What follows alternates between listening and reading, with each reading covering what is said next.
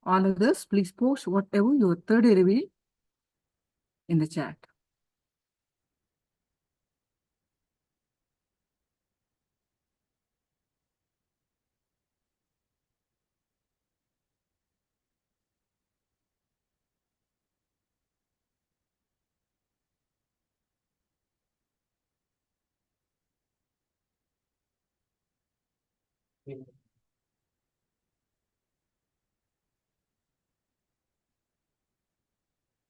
Yes.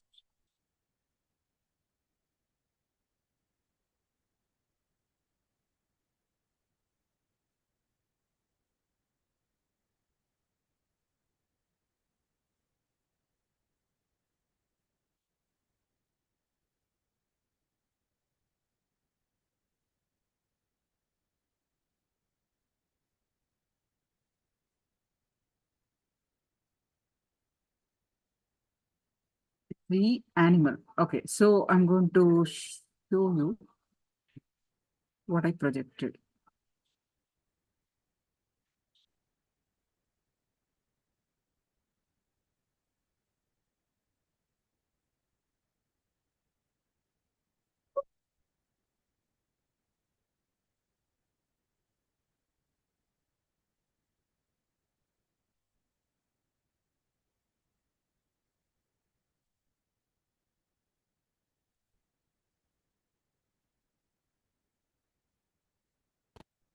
This is what I projected. So it's kind of a partial manifestation, Mark, Christina.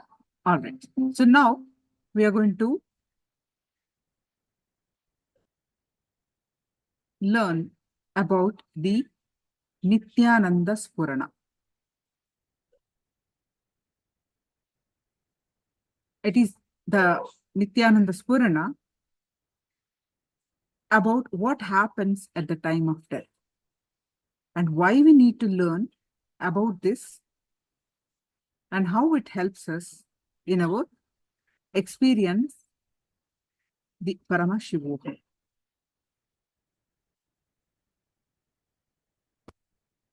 The Nithyananda Spurana or NSP is opening up your energy layers one by one. Your pains, your pleasures, guilt, desires are opened up. Once these open up and get healed, during this program, all these pains, pleasures, guilt,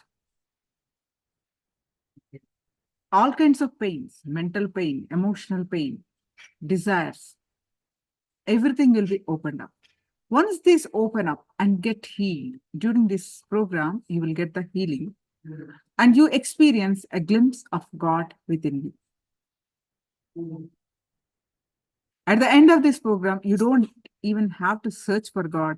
Your mind will be so clear and relaxed that you will realize that God is already within you and is not something separate from you. So these are the seven energy bodies in your body. Starting from physical body, pranic body, mental body, etheric body, causal body, cosmic body, and nirvanic body. We'll be learning in detail about these today. About each one, we are going to learn. Enlightenment means going beyond the normal mind and attaining the power to connect with cosmic energy directly. You will learn about these seven bodies. Whatever you are seeing, the physical body is Sthula Sharira. The Sanskrit words for this is Sthula, Sukshma, Prana, Mana, Karana, Anma, Nirvana, which are related to physical, mental, thoughts, and space, and explains how these seven layers of bodies are impacting our life. The physical body, the Sanskrit name, Sthula Sharira, pranic body, Prana Sharira, mental body, Mana Sharira, etheric body, Sukshma Sharira, causal body, Karana Sharira, cosmic body, Anma Sharira, Nirvanic body, Nirvana Sharira. What happens at the time of leaving the body during the death? This question cannot be answered by a living person as he has not experienced death. It cannot be answered by a dead person since he cannot come back and narrate the experience, isn't it? So, only an enlightened being, a person who has gone through this experience consciously and come back anew, can exactly explain what happens during the death.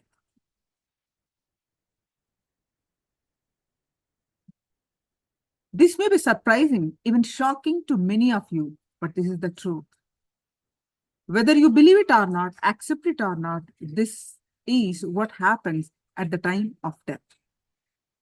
We do not just have one body. The physical body is just one of the 7 bodies we have.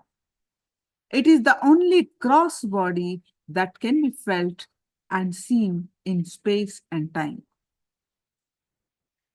However, we actually have 7 layers or 7 bodies or planes of existence. Since these layers have a subtle existence, they cannot be seen or felt by the ordinary eye. Each of these bodies holds a corresponding emotion. For example, the pranic body. The physical body corresponds to the fear of death. And the pranic body holds all the desires that arise in life. And the mental body holds the feeling of guilt experienced in life. The etheric body holds the experiences of mental pain felt in life. When the soul leaves the body, soul or spirit leaves the body, it crosses all these 7 body layers. The physical body dies, but the remaining 6 bodies do not actually die. If you're holding a lot of desires in your life, all those unfulfilled desires are held in the pranic body. So even though the physical body dies, the pranic body doesn't die.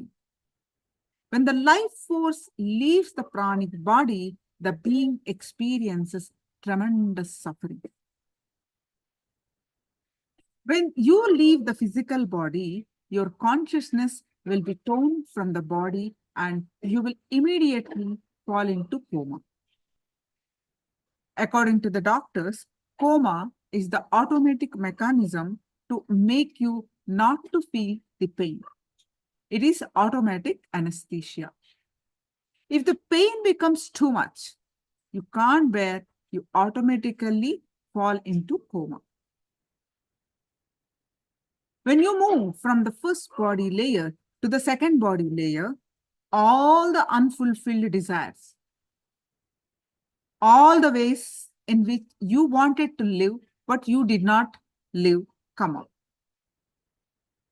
When this happens, it is almost as if 10 people are standing in a room kicking a football around.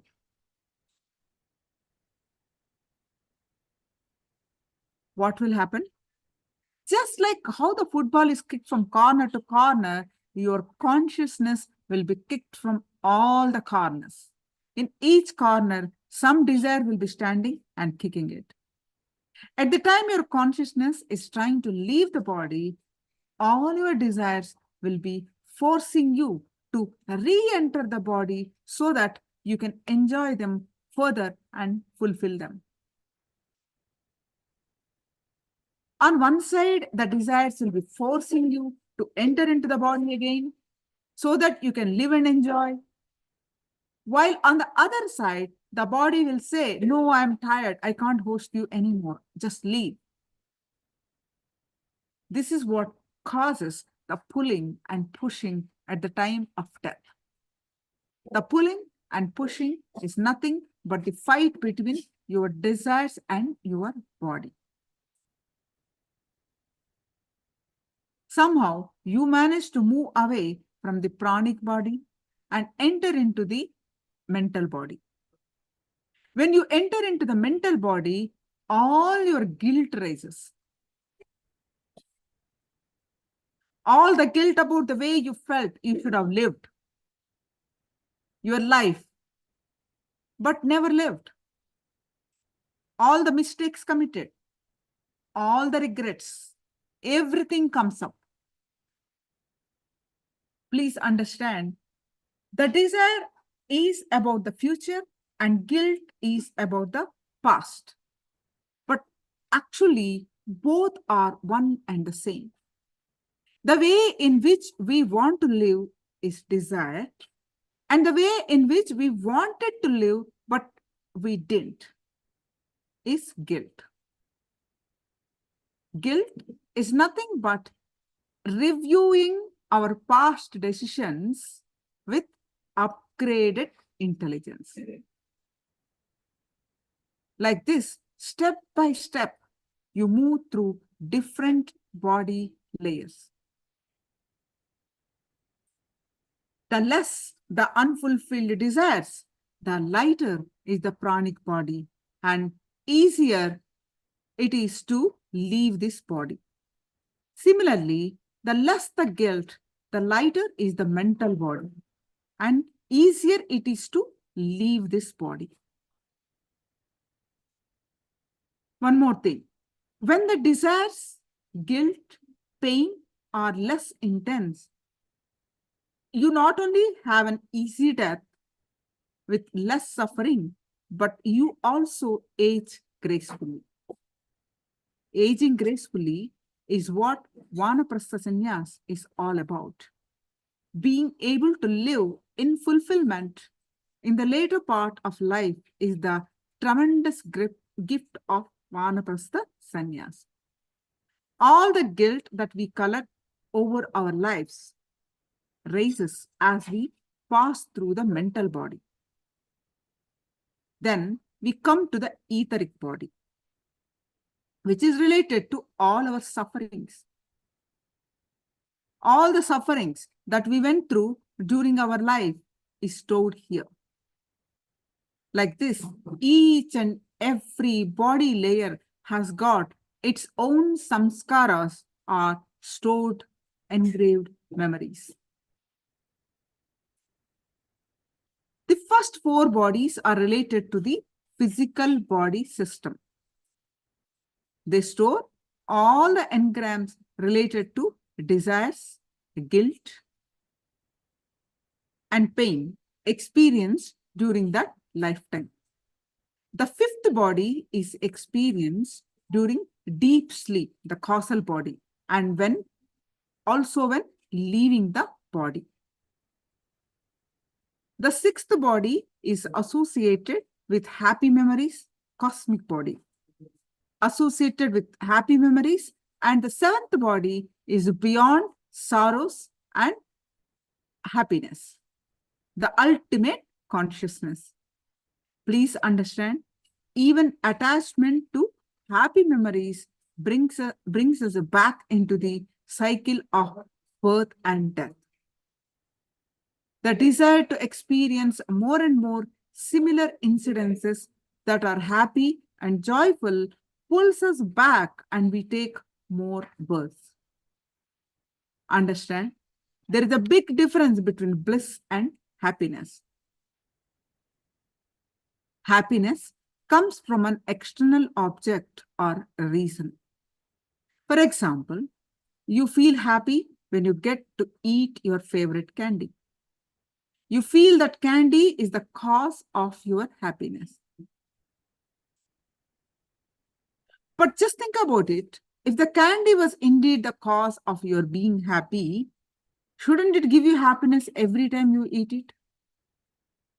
Can you keep eating more and more of that candy? No. If you're forced to eat your favorite candy one after the other, what happens? You will get sick of it. You will start hating that candy and run at the sight of it. So, happiness is a temporary feeling created by the mind. Bliss, the seventh body, is the true reality. It is the causeless, unending happening inside you and of spontaneous energy, joy and happiness, joy and spontaneous energy, joy or spaciousness. It is like a fountain that continuously happens inside you for no reason. Actually, the reason for your favorite candy gives you happiness is that it acts as a trigger to put you into this space of bliss. That is your true nature. But you mistake the happiness to be because of the candy, the external object. The happiness is because of those few moments you come in touch with your inner bliss. The cleaner the bodies, the lighter the way they are, and easier it is for the life force to leave the body. Just like it peel come of the ripe banana, the life force easily move out of the body. In the seven bodies, the first four bodies, physical, pranic, mental, and etheric, collapse into causal body every time you go to sleep. The darkness of the causal body is associated with the deep sleep state, which is what rejuvenates you every day. So, till you cross the fifth body, this death happens every day. This is what happens when you fall into your daily sleep. When the departing spirit moves beyond the fifth layer of causal body into the sixth layer, which is cosmic body, the process of death is complete. If the life force does not have to take another body to fulfill its remaining desires, it then enters into the seventh layer of nirvanic body, which is enlightenment. If the life force has to come back, assuming another body to fulfill its desires, it is death. So today we are going to learn about all these seven bodies, right? And what actually happens at the death, which is really crucial, how important it is to address our engraved memories, samskaras, the patterns. Swamiji said during this program, this is one of the very popular program. If you get one glimpse while doing this meditation, your life after death is taken care. That will rescue you while leaving the body, even if you don't do any further spiritual practice after that. So let's get, this is the brief introduction about what happens after death. During the death, we are going to learn in detail about what is Nithyananda Spurana program and how Swamiji gave this gift to the humanity. What is his death experiences, how he found out this, and elaborate way we learn about this details, and each layer of this body we will be learning and will be doing the corresponding meditation to clean up the engraved memories. So this is a very powerful program. I request all of your sincere attention to attend this program. This is kind of a intense program, intense sessions. So, but it is very related to our life. So let's continue further. So your next Acharya is here.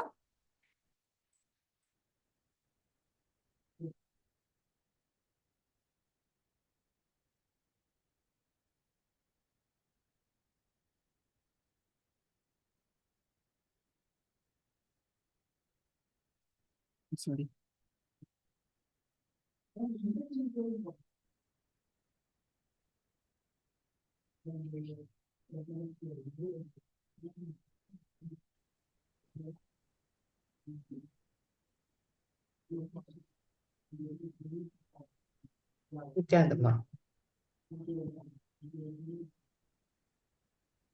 Everyone, nice to connect back. Mark, Christina, Lingodhavan, Karnakaraya, Thomas, Vishwanathanaya, Shunya, CC, all of you, welcome. Welcome to Paramashivoham. As a human being, one of the best gifts that you can ever receive is what you'll be gifted today in Paramashivoham Level 1. It is a program that Bhagavan, out of his immense compassion, has given for humanity. See, the ultimate aim would be to live enlightenment while you are in the body. For most seekers, even if they've had one glimpse of the Master and have attended this one program, the Nithyananda Spurana, after that, even if you decided, there are other things that I need to engage with in my life, I don't think I'm going to continue with my spiritual pursuit, and you jump off the boat, but retain that spiritual umbilical cord connection with the Master, not abusing the Master, not abusing the teachings, not abusing the Sangha. This one intense process that you will be going through in today's program, the Nithyananda Spurana, Bhagavan has given a word that he is going to be there at the time of your death to liberate you. So imagine what better gift you can receive. It is out of deep gratitude to Bhagavan for this immense blessing. Let us all take a moment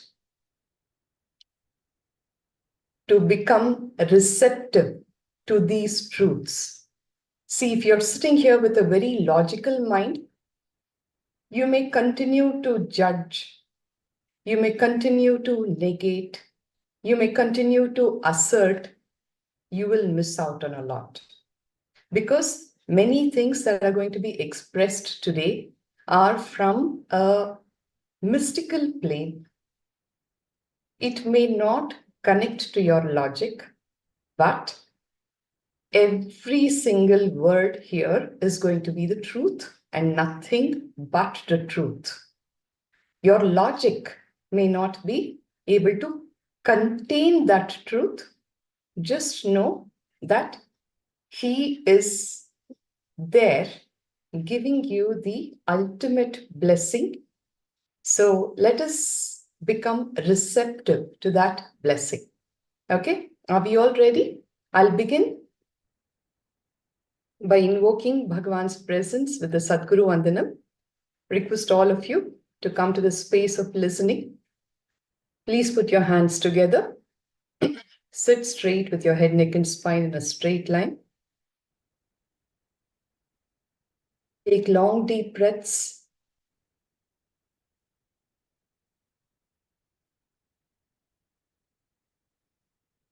Let us receive this gift from the Master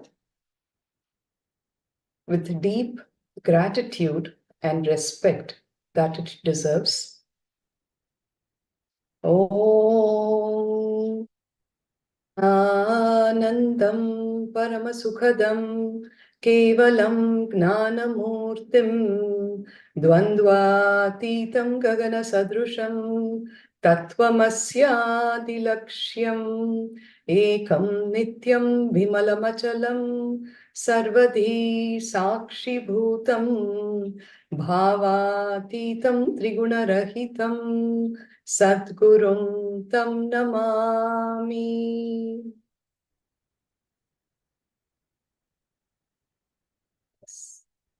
Welcome all of you to Nithyananda Spurana. Like Ma Daimai Swami has already been sharing with all of us, our being is composed of 7 layers. In Nithyananda Spurana today, we will be working on cleansing all the various samskaras in each of these layers, which actually prevent us from experiencing the true self that we are. Nithyanandam, Ma Christina, yes, Nithyanandam, Thomas, I'm just looking up all your messages here. Yes, nice to have you all.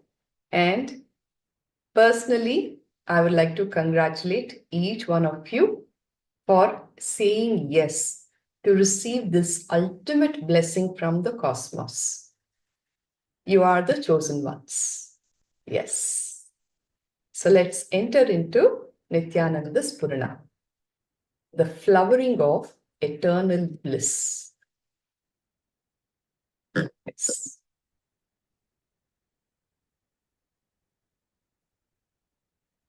What is Ananda? Ananda is the energy that never reduces. Okay, I'll read out verbatim because, like I said earlier, this program is from a highly mystical plane. So I will read out verbatim as Bhagavan has delivered it. I welcome you all with my love and respects. Let me first introduce the word Nithyananda Spurana to all of you. Nithyananda. Nithya is eternal. Ananda is bliss. Spurana is flowering. Continuously, eternal bliss is flowering within us, happening within us, but we keep stopping it. Ananda means the feeling or the energy that never subsides. The opposite of Ananda is Nanda, which means that which can leave you, which can be taken away from you.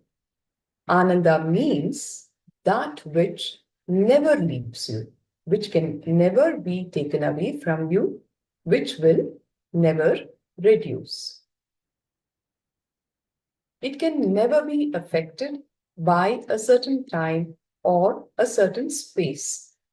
It happens irrespective of time and space. Anything that changes based on time and space is Nanda. The opposite of it is Ananda, which cannot be affected by time or space. Anything that will not change based on time and space is Ananda. Right now, whatever you think of as Ananda is only joy. It is not bliss. And joy changes based on time and space. Like Ma Daimayama was telling you earlier, you think that the candy, your favorite candy, is what gives you happiness. If that was the case, you have to continue to eat without getting vexed about it. How many of you have had that experience? After 2 or 3, you will feel so satiated. At a point, you would actually want to throw up, isn't it? All the objects that you enjoy with your senses have this character to it. Whether it is your physical touch, something that you see, oh, so beautiful. Like, for instance, you see many of these advertisements where on a beach, a beautiful sunset, and there is this chair on somebody is lying down, and they seem to be having a great vacation.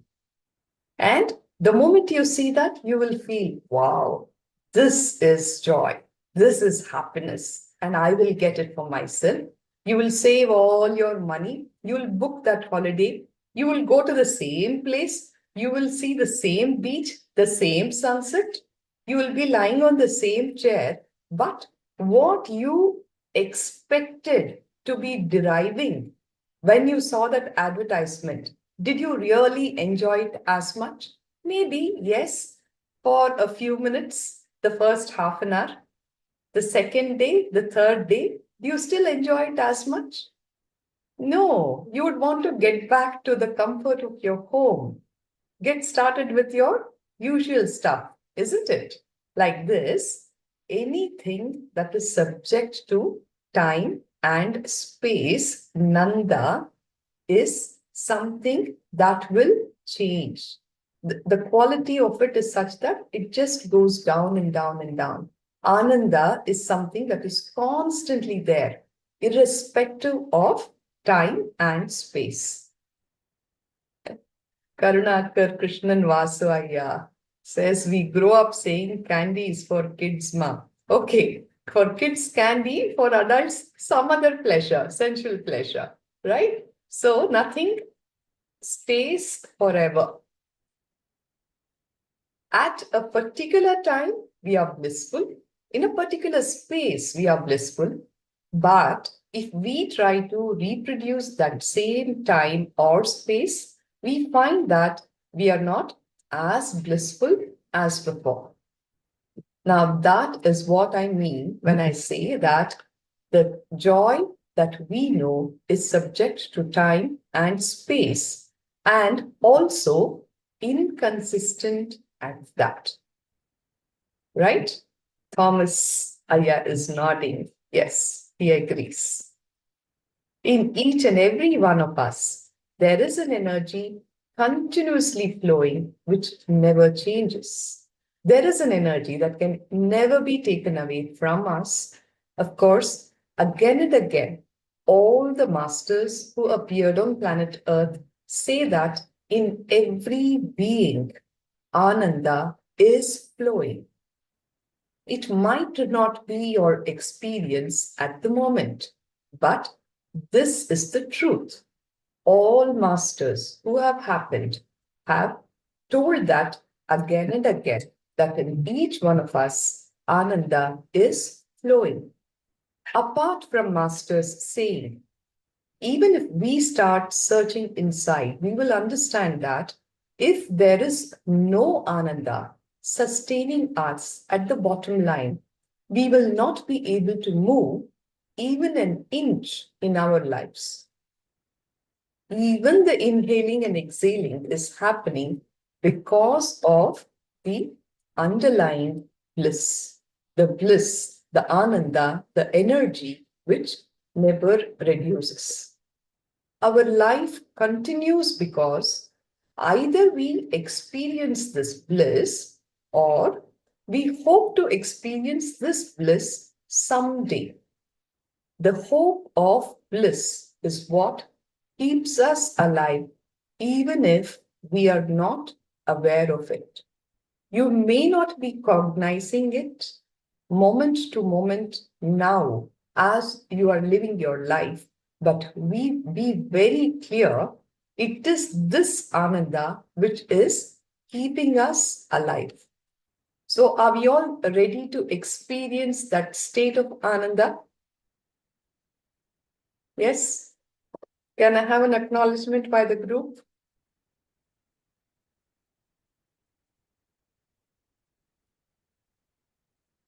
Please go ahead and post your responses.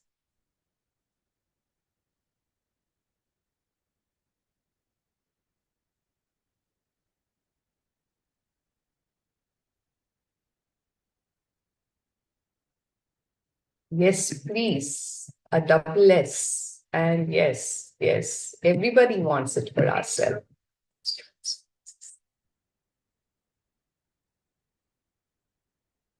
Good. So, buckle up and get ready for that experience.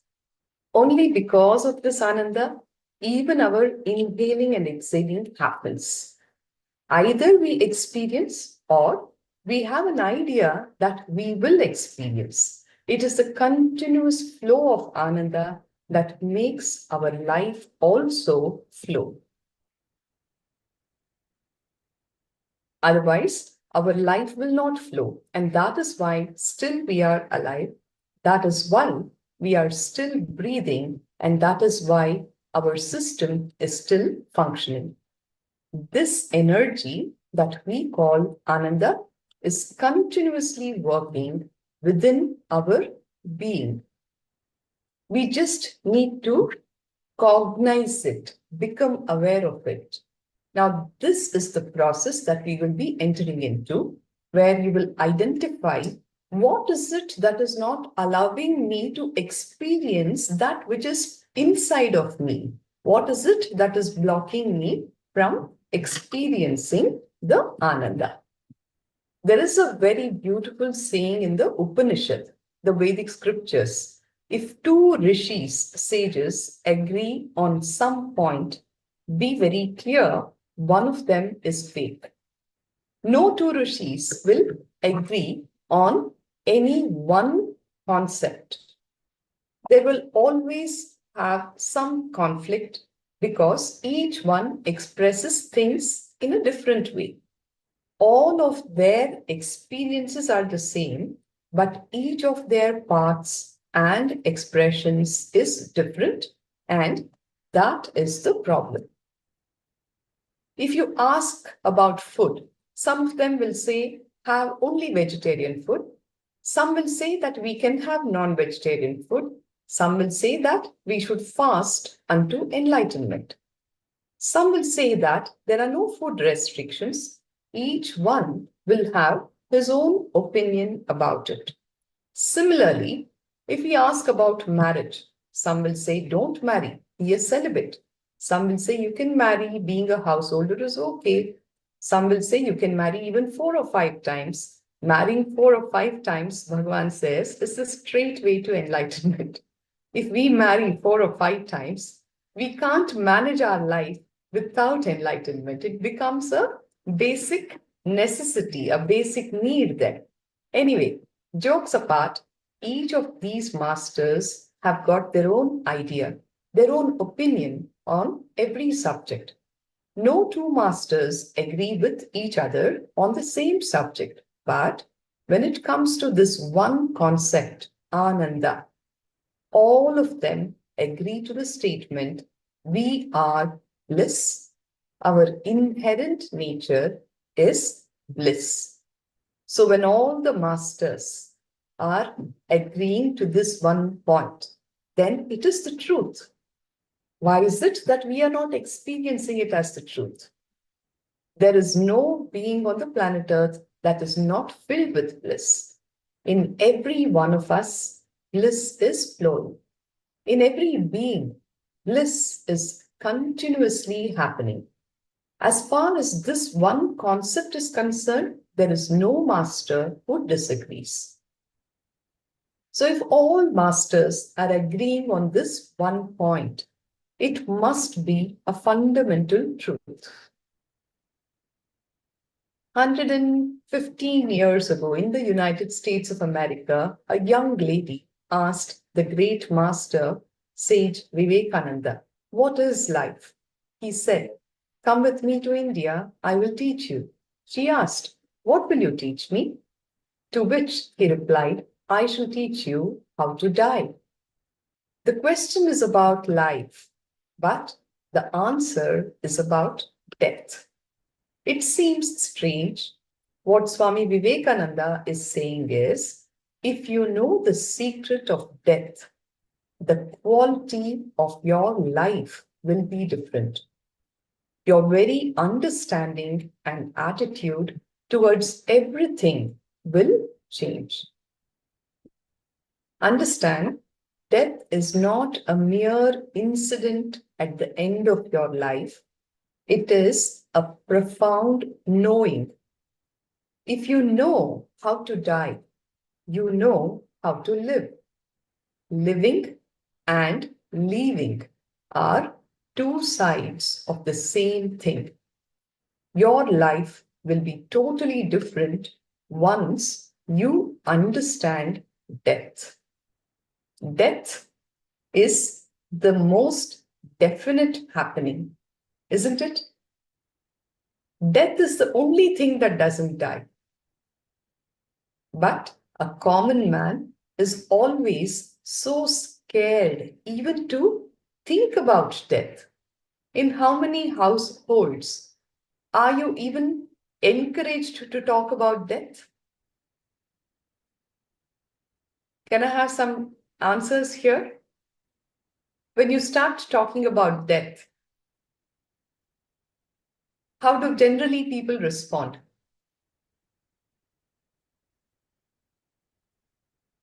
Are they welcoming to that discussion?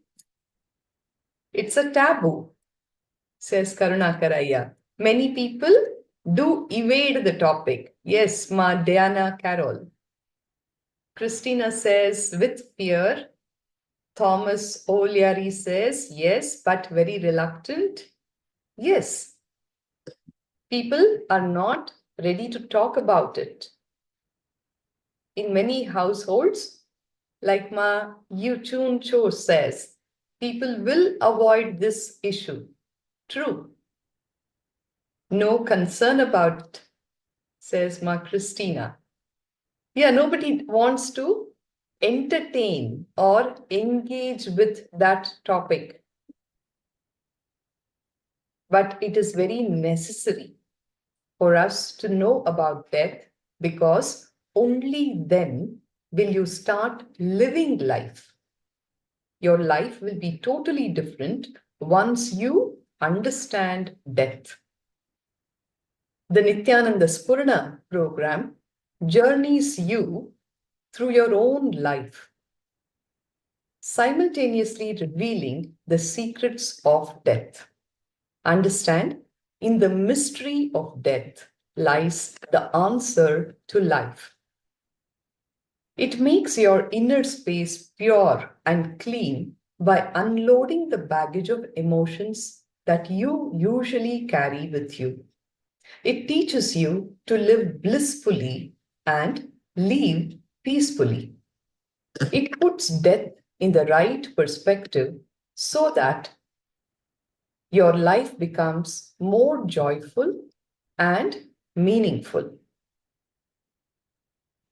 Yes, Karunakaraya rightly says, we all think death is what happens to others only. Many a time, we never even engage with the thought that one day this is going to happen to me, right? Even when you go and attend some to the crematorium, to attend to any of these departures of your friends and family, 99% of the people who are there will never engage with the thought that this is going to happen to this body also one day.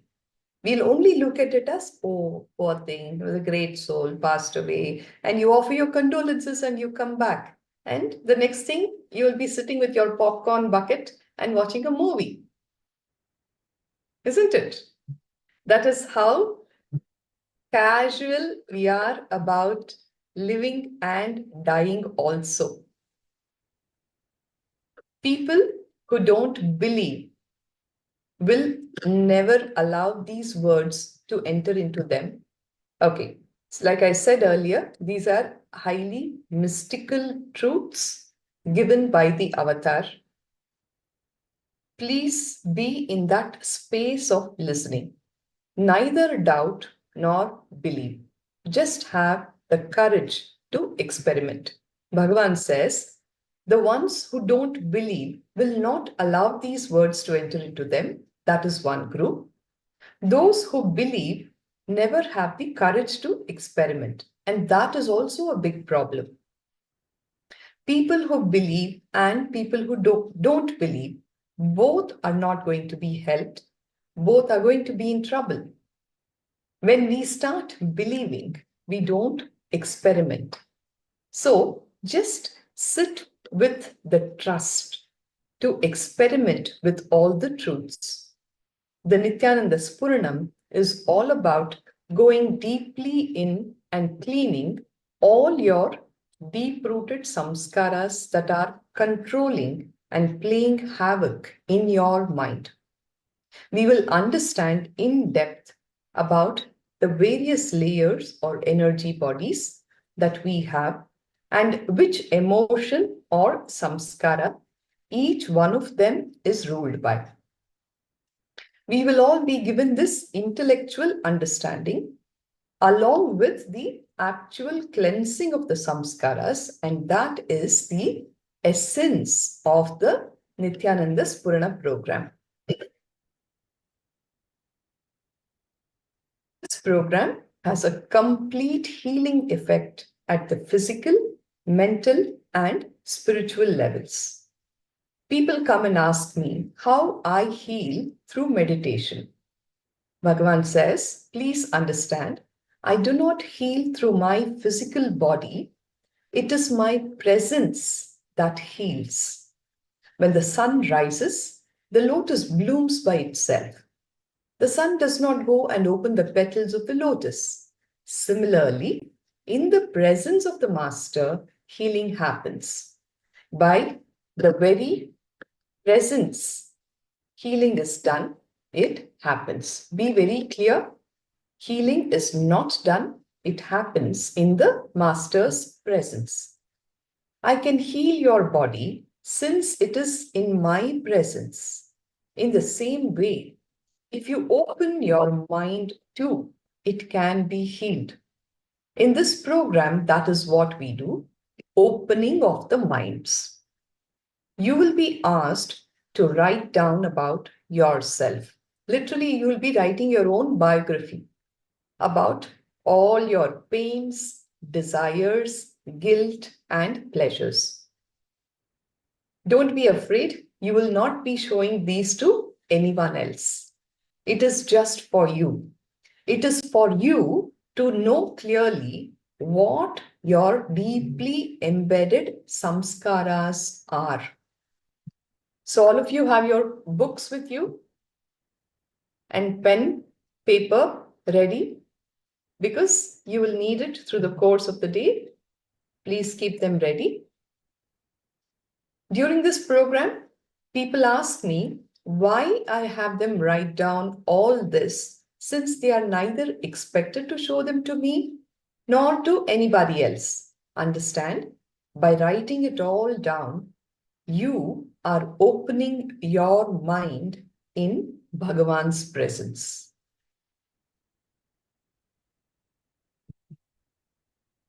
You are opening your mind, and hence I can heal your mind, says Bhagavan. If you open your wounds, the sun can heal it. Similarly, if you open your mind, the energy will heal all the wounds. So with this background, we will now be entering into how this program was designed by Bhagavan. What was the inspiration for the Nithyananda Spurana program? The Supreme Pontiff of Hinduism, Bhagavan Nithyananda Paramashivoham, describes his death experiences. This whole program is a formula created by me to reproduce certain experiences that happened in me a few years back. So, we will see what those experiences were and how this formula happened. First, we will see how this experience happened in me, and second, how this formula will reproduce the same thing in you. Unless we clearly understand these two things, we will not be able to work with the formula.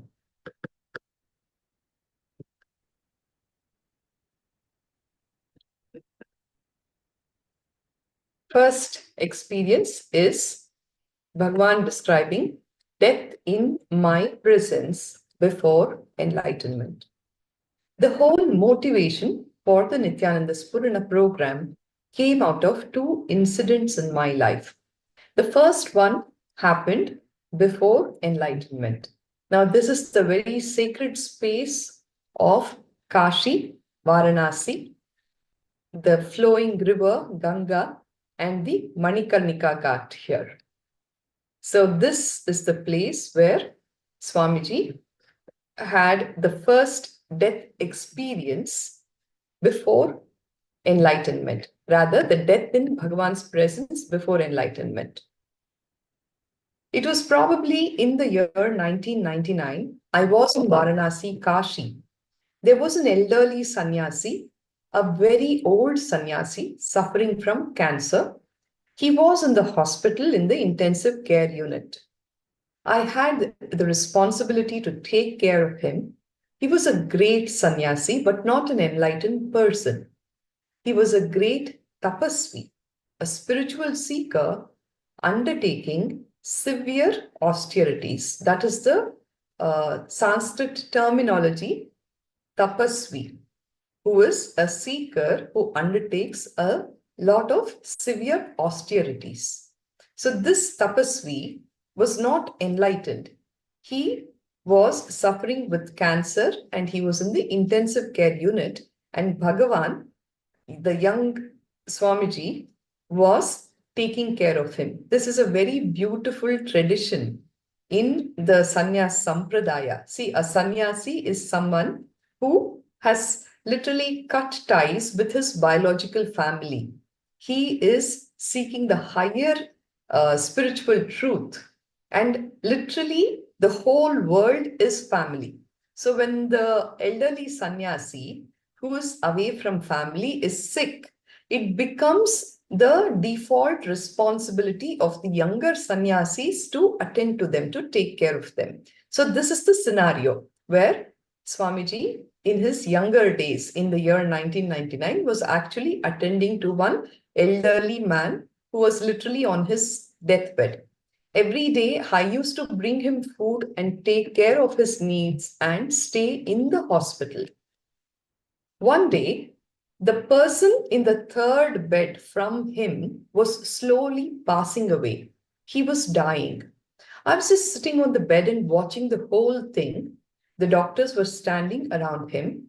They were trying their best to help, but they were not able to do anything. Even though I was not enlightened at that time, I had had my conscious experience of death by that time, one of the most wonderful spiritual experiences I had ever had. Because of that, I was able to see what exactly was happening to him. So Bhagavan is able to clearly see the death, the process that is happening to this person who was dying 3 beds away from the sannyasi whom he was taking care of. Slowly, he started suffering and struggling. First, he started suffering tremendous pain in the physical body. His face started showing the pain. Next, he became breathless. He started inhaling and exhaling erratically. I was able to see very clearly the pain and the agony. The pain was what it would be like if 1,000 scorpions were stinging him at the same time. His whole consciousness was being torn. Just imagine, if we were to cut our little finger with a blade, how much pain we would experience? Now imagine his 6-foot body was as if it was literally being cut into pieces along its length. Just imagine the suffering that being was going through. I was able to experience the pain, the agony, the feeling which he was undergoing. Of course, slowly, very slowly, he started moving away from the physical body. Even though it is a little difficult to receive this whole thing logically, even if it is a little difficult to understand this intellectually, this is what really happened. Understanding this whole thing is like working with the formula like, say, 2x is equal to 4, right? To understand the formula, to understand how to solve it, first we assume some value for x. First we assume that x is equal to 2.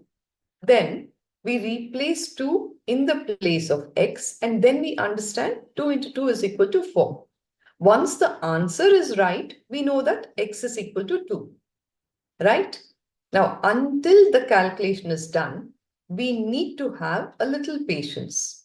But when I say, let us assume x is equal to 2, immediately if you start raising the question, no, why not 3, why not 1, why not 4, we will not be able to proceed at all.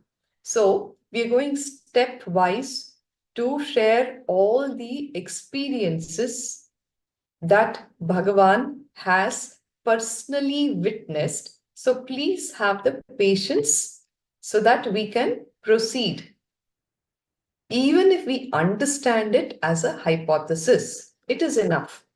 At the end of the calculation, we will be able to understand how this whole thing happens. It is the same as what I am sharing with you.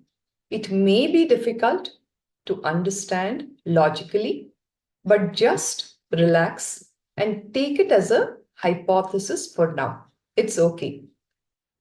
I can vouch for this fact that at the end of the Nithyananda Spurana program, your being will become so much more lighter. The heaviness that you carry inside you, the various pains, the guilt, the fear, the traumas, the sufferings, all the negative emotions that define your so-called personality, all of that will be cleansed away. For the very first time, you will be living a fearless life, because the greatest of the fear, death itself, will be taken off from you. Swamiji says all of your fears are rooted in the fear of death. So when you go through the death process consciously, you will see that you will have that courage to face any kind of fear in your life. Yes, Ma Nithya Guru Prasadini, Nithyananda. Nithyananda. So let's move on. Bhagavan is describing, I was able to see and experience the tremendous pain and agony of that being. It was an excruciating pain and deep suffering. The being started moving from the physical body to the pranic layer, which is the second layer body. The pranic layer is our breathing energy. All these 7 bodies are 7 energies, energy layers of our being. See, basically, just to give you a consensual, concise understanding of the 7 layers. The physical body, the boundary is your skin. The pranic layer, the boundary is the extent to which you can smell. For each one of us, our pranic layer is different. Somebody can smell up to 2 feet, somebody can smell up to 6 feet. And Swamiji says, till the time there is too much of abusal of the senses, people could even smell many feet away. Your ability to smell is directly related to your intelligence also. All of our pranic layers overlap. Okay, that is the pranic layer. So, in each of these layers, we have various samskaras. In the physical body, you have the samskara of chronic fatigue, pain, tiredness. All of that is stored in your physical body. In the pranic layer, all of your desires are stored. So when this being started moving towards the pranic layer, there was a deep suffering. The prana sharira, the breath body, being filled with all of our desires. Just imagine so many unfulfilled desires. All of them will start erupting at the time the death happens, when the being is leaving the pranic layer. We all know how our breathing and our desires are very closely related, isn't it? When you're desirous of something, you see how your breathing changes. Whether it is with lust, the breathing changes, isn't it? So, if we change our breathing, our desires can also be changed. Our desires and breathing are very closely related. So, when the energy was moving into the pranic layer, all the desires of that being started coming up. The being started suffering with all the unfulfilled desires.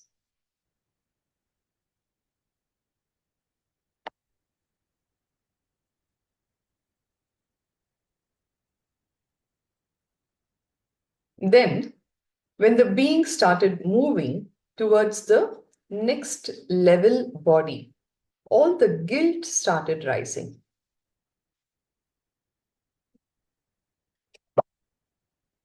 Oh, I should have lived like this, I should have lived like that, etc. All the guilt started surfacing. In this fashion, slowly the being moved layer by layer and finally died. I saw the whole death, says Bhagavan. I saw the whole death happening right in front of my eyes.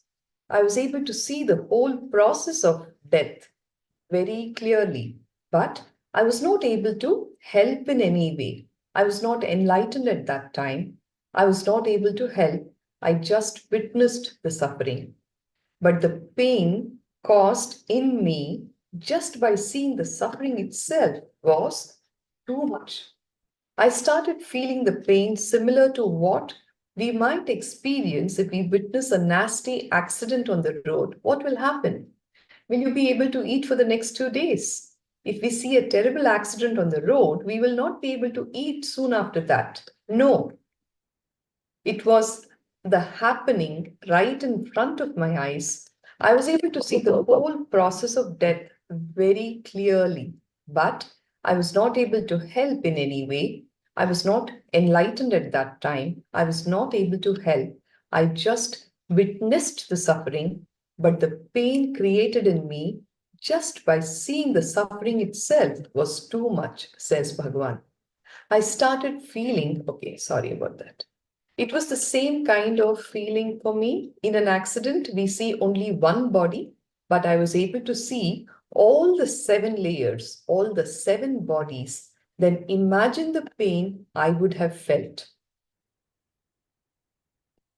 The pain became so deeply engraved in me. It was recorded in my being so deeply, I was not able to eat or sleep for the next 3 to 4 days. Anyhow, after a few days, I left Varanasi and wandered further. I continued with the tapas and after about a year became enlightened. Then, driven by the will of existence, I came down to South India. I stayed there for 1 or 2 years. It was around that time again, I had one more opportunity to see death happening in front of my eyes. Now, Bhagavan is describing the second incident where of death in his presence after enlightenment. Again, I saw the second death in a hospital in an intensive care unit. This second person did not suffer at all. He simply passed away, moving through one layer after another seamlessly. I was surprised. I asked the relatives if he was a highly spiritual person. They said that he was very far from it. He probably never even went to a temple in all his life, nor did he meditate or do anything remotely related to spirituality. I started analyzing, why did the first person suffer? And why did the second person not suffer? This guy had such a seamless exit without any suffering. The death that I saw in Varanasi was so painful, there are no words to describe it fully. But the death that I saw the second time was so different. I saw that the person neither experienced pain nor did he have any suffering. He was moving beautifully from the first layer to the second, to the third, the fourth, and so on. Like how a ball rolls in the snow, just like that, this being was moving. I was surprised. As I was watching, his being slowly moved away and just disappeared. He became enlightened. He was liberated. Such a drastic opposite poles. One death with extreme suffering, where Bhagavan could not even eat or sleep for many days after he witnessed the death happening in each of the 7 layers. And this other death was such a beautiful exit. Why? How? What was the difference? When I was pondering over these 2 incidents, suddenly the truth jumped up. The second man left his body in the presence of an enlightened being. The first death that Bhagavan witnessed, he was not yet enlightened. The second death happened in his enlightened presence. And that was the reason why he left the body painlessly. When the first person was dying, as I told you earlier, I was not enlightened. I had only had a conscious death experience myself. Because Bhagavan had a conscious death experience himself, he could see the whole process of death, how the being went through all the 7 layers and the extreme pain and suffering that it experienced. But he could not help in any way. He could just see what was happening. But the second death happened in his enlightened presence, and that is why such a beautiful, painless, graceful exit for that soul which actually got liberated. So, my presence did not in any way influence the previous death. I'm continuing with what he spoke here. The reason why the first person had a painful death was because my presence did not in any way influence his death, as I was not enlightened. Whereas when the second man left his body, I was there in his presence, and the very enlightened energy caused him to leave the body easily. No sooner did this revelation happen than did the means to design a program for human beings to leave the body painlessly and consciously came up. And that is the formula based on which the Nithyananda Spurana program is done today.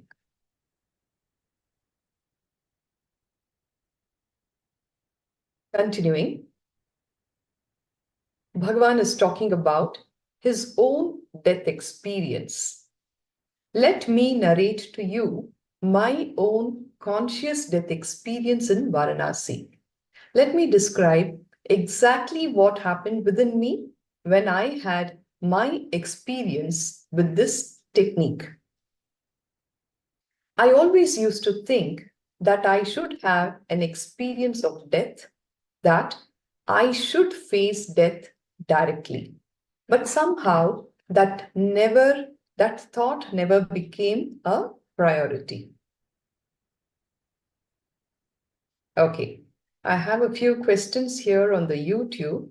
So let me just address this.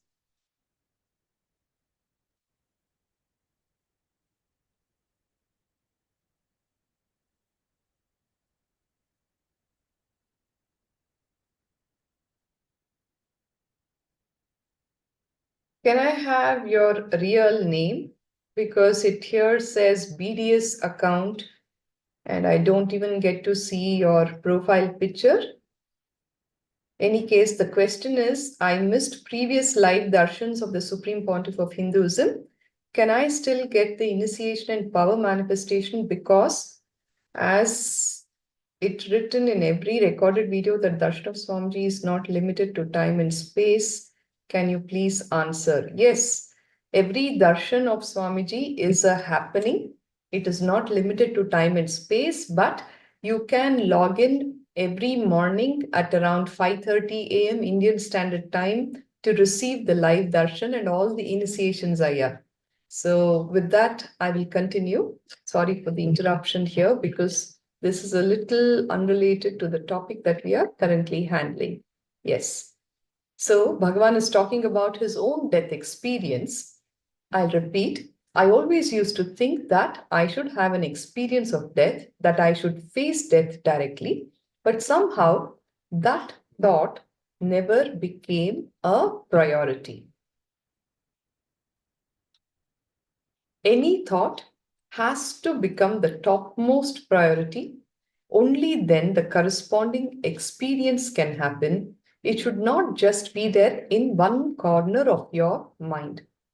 Usually, on our to-do list, we have washing, cleaning, paying the rent, paying phone bill, and finally, if time permits, enlightenment also. And if time permits, meditation also. No, this should not be the way. Enlightenment will not happen if it is this way. Only when it becomes a top priority, only when the urge becomes urgent, everything around you will start aligning itself for the experience to happen in you. And this is the case not just with enlightenment, with anything, it is true. Do you all agree? Only when the urge becomes urgent, you will start manifesting whatever it is that you want in your life, not just enlightenment. Yes. Cecilia Lee Thomas O'Leary, all of you agree to this one point. Diana Carol, yes, ma. Nithya Naya, thank you. I know that you're all listening. Vishwanathan is back on camera, Nithyananda. Your urge has become urgent. All right. So understand, if at all you are complaining that what you wish to happen is not happening, it is because it has not become the topmost on your priority list and nothing else. Nothing else and no one else should be blamed for it. You will see that the moment it becomes the topmost priority, there will be an energy play that comes into being and it will simply happen.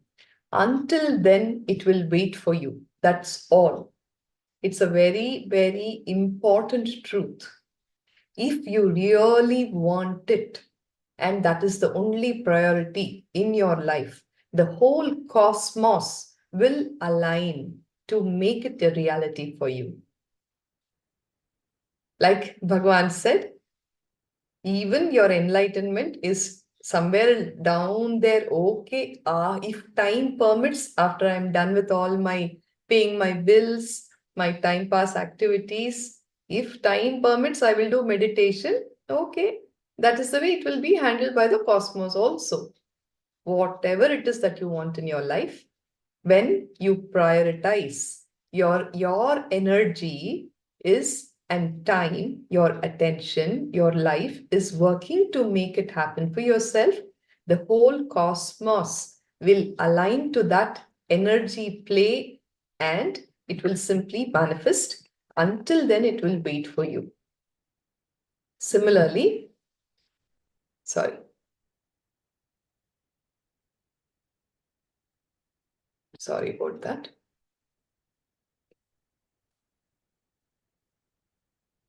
Just give me a minute.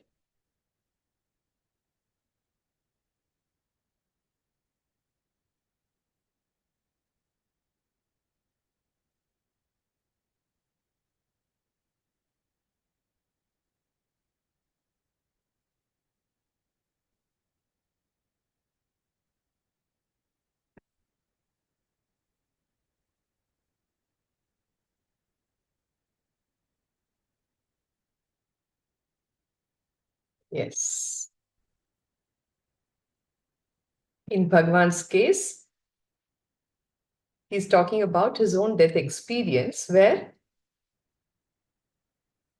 the urgency happened and he had that experience. In this context, he's going on to tell about a small story of how one man goes to a doctor and says, "Doctor, I tried to commit suicide by taking 1,000 aspirins." The doctor asks, "But what happened?" The man replies, "No, after taking 2, I felt better and I stopped." These are the kind of half-hearted attempts that people pursue their seeking also with. Understand, only when the desire is in the absolute top position in the priority list, the experience can be achieved. The death experience was not my top priority, and so somehow it was getting postponed. In my wandering days, I had been to Varanasi, the holy city for Hindus. It has the largest floating population in the world. Per day, nearly 300,000 people enter the city and leave. Further, per day, 300 dead bodies are burnt in a place called Manikarnika Ghat on the banks of the sacred river Ganga. It is traditionally believed that if somebody dies or somebody's body is burnt in that area, they will be liberated. They will have direct enlightenment. It is not just a traditional belief, but Ramakrishna Paramahamsa confirms it with his own experience, where he has actually seen Mahadeva, Shiva, standing there at the Manikarnika Ghat and liberating all the bodies. So this is the truth. He says, "I saw very clearly Mahadeva, Shiva himself, going near every burning body, taking the soul, unclutching it from the body-mind and liberating it." So you cannot say that it is a mythological belief. It is a solid experience. I had the fortune of going to Manikarnika Ghat. Traditionally, it is not only believed, but it is true that for the last 2,000 years, the fire that is used to light fires has never been put off. For the last 2,000 years, unbroken, the fire has been on. Nobody takes fire to the ghat because it is always there. Whether it rains, shines, or floods, people never bring fire when they come with the dead body to Manikarnika Ghat. You can see in this picture here, this is the place alongside the river Ganga where all the bodies are burnt. The fire will already burning and they will just take it from there and light the dead body. That's all. The fire has never gone off. It just continuously burns the bodies as they arrive. Sometimes I would see that 2 to 3 bodies are burnt at the same time. So many bodies keep coming. Especially in the evenings, the bodies will be more in number.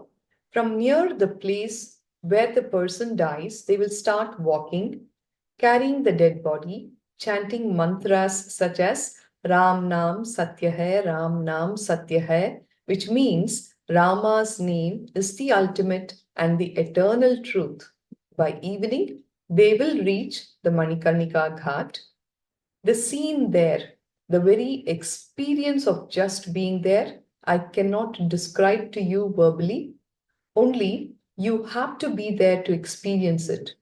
To tell you honestly, the fear of death just disappeared from my system. You see so many bodies continuously being burnt every day. You feel, I'm also going to go like this one day. All right, that's all. You feel there are so many people giving you company. It's like one more trip that you make. That's all. You don't feel lonely about death at all. Just being there, witnessing the whole happening. Just sit there and witness. The fear of death will leave your system. In your life, if you see maybe 1 or 2 bodies being burnt, then you will still have the fear of death. But in that place, there will be no ritual done. They will bring the body straight away, dip it in the river Ganga 3 times while chanting Ram Naam Satya Hai, Ram Naam Satya Hai, Ram Naam Satya Hai. By this time, the fire will be ready, the wood will be arranged. They will bring the body straight from the water and burn it. That's all. You must be there to witness this. Really, in Kashi, even death is a celebration. Nobody mourns death because the deeper understandings about life and death is just given as an experience. One strange thing that you can see there, none of the relatives will stay there and do any further rituals. The moment they dip the body in the Ganga, they will place the body for burning there and go away. That's all. The people who maintain things there will take care of the rest. You will not know how long it will take for the body that you brought to be burnt completely. There will be a queue and bodies will be burning continuously. I thought to myself, let me try to sit here and see what goes on. I sat. In just an hour's time, I felt that death is no more a strange incident which happens once in a while only for some relative or friend. I was watching bodies arriving one after another. It was like, okay, next, next, next, that's all. Different sizes, genders, ages, communities of people arrived to be consumed by the same burning flame. When you continuously see dead bodies being burnt, you actually lose respect for death. Now, you have too much of respect of death, too many ideas about death. That is the problem. It is actually nothing but this. The breath that goes inside the body does not come out. That's all. Nothing much can be done about it. Neither can you rewind it nor fast forward it. Very simple, crystal clear understandings. As I was watching this scene continuously, initially the little fear that I had for death also disappeared. And slowly it became interesting to watch.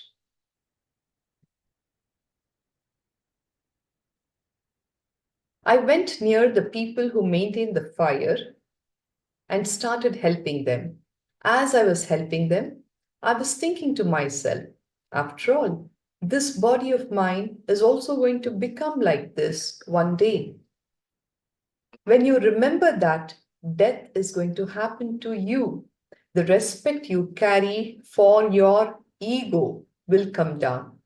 Because whenever you think that something should not leave you, it is just the ego, nothing else.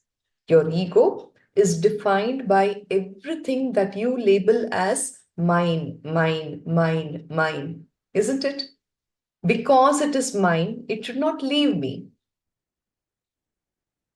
What happens is when you witness death like this happening, one body after the other, from all kinds of background, consumed by that one fire. And when you remember that this is also going to happen to you one day, the respect that you carry for your ego will come down. Because whatever you think should not be leaving you, taken away from you, is just your ego and nothing else. When you know for sure that everything is going to leave you, then the respect for the ego just drops drastically. The respect I had for my ego dropped at that moment, says Bhagavan. Then I decided, after all, I'm going to die. Either I should have a conscious death experience now itself and live the rest of my life without the death fear, or really die. That's all. But I decided that I have to see the death happening to me one way or the other. There was a small Shiva temple around the corner and a small tower above the temple. I went and sat in that tower so that nobody would disturb me. I sat in that tower, and from there I started seeing the dead bodies being burnt. I still remember the strong click that triggered the whole experience that was to follow, an elderly lady's body being burnt. She had a big belly. The cloth was consumed by the fire, and the fat that was in the belly started melting and flowing. A very gross visual description of the whole happening.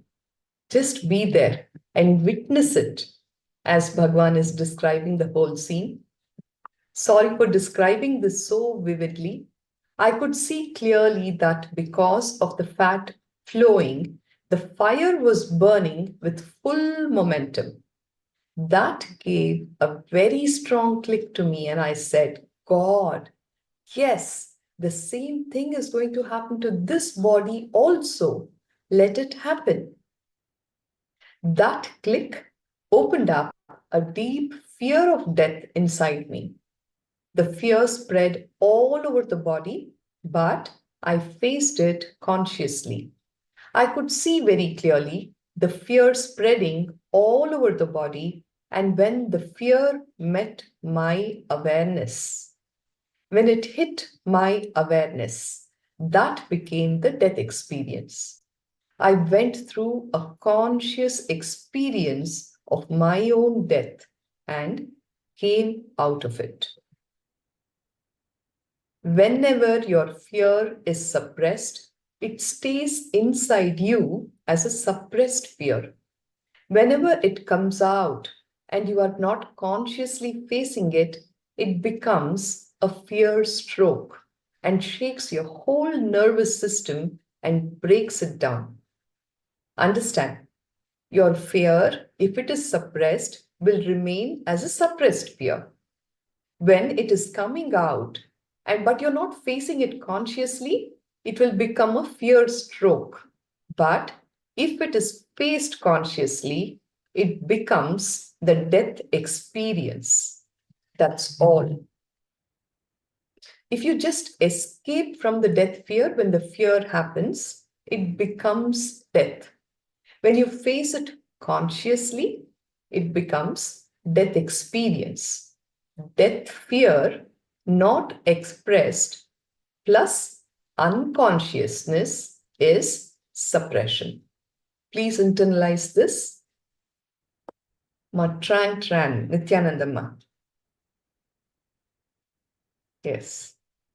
Please take a moment and internalize these truths.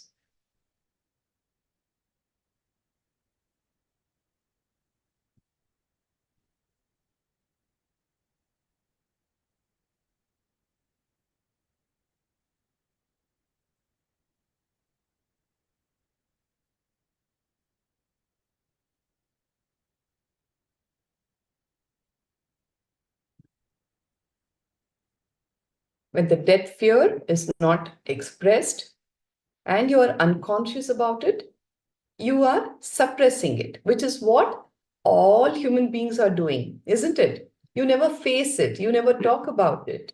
You just suppress the whole thing. Or you just escape from the fear of death when it comes up. When the fear happens, it becomes death. Whereas when you face it consciously, it becomes death experience. Death fear expressed plus unconsciousness is a nervous breakdown. Death fear expressed plus conscious awareness is death experience. Are we all clear at an intellectual level about all these understandings? Yes? Good. So I have given a clear equation now. Understand again. Death fear plus unconsciousness is suppression or perversion. Death fear plus unconsciousness means you don't suppress, but you don't face it either. You just get shaken, frightened, have a fear stroke, or a nervous breakdown. Death fear plus conscious awareness is a death experience. I was able to see very clearly the fear that arose. When I faced it consciously with awareness, it became my death experience. The body was dead, it was not moving. For 2.5 days, I had no food, no water, no thought, no question, no doubt. The body was there. Only after the experience had passed, I realized that I had been like that for 2.5 days. I could see with closed eyes that the body was dead. There was no movement. Suddenly, after 2.5 days, the click happened again. God, the body is dead, but I still exist. I am there. That clarity, when it clicked, became such intense ecstasy in me, the fear of death left me once and for all. Such an intense truth.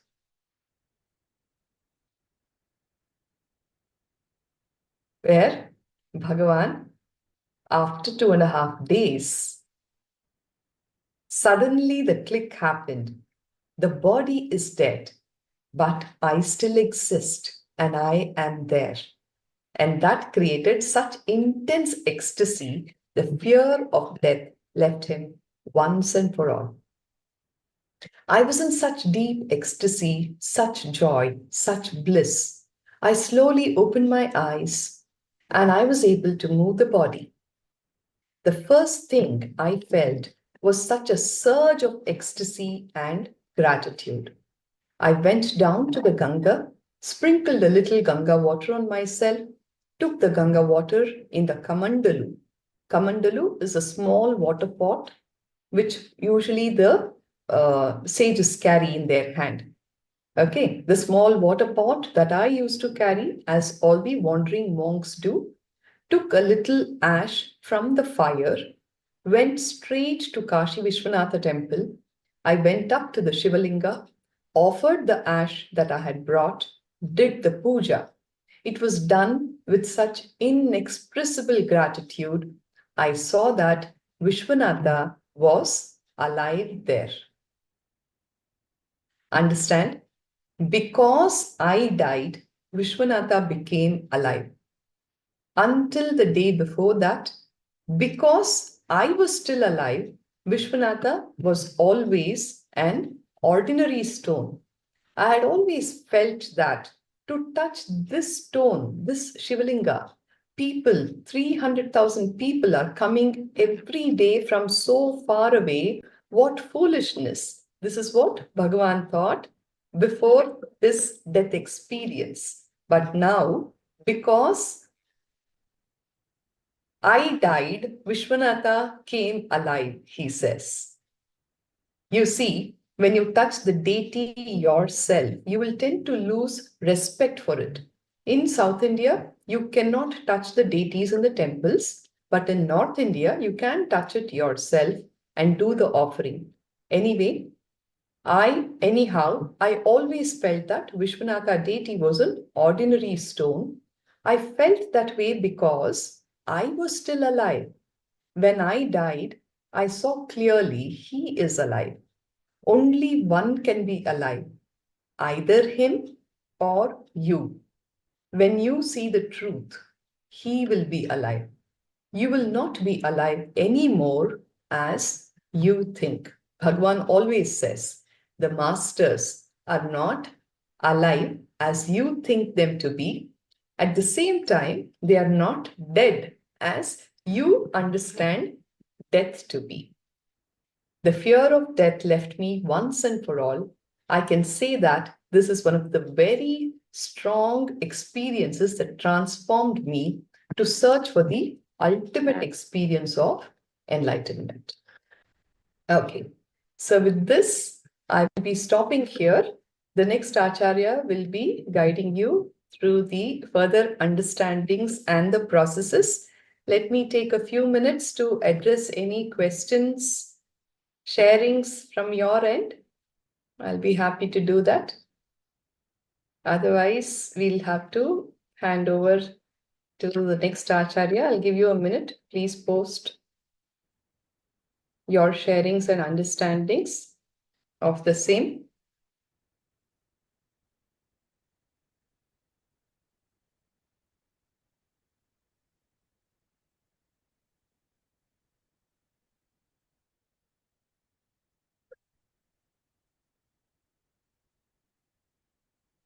Anything?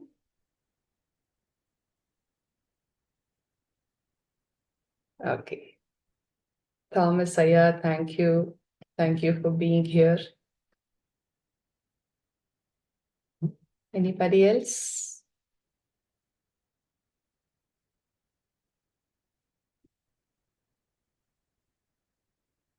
I see that our Acharya has also logged in. The insights are beautiful, he says. Yes, Vishwanathan Ayya. Thanks. What a straightforward truth, sharing in a straightforward way. Yes. No mincing of words. When such ultimate truths have to be delivered, Bhagavan does his best.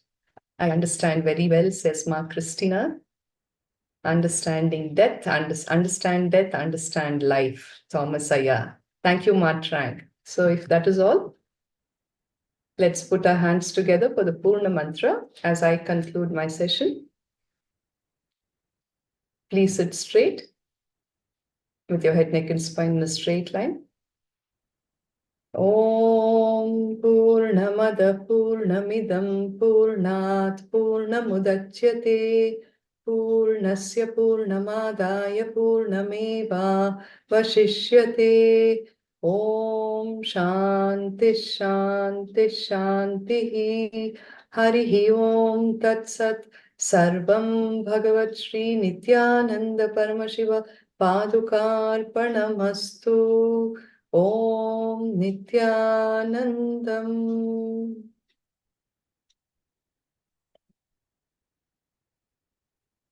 Nithyanandamma.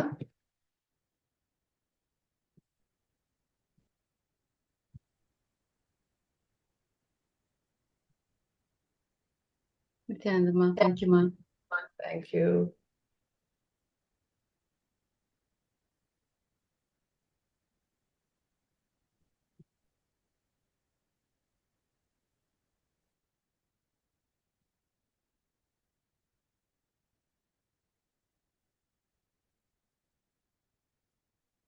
Nithyanandam, everyone. Yes, good to see all the bright faces, all sincerely attending the program. Yes, Nithyanandam Ma Trang, Nithyanandam Ma Christina, Sri Lingod Bhavan, Nithya Lingod Bhavan, Ayya Vishwanathan, Nithyanandam, Ma Nithya Guru Prasadini, Nithyanandam, Nithyanandam, Thomas Ayya.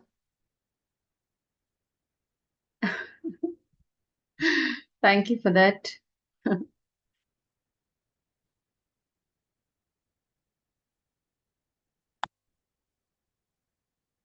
Thank you, Ma Christina. Yes. So today is a very beautiful topic that we're all learning, which will directly lead us all towards enlightenment. The Nithyananda Spurana program is the door to enlightenment. As Swamiji says, it is the door to enlightenment. And today's topic is very, very interesting. after you all graduate from this program and go on to do the second level, the next level, you will all be able to do the death meditation in the second level. In this level, you will understand all about death. So the fear about death will automatically drop.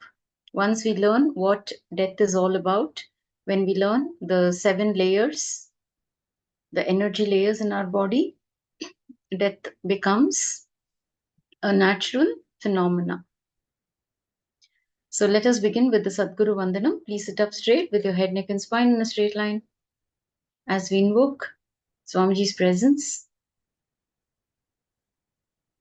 Om Nithyanandam Paramasukhadam Kevalam Jnanamurtim Dvandvatitam Gagana Sadrisham Tattvamasyadhilaksham Ekam Nityam Vimalamachalam Sarvadhi Sakshibhutam Bhavatitam Trigunarahitam Sadgurum Tam Namami. I welcome you all with my love and respects.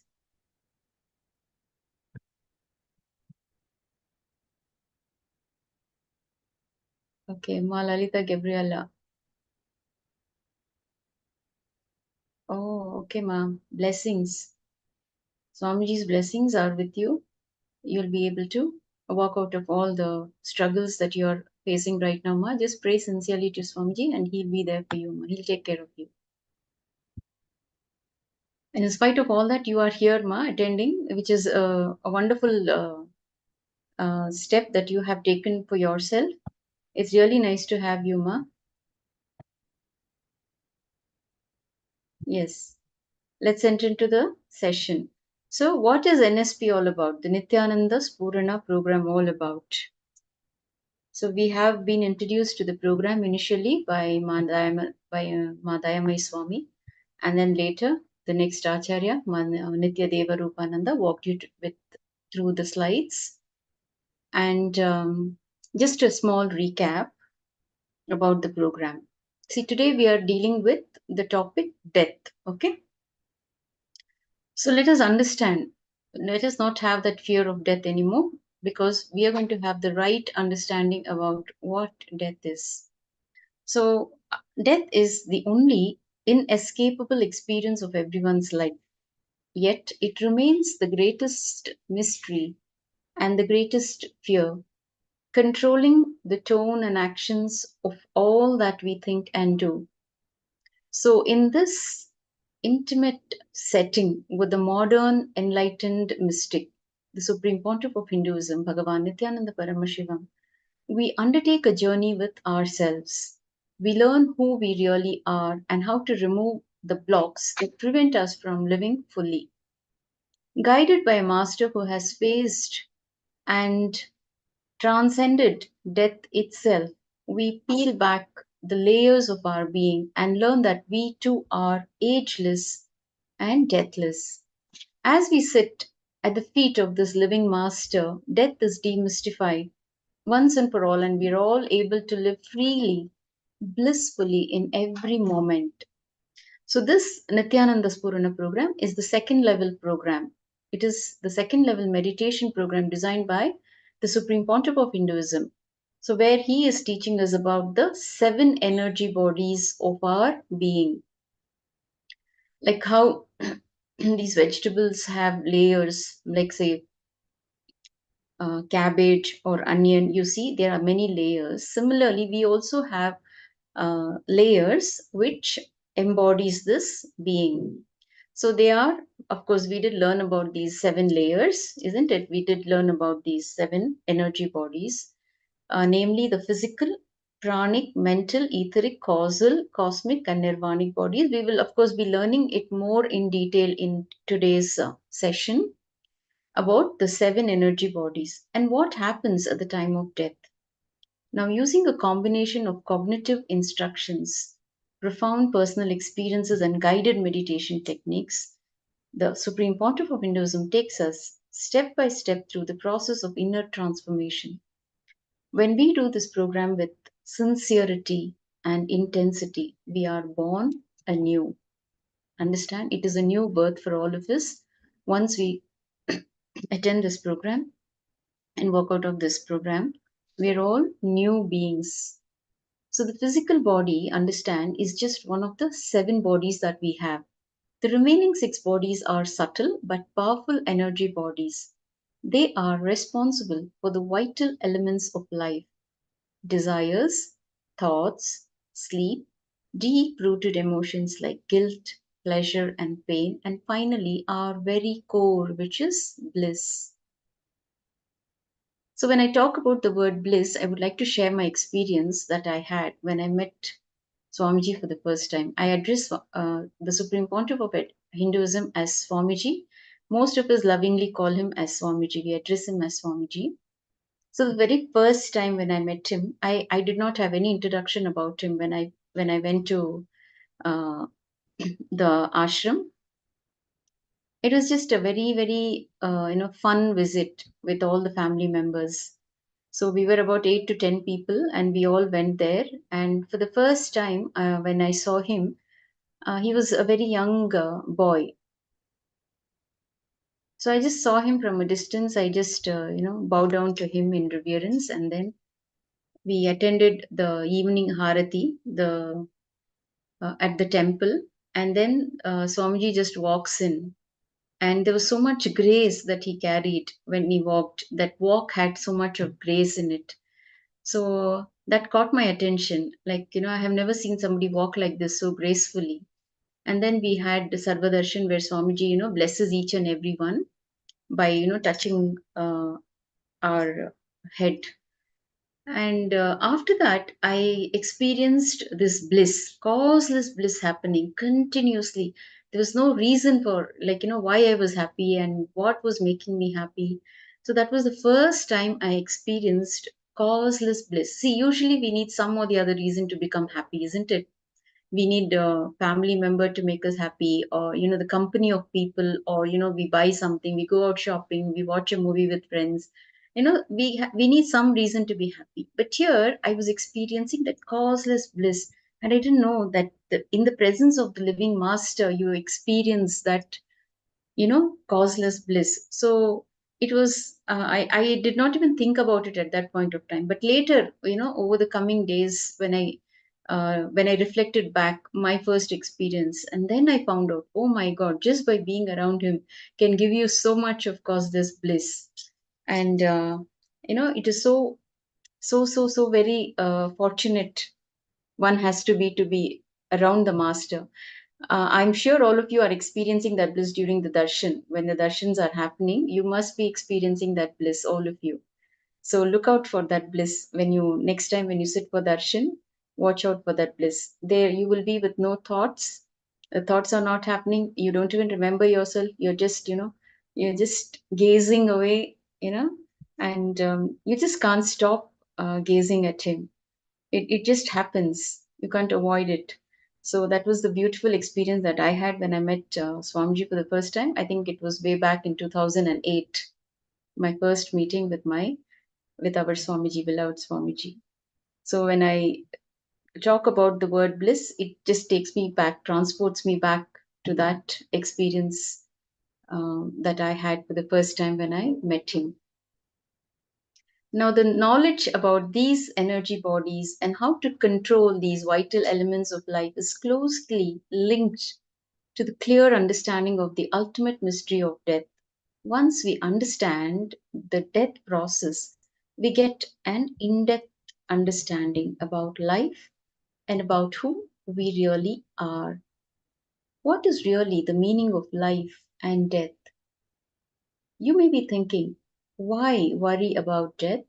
After all, it is going to happen at the end of life. Either you are afraid of death or you feel it is not important to know about it. But did you know that your whole attitude to life can radically change with the understanding of death? Okay? So, this program is beautifully designed to make your intelligence and being flower, enhance your memory, concentration, creativity, and spontaneity. Create balance in all areas of your life. It also helps release deep-seated fears. It dissolves guilt, removes pain, and eliminates deeply engraved negative emotions. Please listen. It helps to eliminate deeply engraved negative emotions. See, right now we're all struggling with completion. We're struggling with these emotions. They keep coming in between, and it disturbs our daily life. So the moment you think about Swamiji, there is a way. He can get me out of it. You feel so good about it, isn't it? Okay, I can walk out of all these troubles. I don't have to face it all my life because I'm getting a solution to all the problems that I'm experiencing right now. Okay? He is much, much, much more powerful than what we think. Most of us in the initial days, we all limited him to just his physical frame. But over a period of years, as you experience him, he is beyond the body. You can feel him, all the time. You can feel his Divya Sharira. He is omnipotent, omnipresent. He is everywhere. So when you have that secure feeling that, the master is there to take care of all your troubles, all your problems, you just relax. Okay, you just relax, and you are just guided by him. You don't have to remember each and every session what you learned. It's important, of course, to keep track, but you don't have to remember. Really strive hard to remember every word that is being shared here. Okay, just by you being physically present in these sessions is going to do a lot of good to your being. Okay, so you will also develop your leadership potential. You will overcome childhood traumas. Very important. Okay, you will be able to overcome your childhood traumas, and you will be able to recreate your destiny. So the program has so much to offer, which is great news, isn't it? Okay, wonderful. Yes, yes, thank you, Nityalingodhavanaya. Yes, similar to the 5 koshas, we will be learning about the 7 layers in today's session. And yes, so all of us saw the death experience, like, how Swamiji had his own death experience. We just went through his death experience. So in level 2, you will also be going through this death experience. Believe me, it is like, you have to do this. It should become a to-do list, must do list, in your list. It should be the topmost priority. When you go through this death experience, there'll be a new freshness. There's something, very, very, the change, I can tell you, it's going to be so refreshing. You can actually feel it. You can feel that transformation that has happened in you after you go through the death experience. It is that interesting. So it's very important for all of you to do the second level and then move on to the third level, because every level we have a very, see how Swamiji raised us, like this only, one after the other, one level after the other, one level after the other. So he designed programs to raise the frequency of human consciousness. So he can't, like, raise you once and for all to the topmost layer. He needs to go, step by step. He has to be very careful in handling each being, because sometimes we will not be prepared mentally. Like, somewhere our being will be resisting. And when we resist, he doesn't work on us. See, there is something called unknown will. Okay, this was shared by one of his monks,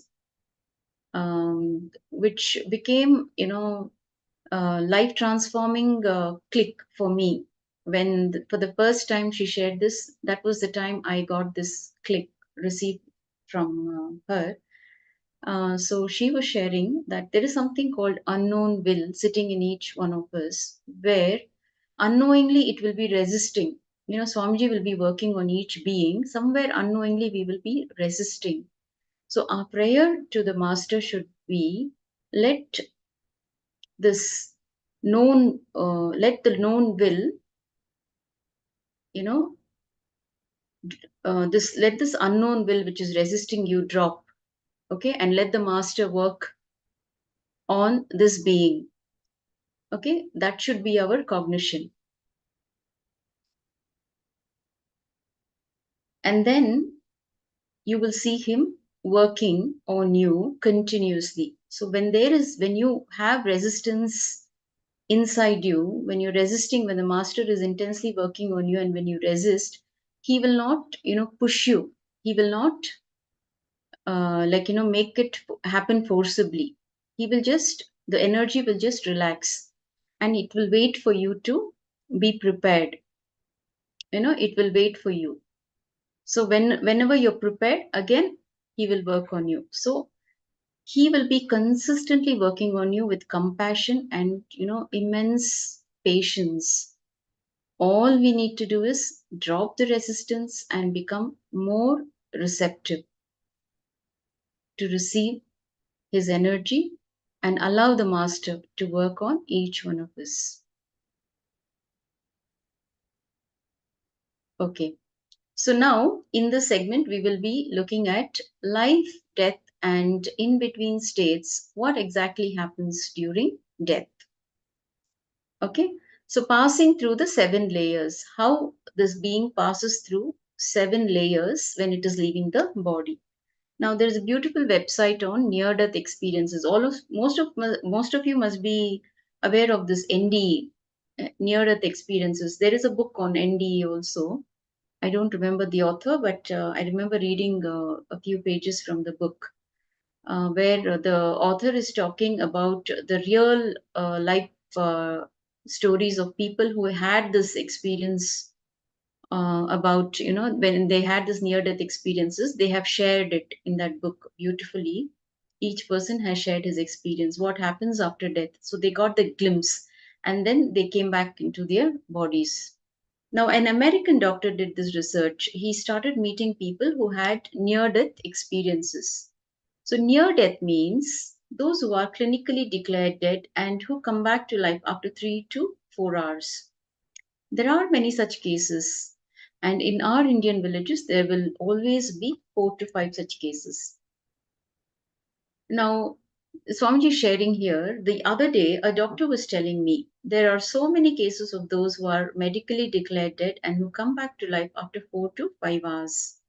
In some persons' lives, it happens 3 to 4 times even, and they come back to life.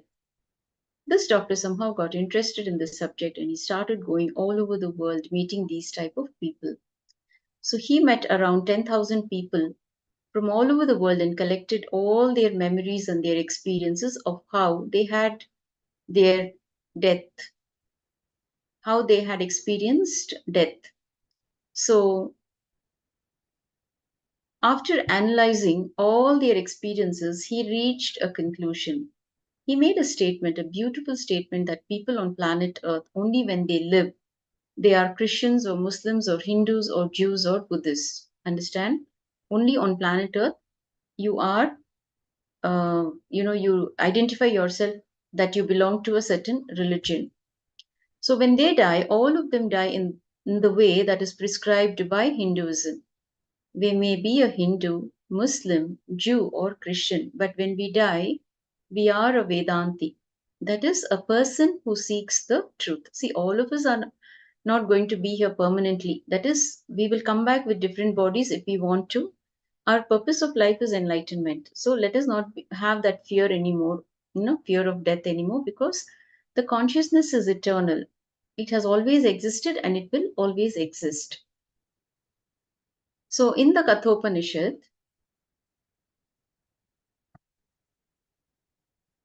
the ancient Vedic scripture, there is a clear description of death. This researcher says in all these 10,000 people's experiences, which he collected, everybody's experience exactly matches with what Kathopanishad describes. So it was already, it has been in existence. These experiences were mentioned in one of the oldest Vedic scripture, the Kathopanishad, And the present day scientists are able to explore these experiences.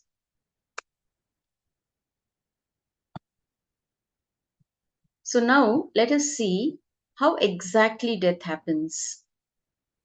So first we move away from the physical body. Okay, you may be thinking, I came to learn how to live, but he is teaching all about death. Okay, nothing to fear, as I shared earlier.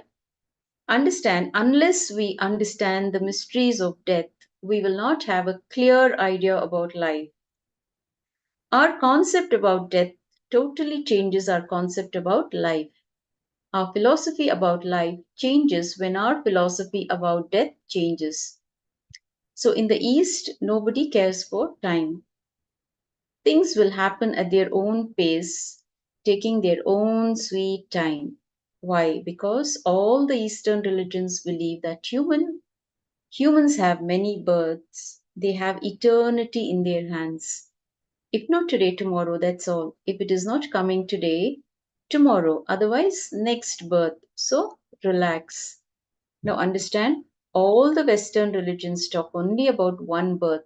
They say after death we don't have any rebirth.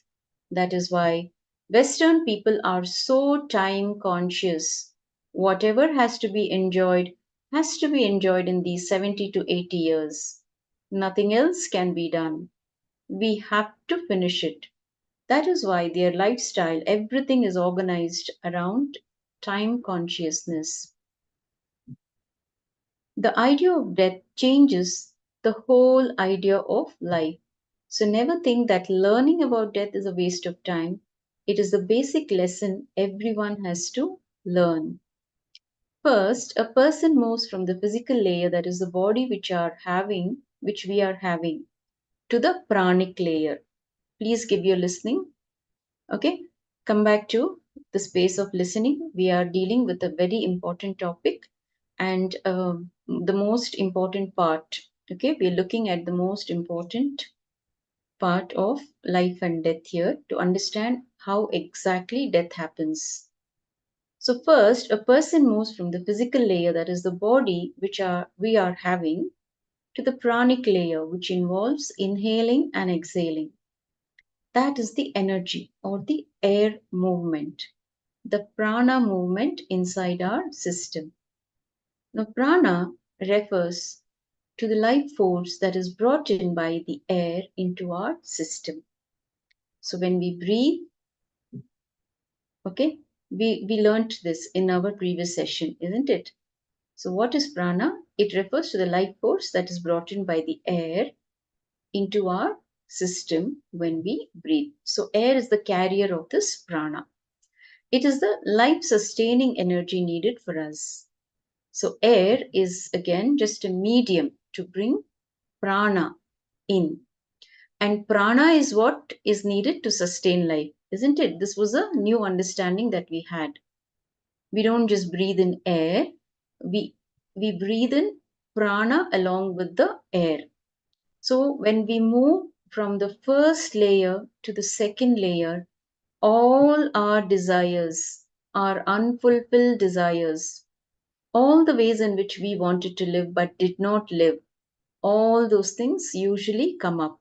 Okay, so if you wanted to be an actress, if you wanted to be a sports person, if you wanted to be a doctor, or something other than what you are, if you wanted to be, all these desires will pop up. Okay, it is going to come up when you leave your body, when you move from the first layer to the second layer. So today we are understanding a whole new uh, you know understanding we are receiving about death. So please provide your listening and be here. When we move from the first layer to the second layer, all our desires, our unfulfilled desires, all the ways in which we wanted to live but did not live, all those things usually come up. When this happens, it is almost as if in a room, 10 people are standing, kicking a football around. There is going to be so much chaos. Okay? When we move from the first layer to the second layer, we experience this chaos. So, what will happen? Just like how the football is kicked from corner to corner, our consciousness will be kicked from all corners. In each corner, some desire will be standing and kicking it. So at the time, our consciousness is trying to leave the body. All our desires will be forcing us to enter back into the body so that we can fulfill and enjoy them further. Understand? These desires will want you to get back into your body so that you can fulfill these desires and you can enjoy them. There will be a resistance happening. You wanted to achieve so much in life and you are not able to achieve that. You're forced to leave the body. This is going to happen when we move from the first layer to the second layer. So, on one side, our desires will be forcing us to enter into the body again so that we can live and enjoy. While on the other side, the body will say, "No, I am tired. I can't host you anymore. Just leave." On one side, the body will say, "I am tired. I can't host you." On the other side, the pranic layer that houses our desires forces us to live inside the body. That is what causes the pulling and pushing at the time of death. Pulling and pushing is nothing but the fight between our desires and the body. Hope you're all following. If you have any questions, you may type in the chat box and we will come back to you. Okay? So that was the second layer where we have our unfulfilled desires. Now, somehow, if we manage to move away from the pranic layer, we enter next into the mental body. Okay, the third layer is the mental body. When we enter into our mental body, all the guilt arises. Okay, all our guilt. The second layer, it has desires. The third layer has guilt. Now, all the guilt that we had about the way we felt we should have lived our lives but never lived, all the mistakes that we committed, all of our regrets, etc. Now, please understand, desire is about the future and guilt is about the past.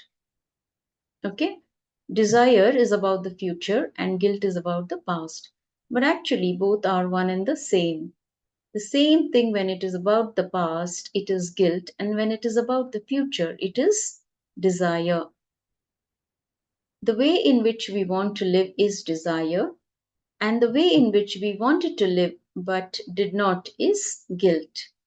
So I always tell people guilt is nothing but reviewing our past decisions with updated intelligence, because every moment our cells are dying. We are being, newly born. We are not the same as we were even just 1 week ago. Whatever you are not the same today. There is so many changes that is happening constantly. Our very cell in our body, it is being rejuvenated. It is being reborn. Every moment we are new, but we cling on to our past and we think, we station ourselves in the past. We decide not to move from there. Come what may, you hold on to that, the platforms which you have selected for yourself, and you try to sit there and let go of all the good things that is happening in the present moment. So we are talking about guilt here. So Swamiji always tells people guilt is nothing but reviewing our past decisions with updated intelligence. So understand, our intelligence is continuously being updated. The problem is that with this updated intelligence, we try to review our past decisions. For example, as a 7-year-old, your mother comes and calls you to eat your food. She says, "You have played enough with your toys. Put them away and come, eat." What do you say? "No, I don't want to eat. I want to play." So if your mother comes and tries to snatch the toys, what do? You not only cry, you even curse her. But all these years later, now you know that the toys are not so important as your mother is to you, isn't it? Now your intelligence is totally different. At that time, your toys were so important to you that you even cursed your own mother. Now you know your mother is much more important. With this updated intelligence, is it good to create guilt? Oh, at that time I cursed my mother. I feel so ashamed. No, at that time we had only that much intelligence. All our decisions are made with the available intelligence at that given point in time in our lives. So if we start reviewing our past decisions with updated intelligence, we will always create guilt. All our guilt is nothing but trying to review past decisions with updated intelligence. All the guilt that we collect over our lives rises as we pass through the mental body. Then, if we move a little away, a little deeper, we come to the etheric layer that is related to all our sufferings. All the suffering that we went through during our life is stored here. Like this, each and every layer has got its own samskara or stored memories, also known as engrams.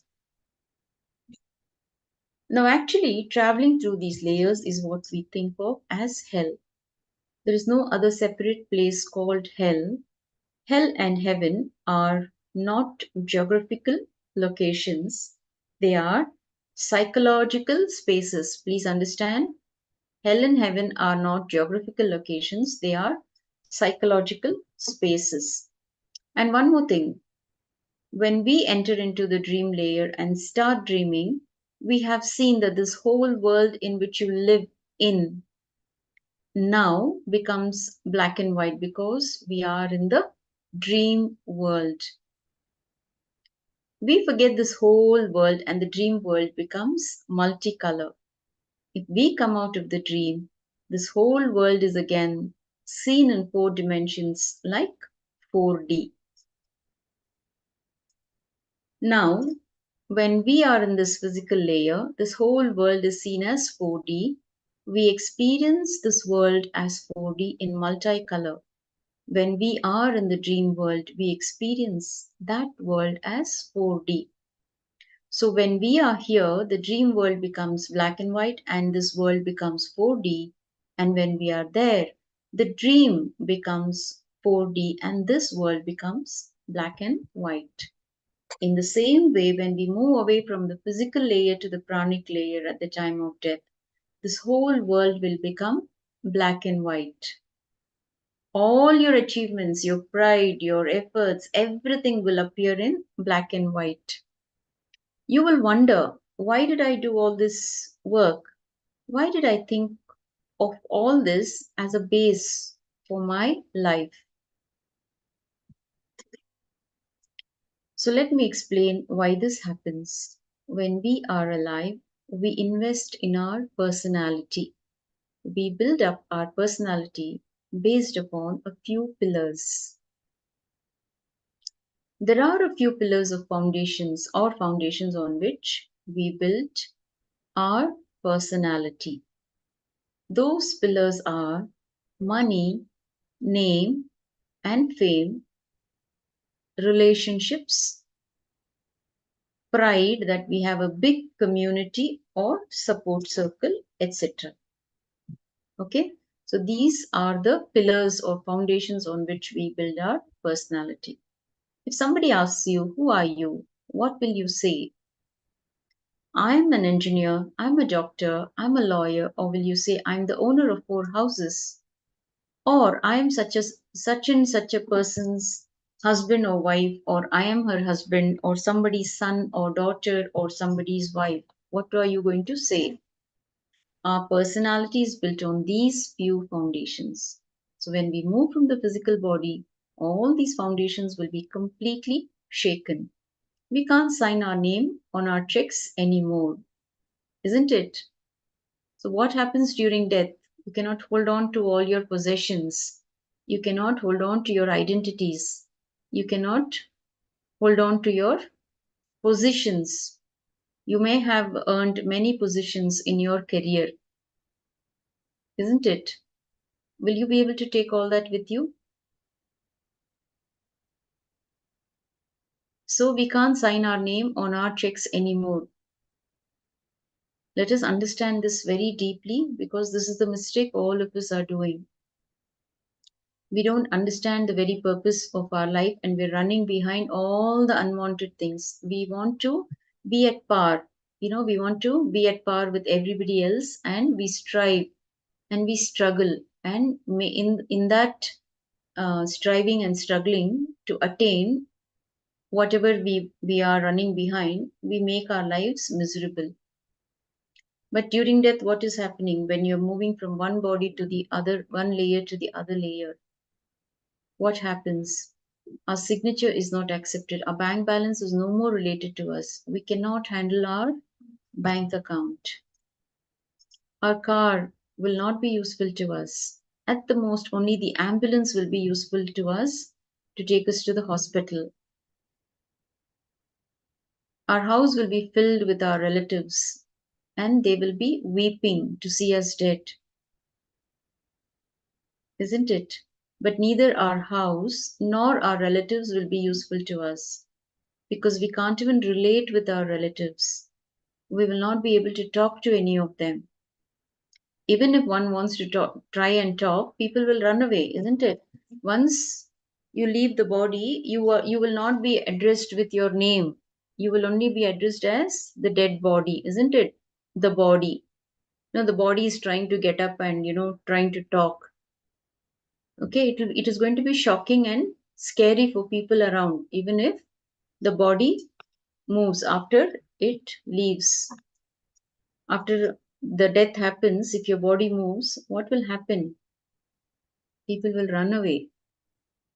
So your wife or husband will come up to the last point in the procession and weep. Your son will come through to the end and do the last rites and rituals. But who will come after that? Who is going to come? Okay. Sri Nithya Lingodhavanaya. Okay. On the lighter side. So if you move after death, you will be considered a zombie. That is what he's trying to share here. Okay. So what will happen after death? Okay, when you leave the body, your wife or husband will come up to the last point in the procession and weep. Your son will come through to the end and do the last rites and rituals. But who is going to come after that? Understand? Nobody can come. Only the conscious glimpse can come with you. So when you do the death meditation, you are, if you really sincerely do it, you will have that conscious glimpse. Okay? And it is that conscious glimpse that can come with you. It is only that conscious glimpse that can come with you. So in this way, whatever is the foundation for your being, the whole foundation will be shaken. When the foundation is shaken, naturally you don't have anything to hold on to. See, if you're not able to breathe properly, if there is a congestion, how much we suffer and struggle at that time, at that point of time, especially sometimes when we are choking. So understand, life is very unpredictable. It is very unpredictable. You never know what happens, what can happen, when death can come and take us away, we never know. So it is always better to surrender to the Master, the one who knows about death. It is always to surrender to the one who has the knowledge of death, life and death, and who can help us after we die. Isn't it? Only he can appear and liberate us during our death. If we have had just even one conscious glimpse, Swamiji will appear and he will liberate us. So all your lives, if you have been only thinking about Swamiji after doing the program, being his disciple, he has to appear. Okay? So that is his word that he gives. Now understand this one thing. If we suddenly hear of some loss in our business, we feel that our whole body is suffering, isn't it?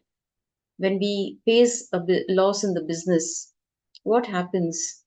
We will see the whole body is suffering. The suffering will not be just in one portion. The whole body will suffer. It will almost be like our whole being is crushed. So we can see in our life, if we just sit in our office and worry about something, we don't have to do any work. Okay? If we just sit and worry alone, what is going to happen? Your worries will bring in shoulder pain. If we just sit and worry for 10 minutes, what will happen? We will have pain. We will experience pain in our shoulder region. So understand, when something moves away from us, our whole body suffers. When we move away from the physical body, the same suffering starts happening in us. Whatever we thought was a foundation for our life is shaken.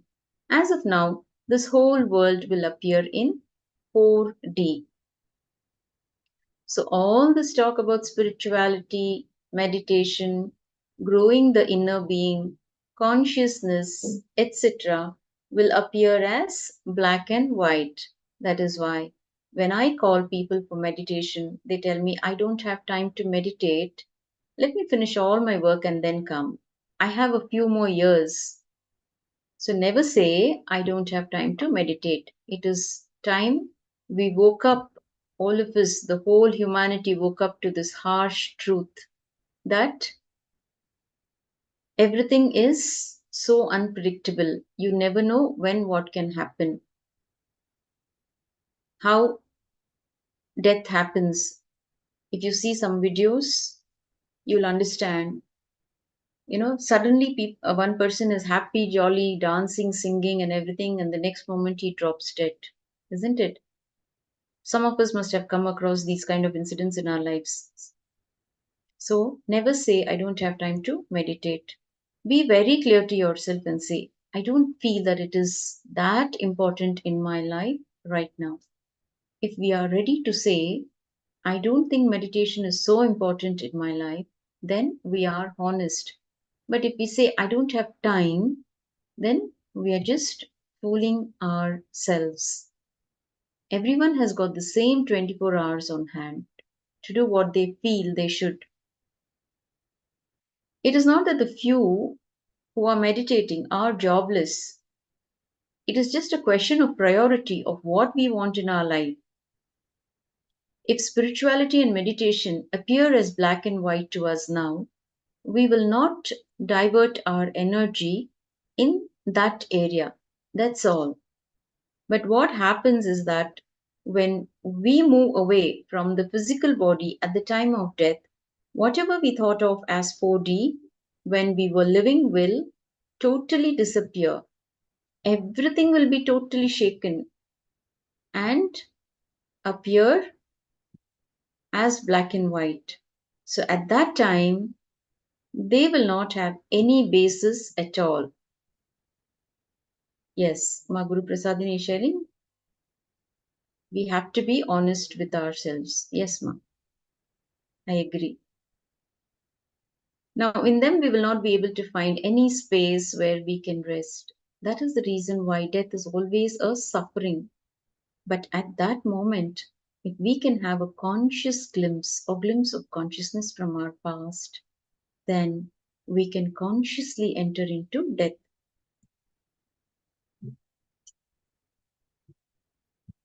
I hope you're all with me, able to follow what is being shared. So if you have questions, you can always type. Yes, thank you for your responses.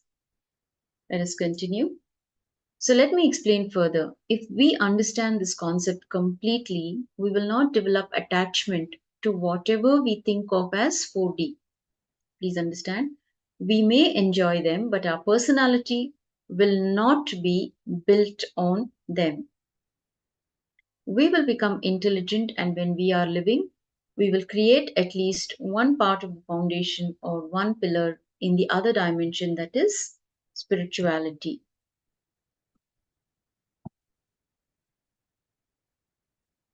So you see now, we are in two dimensions, the material world and spirituality. So right now what is happening is that however many pillars we build our personalities and life upon, all those pillars are based on the material world, which appears to be 4D. Not a single pillar is based on consciousness or our inner space. Our whole personality is built only based on the outer space. Our name, fame, what society speaks about us, etc. Our complete personality is structured only on what society speaks about us. How many of us are in this mess? How many of you feel what the other person thinks about me is more important than what I think about myself? Please share. How many of us are in that space right now? What my neighbor thinks about me is more important than what I think about myself. What my husband will think. What will my parents think about me? How many of us are still in that rut or mess? All of us, in some or the other part of our lives, one part of our lives, we will be worried about what the other person is going to think about me. Okay, great. Thomas O'Leary is sharing, not me. Yes. Okay, so Lingodvavanaya, a year or two, okay.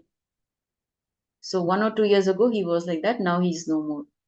Ma Cecilia is also saying, used to think that way, but not now. So Ma Trang is also sharing, me not. Ma Christina is also sharing, is not important. I live my possibility. Wonderful. All of you have the right understanding. Of course, that is why we are all here together, gathered in one place, because all of us have having similar thoughts, isn't it? All of us share a similar thought current, and that is why we have all come here together. Wonderful. Wonderful to know that. So the more we think about others, we will not progress in our lives. We will be somewhere stuck and trying to please others. Okay, Vishwanathan is also sharing the same. Great. So not a single pillar is based on consciousness or our inner space. Our whole personality is built only based on the outer space, our name, our fame, what society speaks about us, etc. Our complete personality is structured only on what society speaks about us. If everyone's opinion of us is that we are great, what do we think? We think we are great. If everybody says you are useless, what happens? We start getting depressed. And this happens because not even a single pillar of our building is based on spirituality, our inner core, or our being. The entire thing is based on the outer space. That is the reason that when those pillars are shaken by anybody, we start suffering terribly. If we have even one pillar from consciousness, we can depend on that to stand straight without suffering. And one more thing, these outer world pillars are not in our control at all. Understand? Anyone passing by can easily shake them.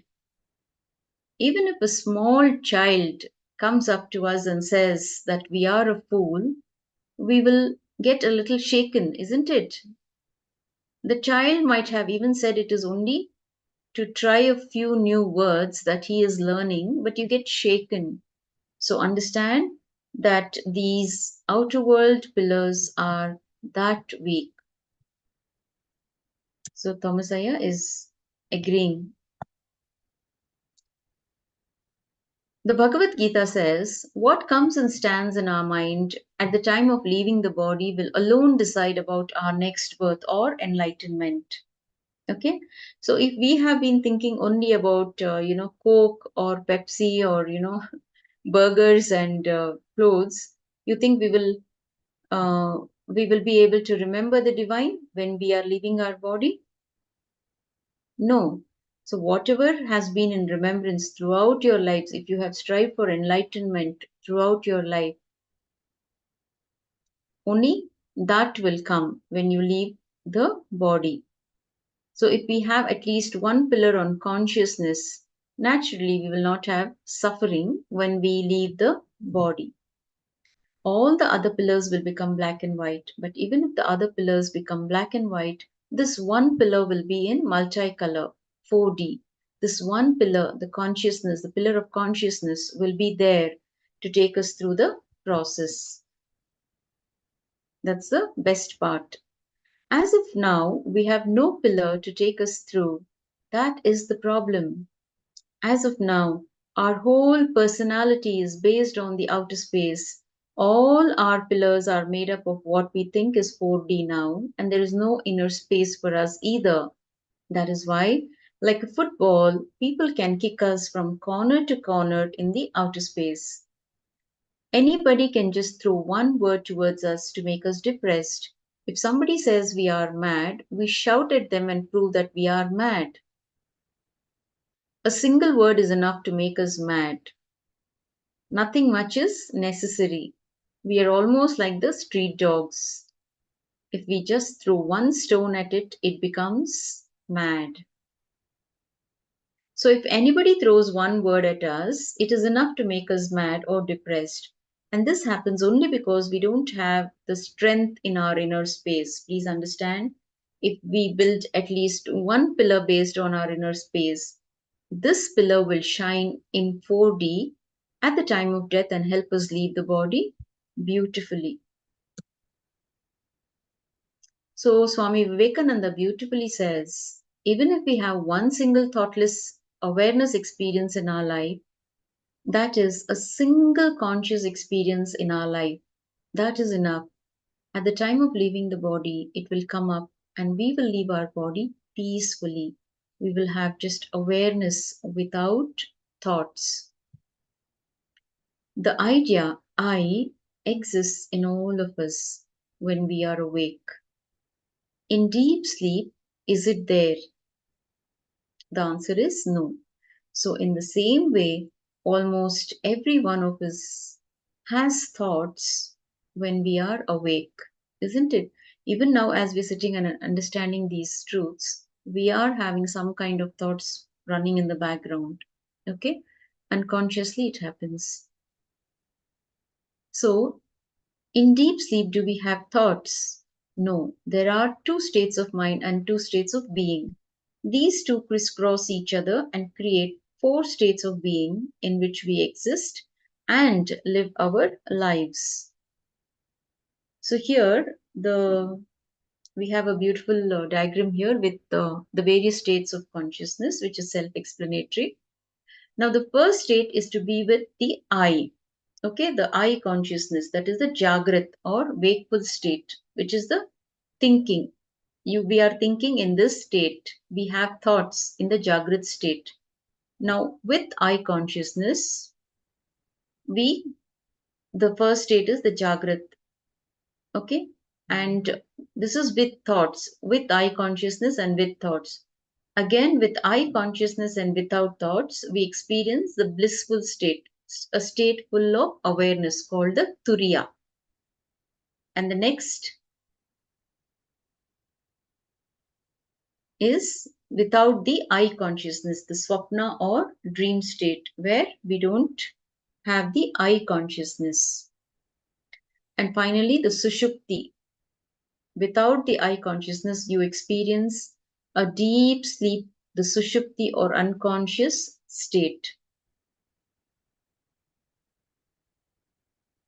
Okay, in the waking state, it is called the Jagrat state, Jagrat Avastha, the waking state. The next state, there will be thoughts, but there will not be the sense of I that we experience in the waking state. That is what we call the dream state. You may ask, how is it that in the dream state, we don't have the sense of I? So let me explain. Now, in the waking state, if you choose, you can control your thoughts. Am I right? You can suppress them, isn't it? You can alter them and recreate them in a different way. You can do whatever you want with them because the frequency of I is higher than the frequency of thoughts. I is more powerful here. But in the dream state, the frequency of your thoughts is more than the frequency of the I consciousness. That is why you are not able to control your dreams as you wish to. Are you able to control your dreams and dream the way you want to? No.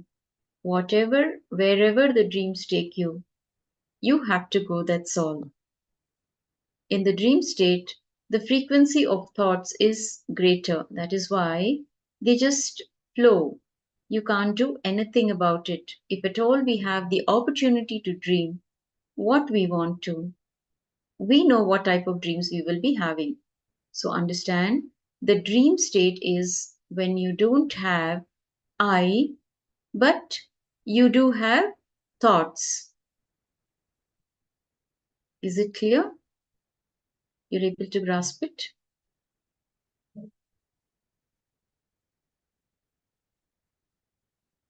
Okay. So in the third state, thank you for your responses.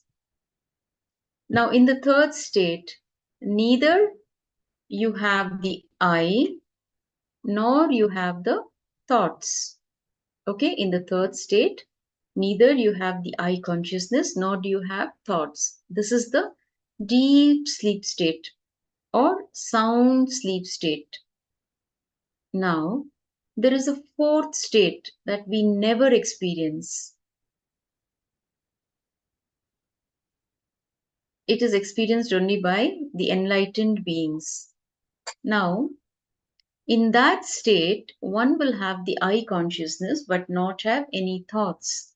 This is what we call turiya or meditation or samadhi or atma jnana, nirvana, the self-realization experience, whatever you want to call it. This is what we call the samadhi state. Okay, we have all heard about, Swamiji's in deep samadhi. Okay, we have heard these terms, isn't it? So only enlightened beings experience this state, and you are a possibility. You can also experience this state. The only criteria is that you need to focus on your enlightenment completely. Let go of everything else and just focus on the enlightenment. Sri Nithya Lingodhavan is asking, will we become more powerful if we raise the frequency of the I consciousness even in dream state? It is not like we will become powerful if we raise the frequency of the I consciousness in dream state. Only when you move to the next state, the samadhi state, okay?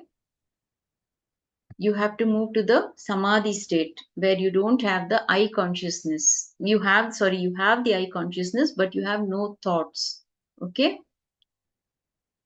That in that state, you have experienced enlightenment, okay? Sometimes it is given to you as a glimpse, but we don't tend to stay there for long because we come back because we have thoughts, okay? We jump from that state.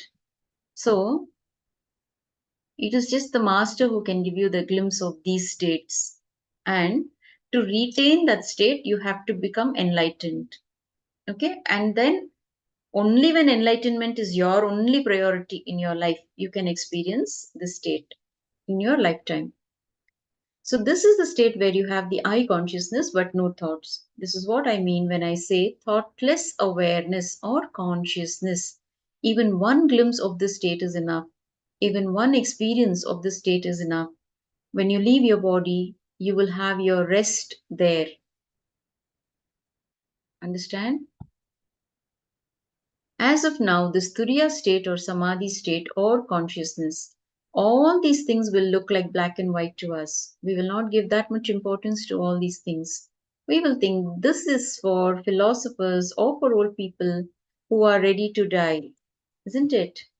It will be very difficult to surrender to even the idea of this turiya state.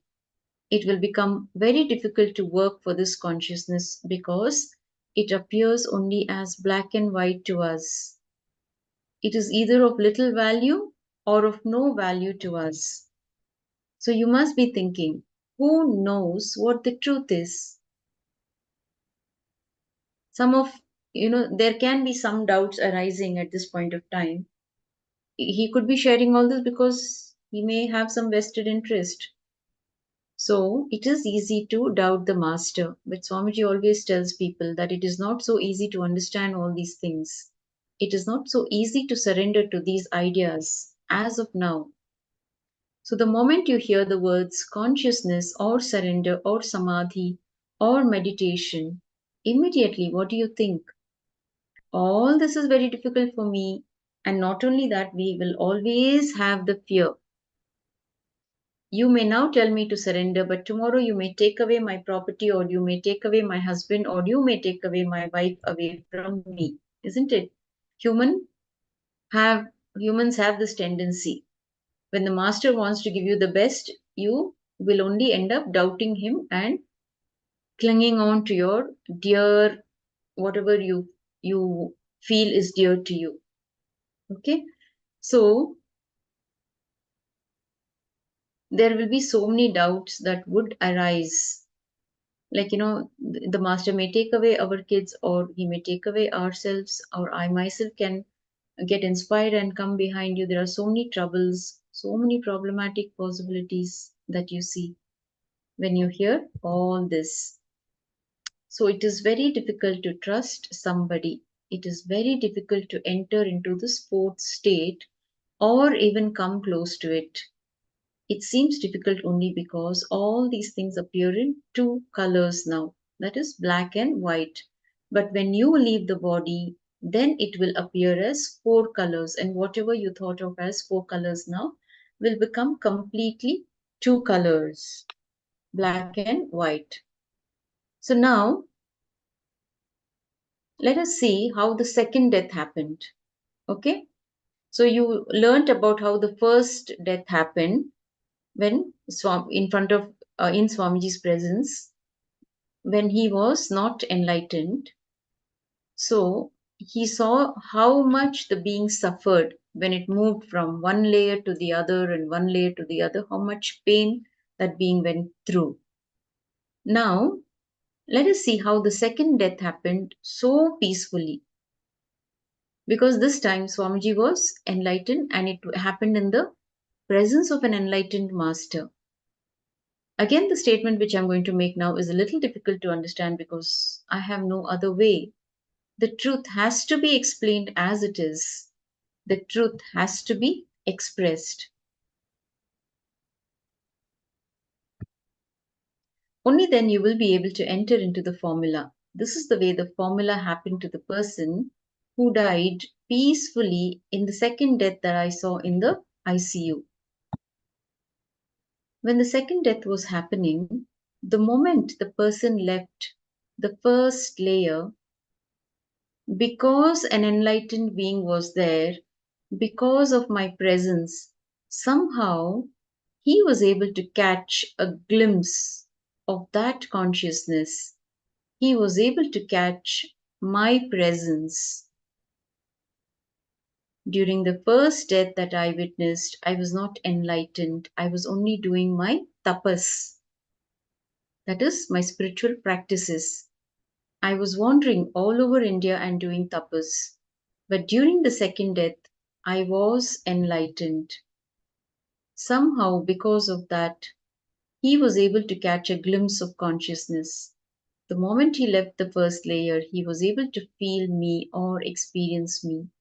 The moment he started experiencing me, his whole consciousness simply became centered on me. So let me repeat. Because he was able to catch a glimpse of consciousness, the presence of an enlightened master, he was able to catch a glimpse of consciousness. So the moment he left the first layer, he was able to feel the master. He could experience him. So the moment he experienced the master, his presence, his whole consciousness simply became centered on the master. So, usually, what are the things that stop you from surrendering to the Master?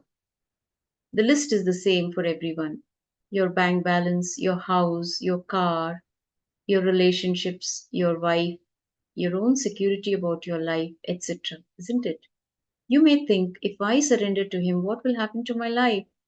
I may start becoming a servant to Him, and there are so many other things that I still have to do. All these thoughts are stopping you from surrendering or entering into the consciousness. Surrendering and entering into the consciousness, both are one and the same, but for that person who was at the stage where death had started happening, all these things became valueless. They had no significance for him anymore. As shared earlier, when you leave the first level, the body itself, all these things will become valueless to you. So, whatever strings were pulling him down were already cut or disconnected. None of the usual attachments or fears were binding him. As long as you think that the other world is worthy, that it has got value, and you fear that somebody may take it away, you are caught. You fear that somebody may snatch it from you, and you can't surrender to the experience of consciousness. As long as you think that whatever you collected in your life is valuable, you will have tremendous fear of losing it. That is why I tell people, as long as you think these things are valuable, you will never be able to experience fearlessness. There will be a continuous fear. So the more you have the attachment to those things, the greater the fear. Continuously, your being will be shaken. Every moment you will be waiting with fear as to what might happen next and what you may lose.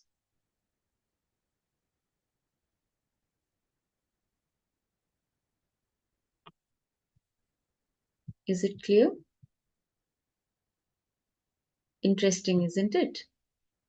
So today, for the first time, we're learning about the death process, how it happens.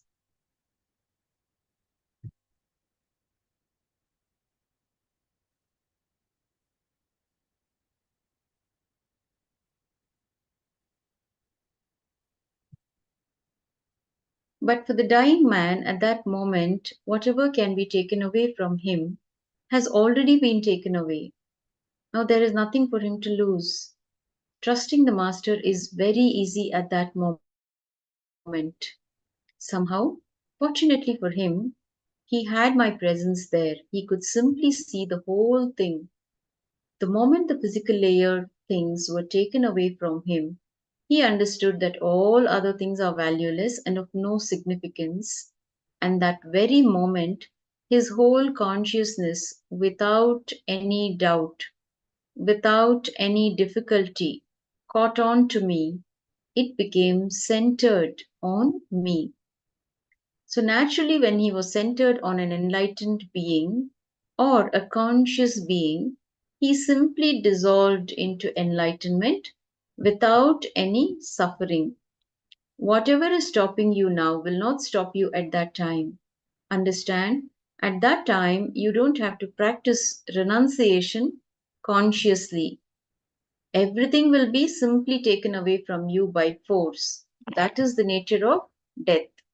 So here in this picture, you're beautifully watching the last rites of Swamiji's father, being performed by Swamiji. How he's bowing down to his biological father. The last rites being performed by Swamiji for his biological father. A very interesting picture. So only as long as you have a choice, you have to practice commitment, renunciation, charity, righteousness, and whatnot. At the time of death, you don't have to practice anything. Everything will be simply taken away from you without your permission or control. Then what is there to practice? Renounce what? You won't have anything even to renounce. In those moments, there is nothing that can stop you from entering into the enlightenment experience. There is nothing that can stop you from entering into the conscious experience, but there is only one thing you need when you leave the body. You need a conscious being around you. Without that, it is not possible.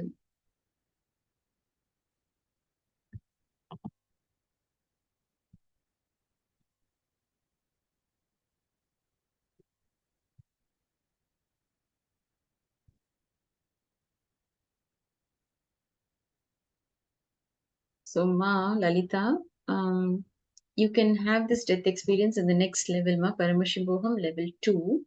You will be doing the death meditation where you will go through the process of death. Okay? You cannot do it on your own. Okay, Ma? Please understand, don't even try on your own. It has to be done under the guidance of an enlightened person. So when you're doing the death meditation, Swamiji's presence will be there and he will take care of everything. So don't even try it on your own. It's very harmful and very dangerous. Don't even think in those lines, please. So come back to attend the next level. In the level 2, you will all be going through this death experience. Okay? Okay, so Thomas Aya is sharing, oh, interesting. An emptied vessel has consciousness. Oh, good. Okay. Okay. So now, what am I supposed to do? Swamiji is asking. I can't go and stand in all the ICUs in the world and ask people when they plan to die, isn't it? How can I help so many people at the time of death without physically being there with them? So I thought about it seriously, and the formula to achieve this revealed itself. Yes, Aya, you are right. Hence the need for an enlightened being present. Okay, so now Swamiji has come out with a formula, okay, to help the whole of humanity. It just got revealed to him. From his own experience, he's sharing, I tell you that leaving the body peacefully is the greatest gift anybody can have. If you have that gift, you have achieved whatever needs to be achieved. You have lived your life. Nothing else is to be achieved. If you have not achieved that, nothing else is worth achieving. So after seeing the second death, I started seriously contemplating on how this could be reproduced. How can I help people to leave their bodies consciously? And as I was telling you, I cannot go and stand in the ICUs. That is impossible. Now suddenly, like a lump, like a conscious ball, something landed in me. A formula happened in my consciousness. The formula revealed itself to me. This formula is what I call the Nithyananda Spurana program, which all of you are attending today and receiving the truth, the highest truth, straight from the living master. So all of you are fortunate. You're all very lucky to be here at this moment and be receiving these great truths. It is wonderful to have all of you to be receiving all the important truths being revealed and shared to the whole of humanity, and which is completely free of cost. Thank you, Aya. So Thomas Aya is sharing that I'm grateful. Yes, we're all grateful to him, to the master. So the first thing you must know is that energy is not bound by space or time. Energy is beyond time and space. All we need is a tuning system, that's all. See, if you have a cable box in your house, you can just tune your television to any channel, isn't it? If you tune to BBC, you will see BBC. If you tune to CNN, you will see CNN.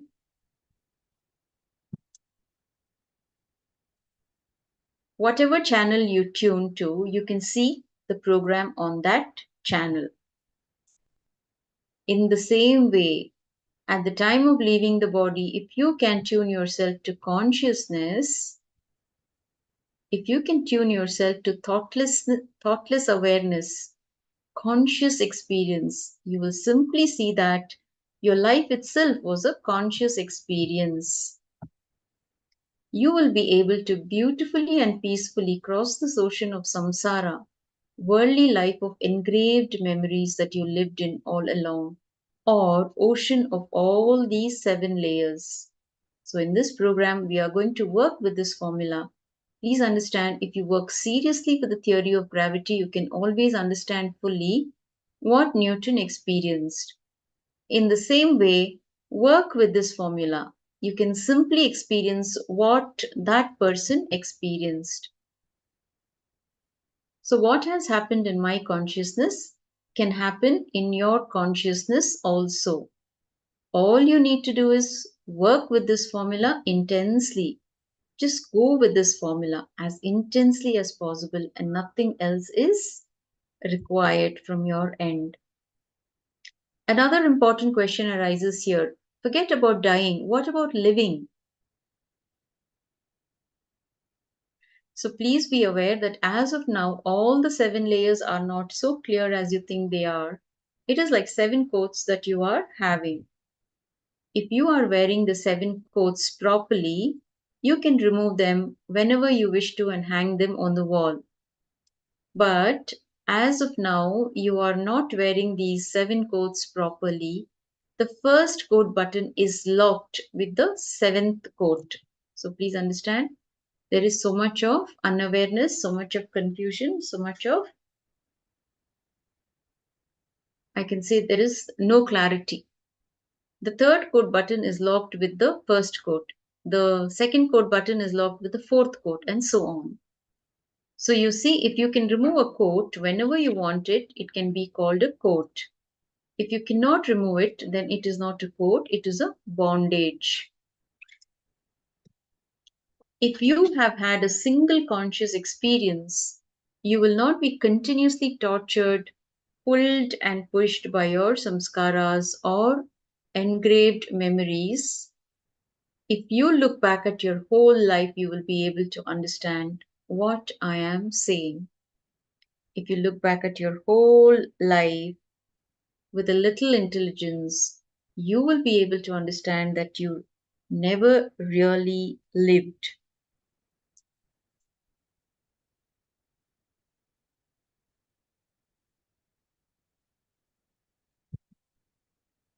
Only your engrams, engraved memories lived through you. For example, suppose you have created a samskara that in the morning at 7 o'clock you need to drink coffee. At exactly 7 o'clock, you don't have to even see the watch from inside you. The alarm will sound, coffee. Like this, you have many samskaras. For example, every morning at 9 o'clock, your mind will automatically start worrying about your office. In the evening at 5 o'clock, you will start worrying about your house. In the night at 8 o'clock, you will start worrying about your kids' education. If this becomes a routine, even on Sunday, you will start worrying about your office at 9 o'clock. So, even when you don't have to go to the office, you will start worrying about it. Isn't it? Like how we saw this example in our previous session. On a Friday evening, we're all so happy, we feel so light, and we are looking forward to the weekend so that we can all spend time leisurely at our own pace with our loved ones or engage ourselves in some interesting activity that we like. But on a Sunday evening, what happens? Even though you're not at office, even though there is maybe another 16 hour for the Monday morning, you start feeling heavy, you start worrying, and you start resisting sometimes. So, suddenly you will remind yourself, no, today is Sunday, so don't bother about it. We don't have to go to office. Even then, you will continue to have that same low mood during that time. Even your worry, your mind is nothing but recorded samskaras. Never think you are really living. Your samskaras are living through you, that's all. Engraved memories are living through you. These samskaras or engrams are recorded in all the 7 layers. Only when you cleanse your samskaras, your mental habits, do you really start living. So when you can't sit with yourself, you miss a major dimension of your life. When I say you can't sit with yourself, I mean When you can't sit enjoying your own reality, your own self, and why can't you enjoy your own self? It is because your samskaras are enjoying you. Your engraved memories are living through you. You are not living. That is the reason why you can't sit with yourself. You are driven to continuously do something. So during these few days, all we are going to do is only one thing.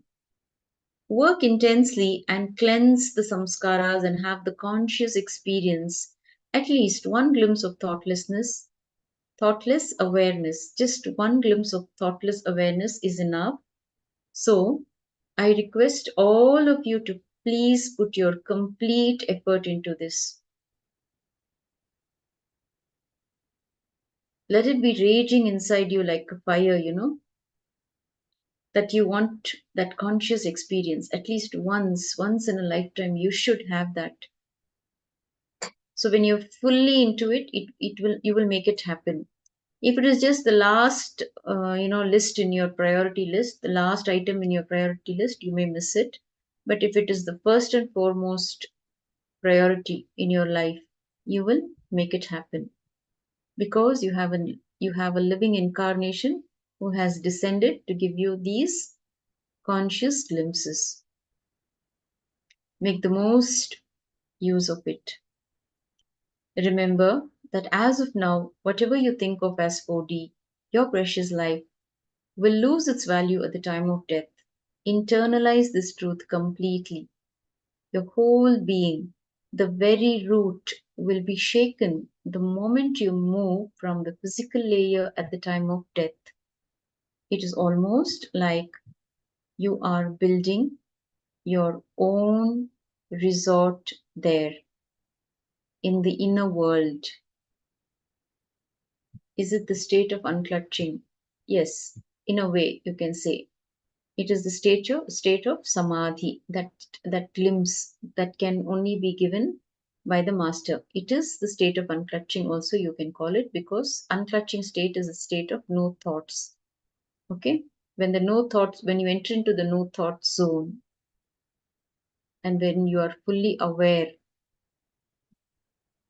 you experience. This glimpse can only be given by the master. So become aware of the thoughtless moments. See, by nature we are all unclutched, isn't it?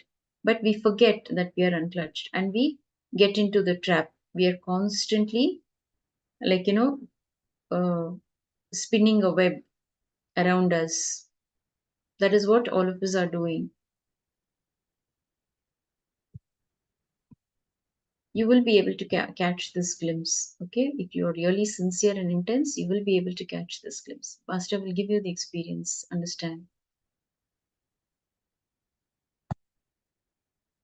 So the way in which you enjoy your whole life will decide how your last moment will be. So one more important thing, understand, this might be shocking to you, but it is the truth. Only after seeing the first death was I able to realize this statement. Even your papa, that is your sins or punya, merit, doesn't come with you or count for anything at the time of your death. Understand? Even your sins or your merits doesn't come with you. Don't think your sin or merit comes with you. And don't think that if you do some charity here, if you give some money to some temple here and get a receipt, you will be given a VIP pass there. No, there is no exchange offer between this world and the other world. Then the next question comes, if that is true, then can I commit any sin? Understand this truth. If somebody commits 100 murders, the attitude of committing murder goes with him upon his death. The exact number of murders does not go with him. The attitude goes with him. And one more thing, never think that because you commit sins, you will therefore go to hell. You are committing sins because you are already in hell. A person who is happy will never be violent. If you are happy, will you torture others? If you are happy, will you be violent? So when you are established in goodness, Even if your staff or employee makes a mistake, what will you say? All right, leave it.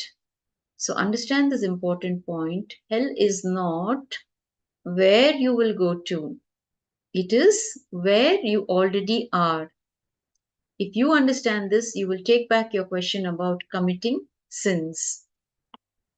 In the same way, never think that you will do good things and therefore reach heaven.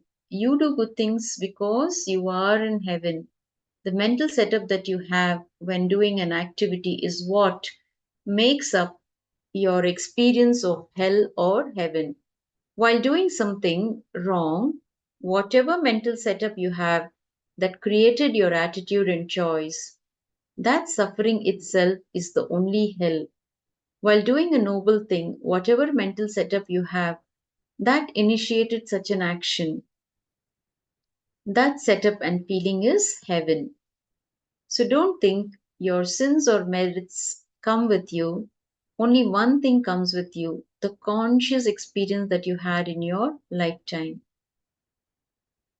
All of humanity can be categorized into just two categories: people who have had the conscious experience when they were living, and people who have not had the conscious experience, that is all. All other concepts of hell and heaven are just beautiful stories. So please be very clear. There is no hell or heaven as you understand it to be. If at all you can carry something with you, there is only one thing that you can carry, and that is this conscious experience. Either you can become enlightened or you can come down for another birth according to your choice.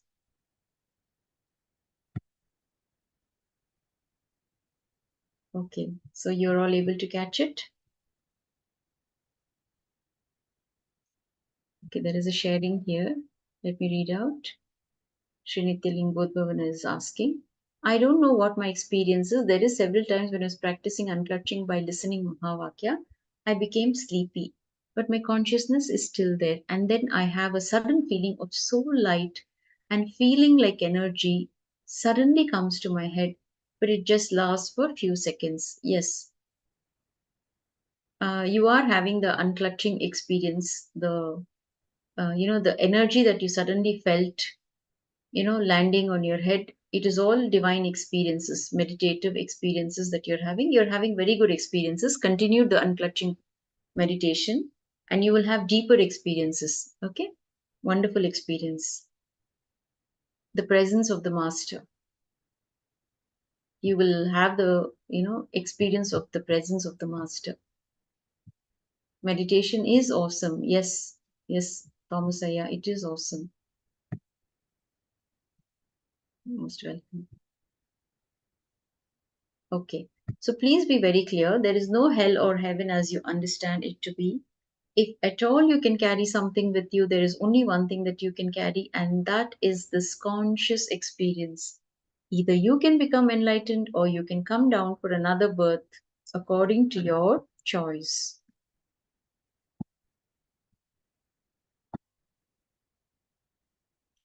Now, there are many people who are thinking, if I give this much money to that particular temple, that powerful deity will be standing there at the gates of heaven to take care of me. Or if I give this property to this church, God will be waiting with a special pass into heaven to let me in. So nothing like that will happen. Please understand. People generally think that if I give this much of money to Venkateshwara Swami, he will send a special flight from Vaikuntha, his abode, for me. So this is never going to happen. It is only your fantasy. Now there is a beautiful story in the Upanishad about a rishi by name Jada Bharata. One rishi called Jada Bharata somehow became attached to a deer. Okay, from morning till night he used to spend his time taking care of that deer. So when he was dying, he was not able to forget the animal. He started worrying about the animal. Who will take care of the animal? What will happen to it after my death? He started worrying about all these things because he was so attached to that deer. When he died, In the next birth, he was born as a deer. Beautifully, the verse says that whatever you think in the Antimakala, that is your last moment, you become that. So become aware right now. Okay? All of you, wake up to this truth. Please wake up to this truth. Whatever you think of in your last moments, you will become that in your next birth. Okay? Please be very, very conscious now. You have to start living consciously. So while leaving the body, if we don't have any thoughts, we are staying in unclutching. That means we don't have next birth. Right, Ma? Yes, yes. See, you will have a conscious birth if you want to come back. See, now that you have the master in your life, you don't have to worry about all that. Okay, just be connected to the master. Once you do this NSP program, once you do the death meditation, okay, in the death meditation, you will be given if you have had in if you receive a see, don't have any expectations, so I don't want to say much on that. Have no expectations when you're doing the death meditation. Just follow the process as you are told. You will be guided into the meditation. It is a guided meditation, so you will not be left on your own while doing the meditation. In the next level I'm talking about, not tonight. So just allow the master to work his way through you. Okay. So when you leave the body, he has to appear. He has to appear and liberate you. So don't bother. Once you're Swamiji's disciple, you should stop worrying about, not having that glimpse and all that, because it is his responsibility to come, appear, and liberate you, provided that you don't abuse him in any way in this birth. Okay. So be careful. The perpetrators, there are a lot of abusers around who don't want people to get what they were not able to get. That is how I can put it. So please be aware that you are connected to the master, and it has happened because you have gone through so many lifetimes earning for this to happen, and finally it has happened. Okay, you've been through many births and you have earned for a living master, and today you have made it happen. So you have the most precious thing in your life, the feeling connection with the master. So take care that you maintain that feeling connection with the master. Surrender to the master. Let it be your prayer. Even if I leave you, please do not leave me. Don't let go of my hand. Please be always there. As a human, I may, falter, but don't allow me to. Let me be stable. Let me always be connected to you. Let that become your prayer from today onwards, going forward. So Vishwanathan, I hope you got the answer, whatever I shared. Are you able to grasp? If you have practiced unclutching all your life, you will be in that state of unclutching even when you're leaving the body. Okay, you don't have to put any extra efforts during that time. Yes, if you think of Swamiji, that's the best thing that can happen to you, because only if you've been thinking about him all your life, you can even have his thought when you're leaving the body. Please understand.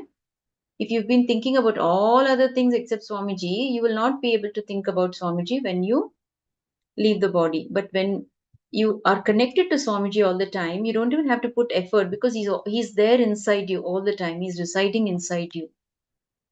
So for Thomas Leary, he's asking, I have been a Christian for decades. These are very challenging thoughts from this paradigm. However, my experience being introduced to these cognitions is freedom, release, and a certain lightness. Yes, you are not confined to any religion because you are consciousness. And as we learned earlier, only on planet Earth we associate ourselves with our religion.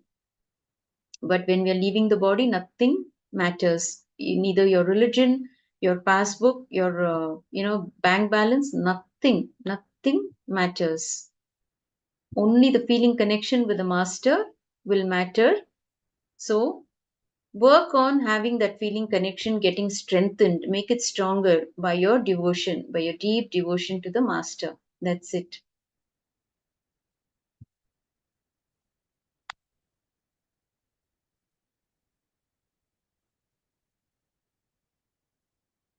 So some people think very cleverly. Let me live my whole life the way I want to live. In the last few moments, I will chant Hare Rama, Hare Krishna, or Govinda or Shiva and enter heaven somehow. Or you may think, I don't have interest in spiritual things. I'll deal with it on my deathbed. It doesn't work like that. Only that which you thought of in your whole life, please understand, only that will come up when you leave the body. So don't think that at that moment you can play the game. So it is not going to happen. Actually, when you leave the body, your whole system will be in such agony because 80 or 90 years of your life will run through in a fast forward mode. All that will be seen are the scenes being fast forwarded. Whatever experience you had intensely or whatever you enjoyed intensely, only that will come up in multicolor. All the other things will run past in black and white. So Nithya Lingodbhavanaya sharing. I have also a little fear comes from my previous religious belief. So now that you are here, okay, you are enjoying the master is sharing nectar, isn't it? Literally, we are all receiving that nectar in the form of this knowledge. So when you have the best, why do you have to worry or think about what is not good for you? Understand? You are getting the best from the master who's making your path easy. He's made your life easy. He's making your death also an easy experience. He will ensure that when you all leave the body, he appears and makes death as easy as it can be. And not only that, he can also liberate all of us when we leave the body.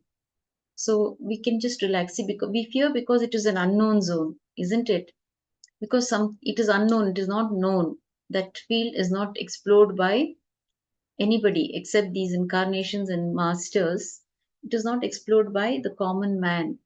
It is an unknown zone, and that is why you have that fear, and you also are clinging on to so many things. You have so many attachments. So start practicing detachment. If you have anything favorite around you, you have something, it can be a person, it can be an object. Now start looking at it with detachment. Stop having attachments consciously or unconsciously. We tend to get attached to people, to places, to our things. Slowly develop detachment for all of it. Practice detachment in your daily lives. Practice unclutching. The detachment will automatically happen.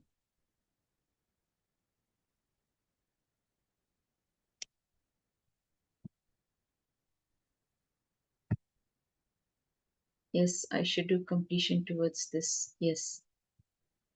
So consciously put your focus on and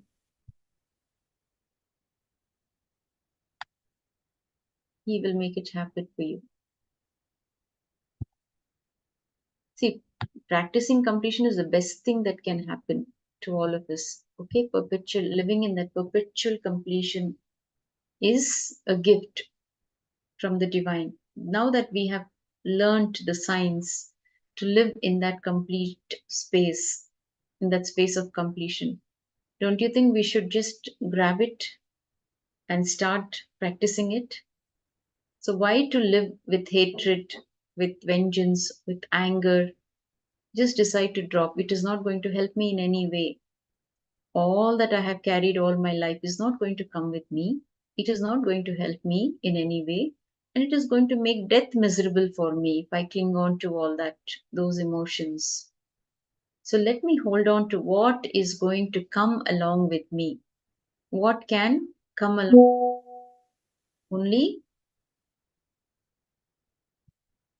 Only that conscious glimpse is going to be there with you when you leave the body.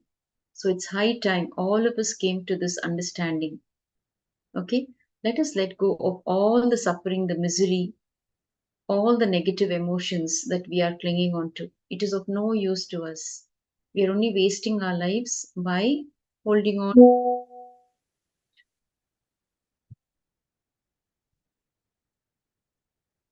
So If you have lived throughout your life only eating, then naturally only that will come up in those last moments. When it comes up, what will you decide? After all, I'm going to only eat in my next birth. So let me take a birth as a pig, isn't it? If you're constantly thinking only about food, food, food all the while, what are you going to decide? You are not going to have that great intelligence to come back as, a master chef and cook a whole variety of dishes all your life. No, you will only think about becoming a pig and eat anything and everything. You will think, why take birth as a human body? Suppose that you spent your whole life sleeping, you will decide, why unnecessarily choose a human body and go to office? Let me take birth as a buffalo. So, Swamiji is not joking here. Okay, understand. It is only based on the way in which you enjoy your whole life that you decide in the last moment about your next birth. In the last moment, the whole thing will come up in a fast forward mode. What you enjoyed deeply was what was an intense experience in your life will appear like a pop up that will come up and appear in multi-color. All the other things will be in black and white as the background. If you had a single conscious experience, a single instance of thoughtlessness, awareness in your life, naturally, when you leave your body, only that will come up in multicolor because that is the strongest experience anybody can have. Please understand that thoughtless awareness is the strongest experience you can have in your life. All the other three states are only shallow. So, even for a single moment, if you have had that experience, that is enough. So, naturally, when you leave the body, that will come up. It will come up and you will simply move into that light. That will act as a light and you will be able to move into the consciousness. One more important thing. It is important to understand about the time of death. If you had met with an accident and died prematurely or committed suicide, if one did not have the conscious experience before one's death, understand they have to wait for the remaining years.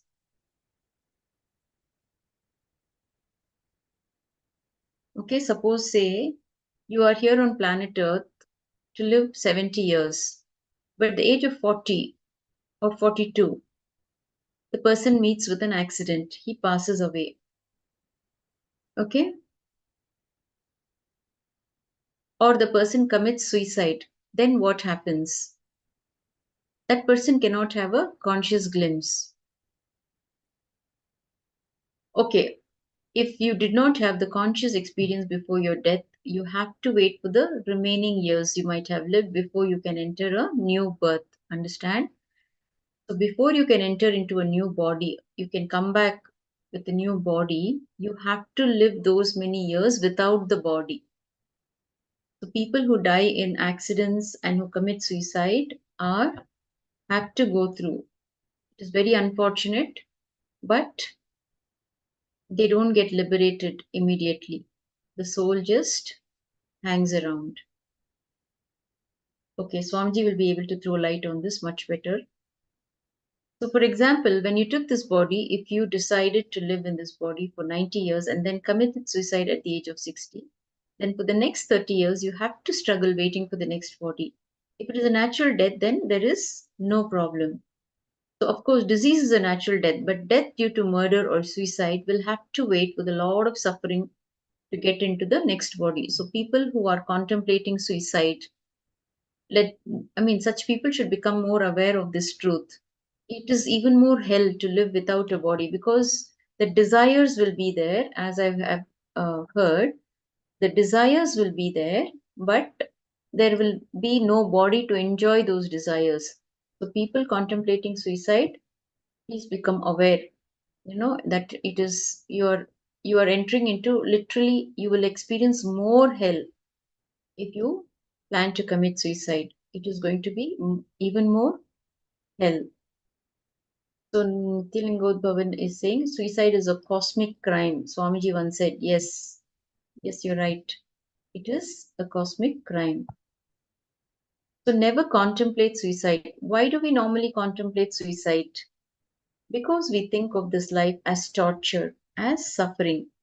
But if you commit suicide, only then you will understand that what you are going to go through will be a much worse torture.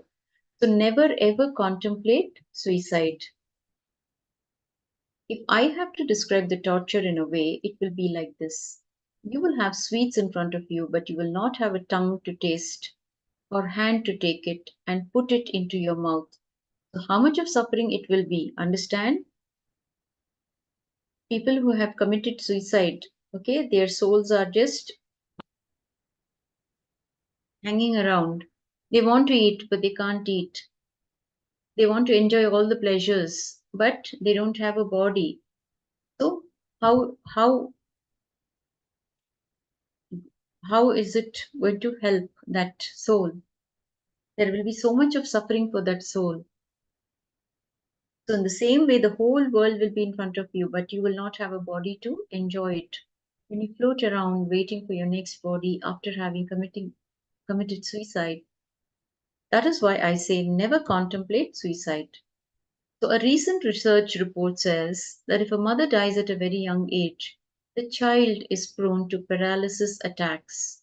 If the mother dies at a very young age, the child is prone to paralysis because that part of the energy given by the mother is not nourished by her presence, by her nearness. That is why in our ancient system, until the age of 14, children were always kept in the nearness of their parents. They were never allowed to sleep in their laps. They were allowed to sleep in their laps. Children slept with their parents. Okay? They were allowed to sleep in their laps. Till the age of 14, you should hug your children. Put them to sleep in your lap. Keep them always around you. Never put them in a boarding school. If you put your kids in a residential school before the age of 14, you need to get ready to go to old age home in your old age. They will put you in an old age home when it comes to that. If you put them in boarding school before the age of 14, then they will naturally put you in a old age home. There is no other way, because by putting them in a boarding school, you would not have built a relationship with them. They will put you in the old age home at the time you need nearness. So please give them your nearness. Within 3 kshana of death, a person takes another body. Okay? What is a kshana? We will understand. What is a kshana? So understand, within 3 kshanas of death, a person takes another body. It happens within 3 kshanas. Kshana does not mean 1 second of time. In Vedic mathematics or Vedic time calculations, the gap between one thought and the next thought for that particular person is 1 kshana. Kshana is determined by the individual and their thought flow. It is subjective to the person and not an objective calculation of time, as we would think of 1 second on a clock. So if you have lived a peaceful life, your kshana can be even 2 months. If you have lived a restless life, your kshana can become 1 microsecond. If you have lived a restless life, hurrying and worrying, your kshana might even be 1 microsecond. If you have lived a peaceful life, a relaxed and especially conscious life, if your life was with a conscious experience, your kshana could be even 3 to 4 months. It can be extended to even 1 year.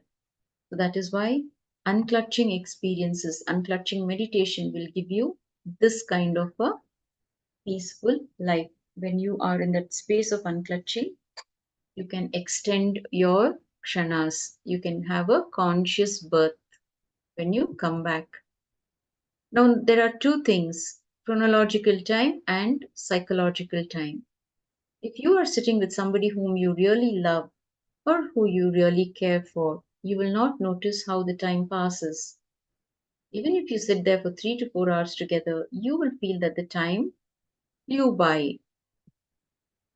Whereas if you're sitting with somebody who doesn't interest you, whom you don't really care for, after every 5 minutes, what will you do? You will start checking your watch. You will wonder why time is not moving. You will feel so bored. If the number of thoughts is too much, then the number of kshanas passed will be more. And you will feel that too much time has passed, whereas only a few minutes might have passed. This is what happens when you are with someone who doesn't interest you. So, is it clear?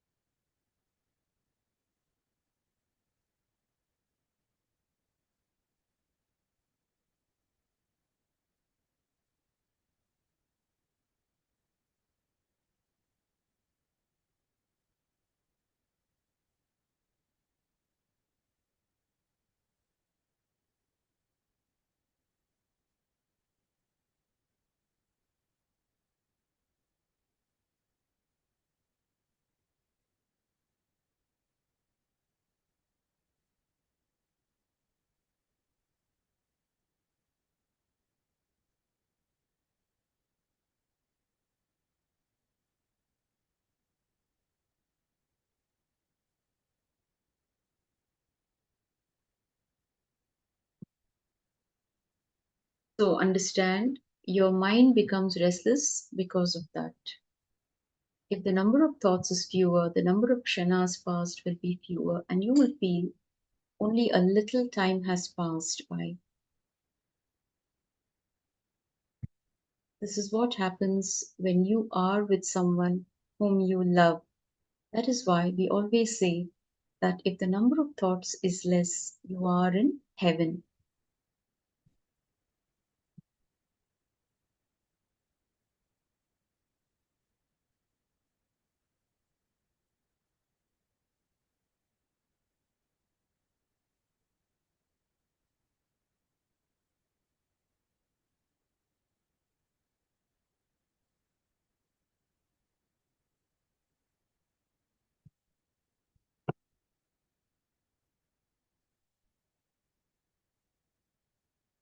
See, for devatas, that is, the heavenly beings, our earthly 1 year is 1 day for them.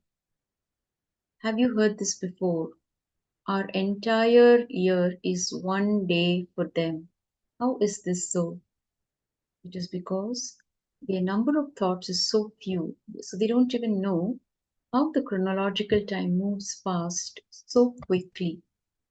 That is why in the Chidambaram temple in South India, which is considered to be the temple belonging to the heavenly beings, the presiding deity Nataraja will have only 6 abhishekas, that is, ceremonial baths in a year, because he is worshipped by the devatas. In regular temples, usually we do 6 pujas per day. Understand? In the regular temples, 6 pujas are done per day. But in this particular temple, only 6 pujas are done in a year itself because the calendar of the devatas is totally different. The number of thoughts for them is less. They are in heaven. So naturally, their kshana, the time between two thoughts, is more. This concept of kshana should be understood clearly. From this, we can understand how our 1 year is only 1 day for the devatas, the people who are residing in the sixth layer. The spiritual body are called devatas. That space itself is called heaven. So, if you have lived a restless and continuously worrying life, the moment you leave the body, you will feel so restless that within 3 kshanas, you will take the next body. You cannot be without a body because you're so dependent on the body and mind to survive. You must quickly get another body so that you can continue to try to fulfill desires. See, all along your life, your 10 pillars, your foundation were in the outer space of the world. Your attention was always directed outwards. So naturally, you are dependent on the body to survive. You cannot be without a body. What will you do? You will be in a great hurry to take another body. It is like this example. You wait in the railway station just to get into the first train that stops. You will not be bothered about which train is coming, which way it is going, which platform, etc. You will simply jump into it, that's all. If you have lived a simple life, a peaceful life, you have had one glimpse of consciousness, a single glimpse of the Turiya state, then when you leave the body, you will leave it beautifully and you will have a VIP lounge there to wait in. So understand, there is no hurry and you take another body at your leisure. You will not be pushed and pulled by desires, guilt, and painful experiences of your life. You will not be forced to take whatever next body is available. You can have a beautiful and relaxed way of living. You can wait and decide whether to take a certain available body or to wait further. It will all be your choice. All you need to do is work towards one conscious glimpse in life and in this body. If you have learned to live without your body and mind for even a moment, that is what I mean when I say thoughtless awareness. You will have the same thoughtless awareness at the time of leaving the body also. If you master the art of living with the body and mind, then you will have the maturity to experience, to know that whatever is taken away from you will not be you. You will have your inner space safe all the time. It is clear and there is no suffering. As of now, you don't have that inner space. As of now, all we think as we is based on the outer space only. Our inner space is simply corrupted with everything we encounter in the outer world. We never protect our inner space, our greatest treasure. That is the problem.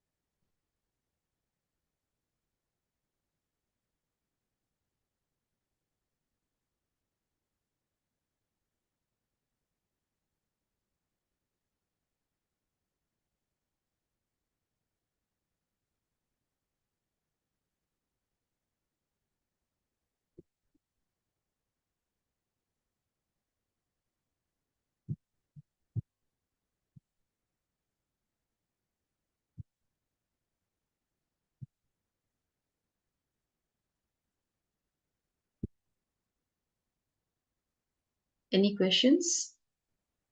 Any questions here?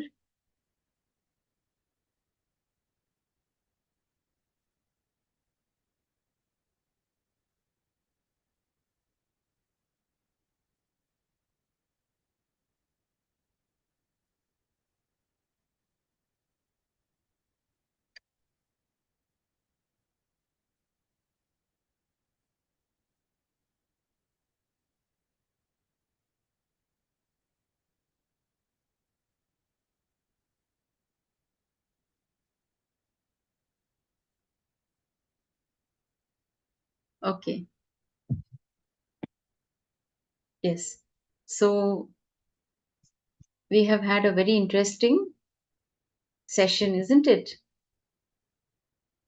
Major understandings, very powerful truths, and all, we learned how to live blissfully. So, see, when we start applying all these truths in our lives, naturally you will want that blissful state, isn't it? We don't none of us want to be stuck in all that worrying, having that fear of death, fear of life. How do I live the rest of my years? Isn't it? Now it is time to drop all those fears, drop all the wrong understandings that we have received over these years. Now we have the master in our life. He has made our lives simple, beautiful, okay, and very powerful too, isn't it? So when we have him in our lives, why do we even need to worry about all these things? Just start living the truths that he wants us to live. Just by living the 4 principles, by watching satsangs every day, being connected to him, offering the pujas, beginning our day with the puja, the ritual. Okay? And we have so many other guidelines. He is constantly available in some or the other form for all of us, isn't it? So life is much more interesting than how it used to be earlier. Okay, so we are going to drop all our old habits, our patterns, our very old self. We are all giving birth to ourselves. It is a new birth for all of us. Okay, let us enjoy this birth and let us walk this path along with the master. He's constantly there to hold us all, to help us achieve the ultimate state. So I'm glad that all of you are, showing so much interest and participating in this session.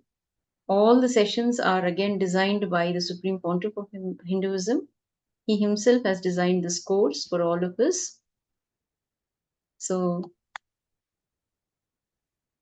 yes, thank you all for all the responses, for all the interaction and your participation.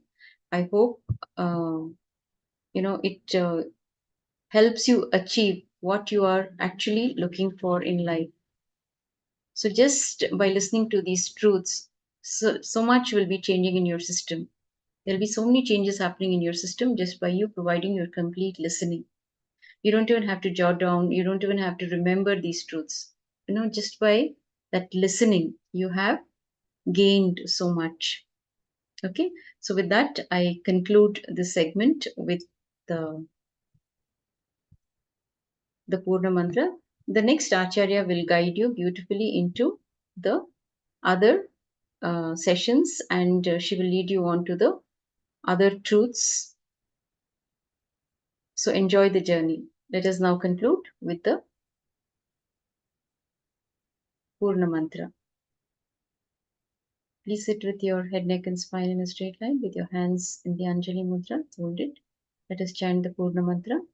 Om Purnamadah Purnamidam Purnat Purnamudachyate Purnasya Purnamadaya Purnamevavasishyate Om Shanti Shanti Shanti Hari Om Tat Sat Sarvam Bhagavat Shri Nithyananda Paramashivoham Padukarpanamastu. Om Nithyanandam. Thank you all for your participation. So there are some more comments. Let me read it out before I log out. So Ma Cecilia is sharing that she can clearly see the shift in her inner space. So thank you, Ma Guru Prasadini. Thank you all.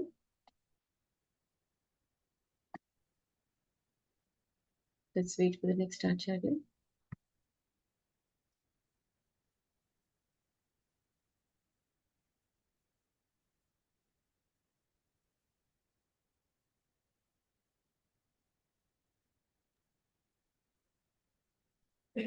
Nithyanandam, everyone. Nithyanandam.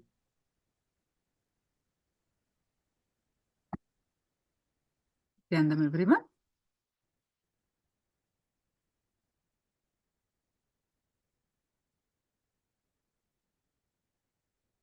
Now we'll start our next sessions after the power manifestation. So please go ahead and post your powerful cognitions. Nithyanandam.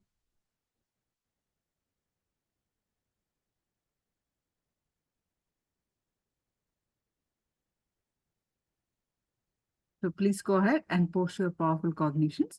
We are going to do the power manifestation now.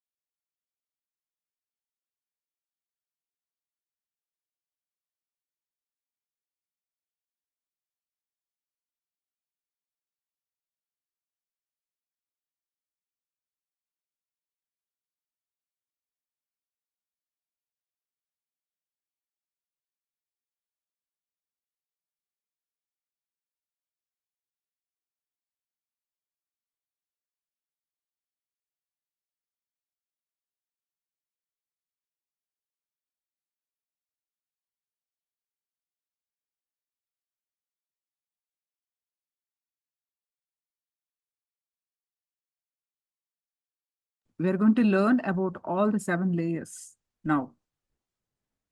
Another long day. So much to learn. We just had introduction, by the way.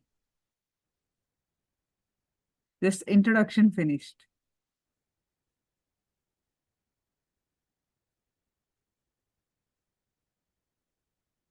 Now we are going to learn all these 7. All right, so spontaneity has nothing to do with data which you collect. It is something to do with the way you process the data. Wonderful. The longest poem in this world is your life. Swamiji is filling in one more time. You're complete by your own. Why you need to complete from outside? I don't know this powerful cognition for this session. All right. So Chandrasekhara Priya, thank you. So now please sit straight. We are going to manifest the power of levitation to awaken with your third eye. You awaken the Kundalini and lift off the ground. So please sit straight with your head, neck, back, straight line and your legs cross-legged. Sit in lotus posture or at least cross-legged. Your hands in Samana Mudra. This is Samana Mudra and put it in your lap. Basically, you locked your legs, you locked your hands and your back straight line. And make sure you have nothing around you. Mostly sit on a cushion. Now start the manifestation.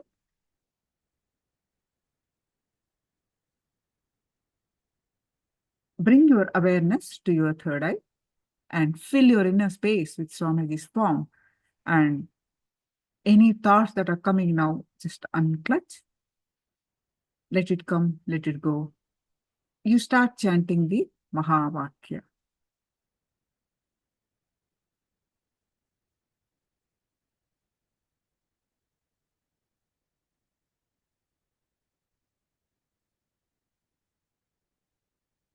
Om Ananda Paramashivoham.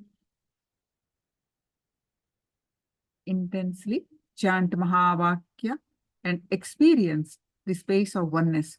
With that space of oneness, declare to levitate. Declare to lift off the ground.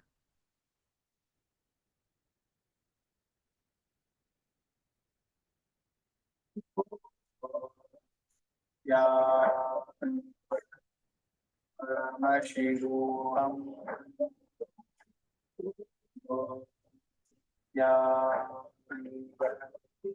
Paramashivoham Paramashivoham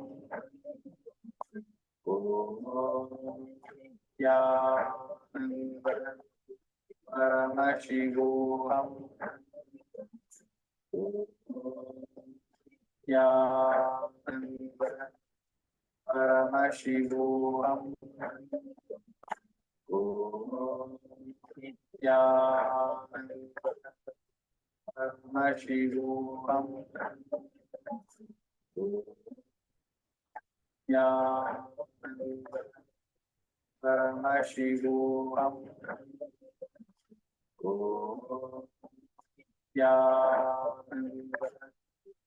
Paramashivoham Paramashivoham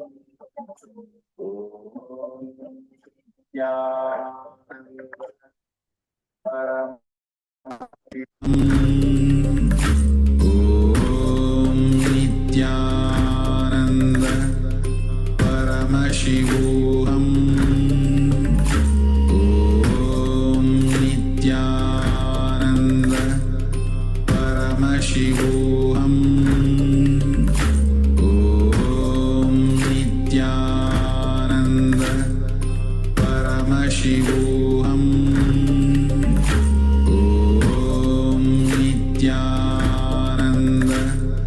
Paramashivoham Nithyananda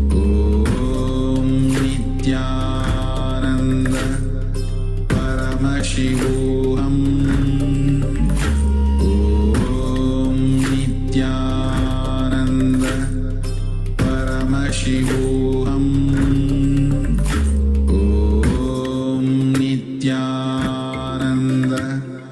परमशिवोऽहम् ॐ नित्यानन्द परमशिवोऽहम् ॐ नित्यानन्द परमशिवोऽहम्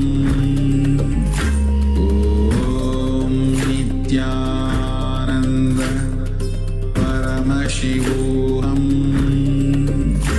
ॐ नित्यानन्द परमशिवोऽहम् ॐ नित्यानन्द परमशिवोऽहम् ॐ नित्यानन्द परमशिवोऽहम् ॐ नित्यानन्द परमशिवोऽहम् ॐ नित्यानन्द परमशिवोऽहम् ॐ नित्यानन्द परमशिवोऽहम् ॐ नित्यानन्द परमशिवोऽहम् ॐ नित्यानन्द परमशिवोऽहम् ॐ नित्यानन्द परमशिवोऽहम् ॐ नित्यानन्द परमशिवोऽहम् ॐ नित्यानन्द परमशिवोऽहम् ॐ नित्यानन्द परमशिवोऽहम् ॐ नित्यानन्द परमशिवोऽहम् ॐ Nityanand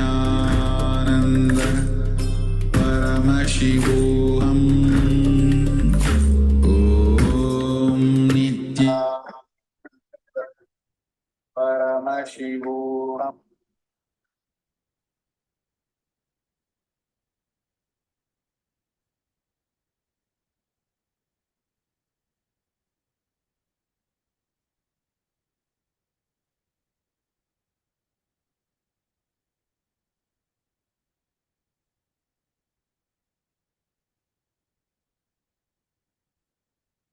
Now, share your experience.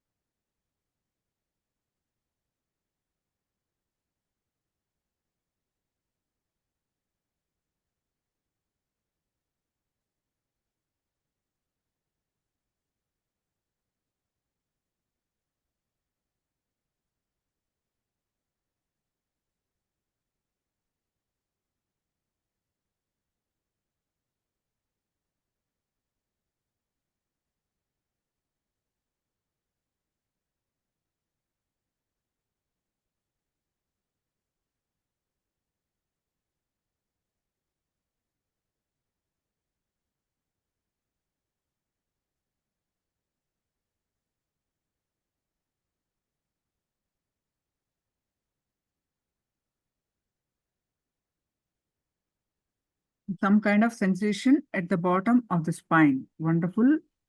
Chandrasekhar Priya, that's wonderful.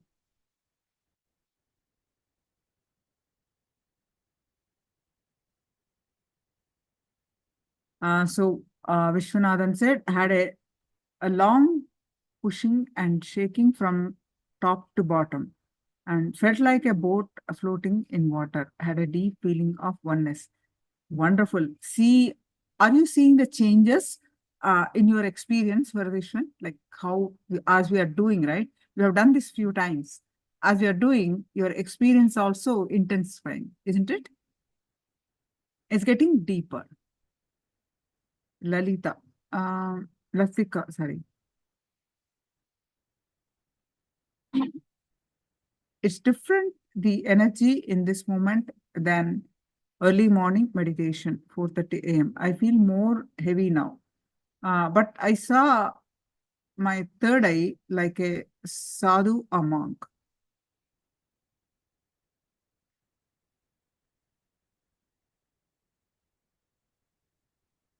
Christina says, so hot, body shake.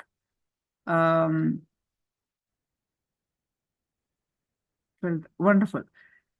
Now let's enter into our first body, physical body.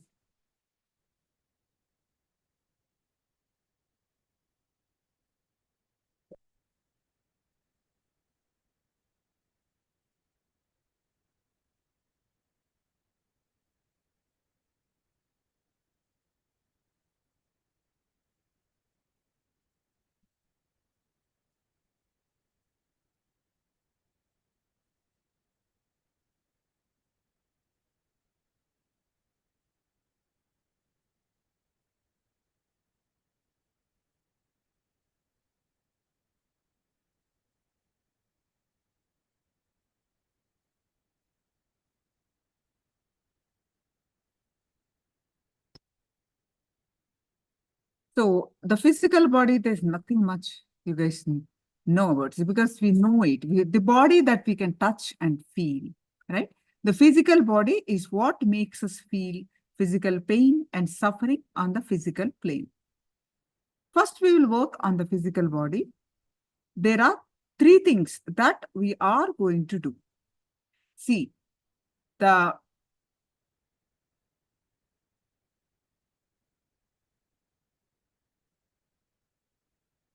Panchakoshas.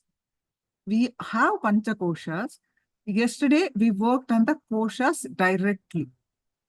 These energies, these bodies, 7 energy layers, these are, the 7 bodies are basically forms based on our emotions, our engrams. These formation of these are based on the engram. So we are working on these engrams, forms on this. So first we'll work on the physical body. There are 3 things that we are going to do.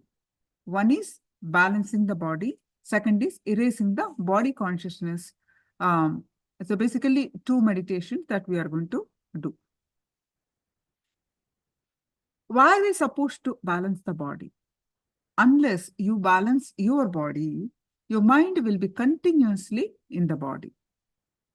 There is a beautiful saying by Patanjali, Stiram Sukham Asanam. Patanjali is a great enlightened master from India, known for his yoga science.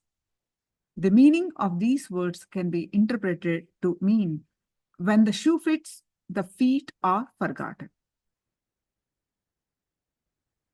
When the belt fits, the belly is forgotten. Or when the chain fits, the neck is forgotten. Or when the ring fits, the finger is forgotten. If the ring doesn't fit, you will be continuously remembering the finger, isn't it? If the chain doesn't fit, you will continuously be remembering the neck. If the shoe doesn't fit, if it is either too tight or too loose, you will be continuously remembering the feet, isn't it? So what is the scale to see whether it fits or not? If you have forgotten the feet, you can be sure the shoe fits. If you have forgotten the belly, you can be sure the belt fits. If you have forgotten the neck, you can be sure the chain fits. If you have forgotten the finger, you can be sure the ring fits. So when you can forget the body, only then can you be sure the body is comfortable. Whenever your body is not comfortable, you can never forget about it. If you are not remembering your body in any way, it means that you are comfortable in it. If you can forget about your body, you can understand that you are healthy. If you don't remember your head, it means that your head is without any discomfort.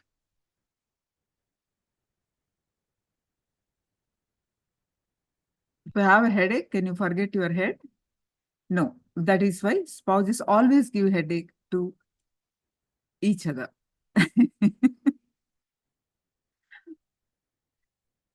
And I attended the first program I attended way back in 2004 with Swamiji in United States. The way Swamiji shared the marriage jokes, hilarious, whole program. He would tell so many jokes about marriage. We rolled with laughter while doing the meditations, while understanding the cognition. We rolled with laughter.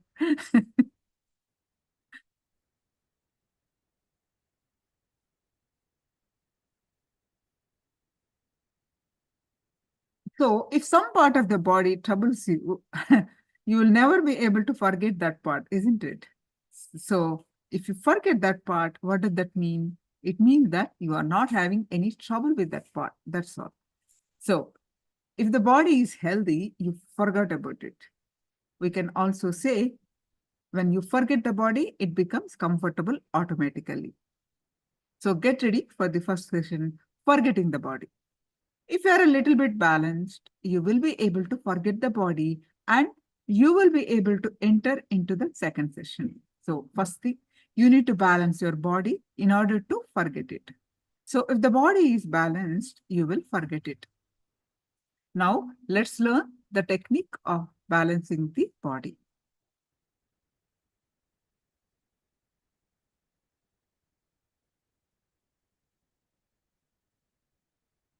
So Vishwanathan, you like Swamiji's flow of talking, right? That's what you're saying? The way and the flow talking.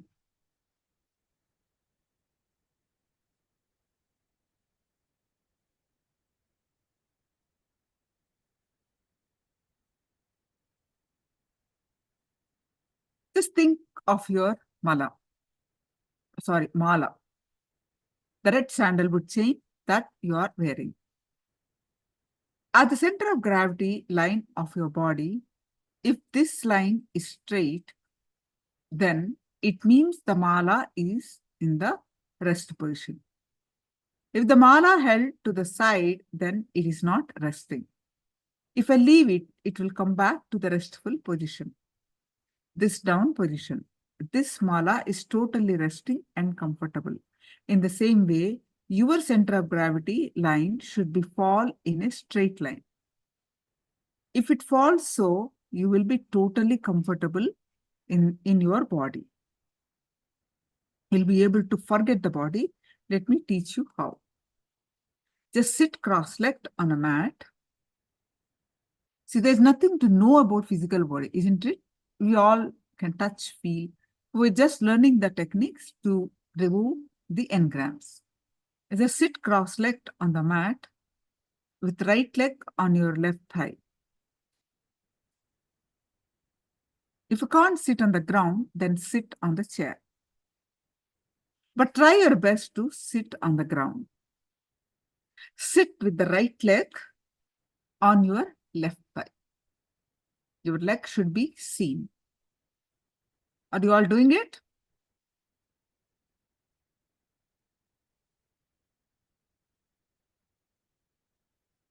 If your legs are under control, you should be able to do the Ardha Padmasana. What Swamiji said is Ardha Padmasana, half lotus posture. The posture I'm telling you to sit in now is the Ardha Padmasana.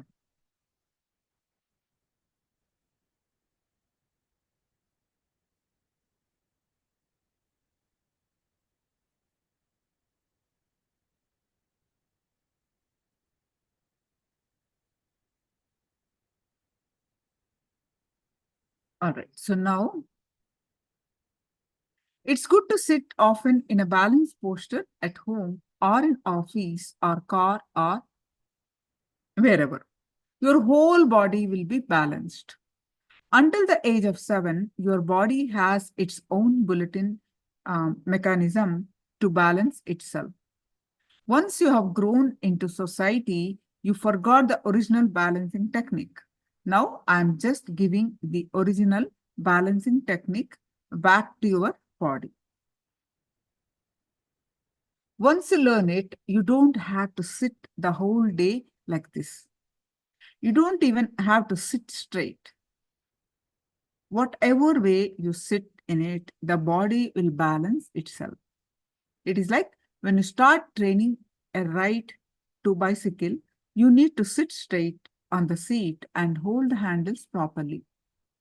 But once you have mastered the technique, you can even put your legs on the handlebars and you will balance, isn't it? So just the knack of balancing needs to be learned. It's going to take only 5 minutes, this meditation. All right.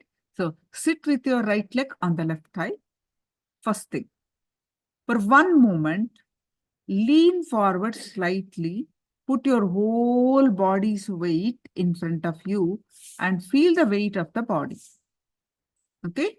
Just lean forward like this. Your left thigh should be, left foot onto the left thigh. Then just lean forward and put the whole body weight of the body. Naturally, you will feel that the whole body is being pulled by gravity. You move like this. At one point, you will see the gravity your body will be pulled by gravity. Now, are you able to follow me? Now, slowly, inch by inch, if you raise yourself and make your body straight, trying to make your body straight, at one point, you will feel weightless. See, you lean forward, your body is pulled toward gravity, right? Down. Now, slowly, from getting up, don't get up straight. Just slowly, come back. While coming back, inch by inch, very, very slowly. If you raise yourself inch by inch, make your body straight in this process, at one point, you will feel weightless. Your body is leaning forward. You will feel the weight, the heaviness of your body being pulled by the ground.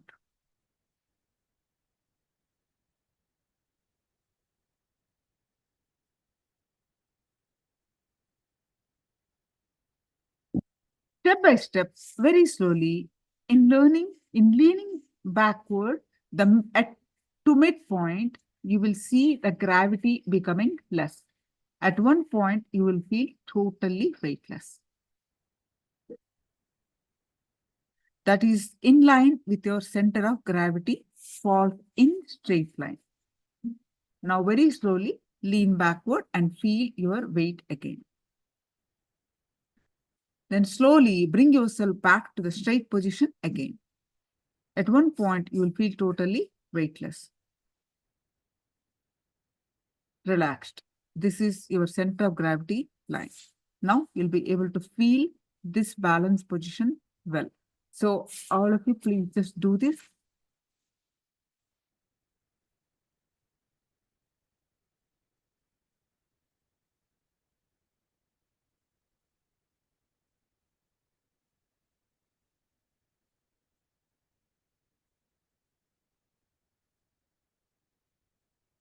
Put your right foot on the left thigh and sit in Ardha Padmasana, half lotus posture.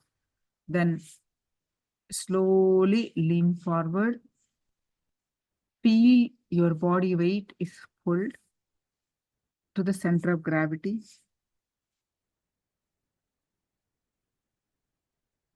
At that point, slowly bring yourself back.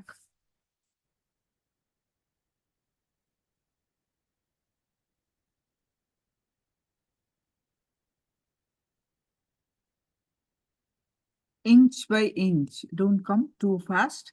Inch by inch. Slowly coming back. At one point, you will feel the weightless.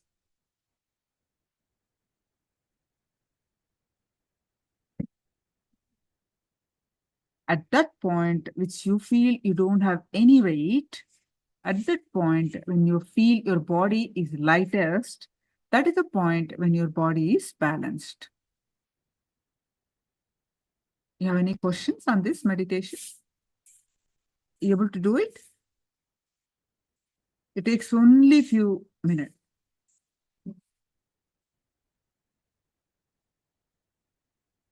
It's very simple.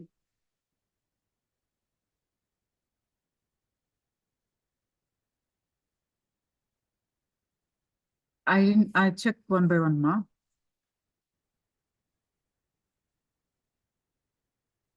Yeah, now I'll see.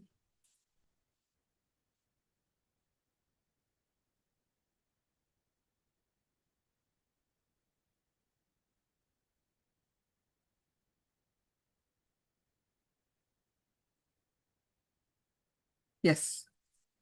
Lalita, start doing it.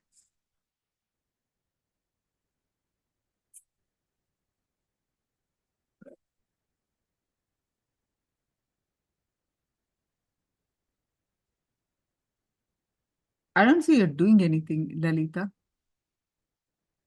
You have to lean forward, whole body.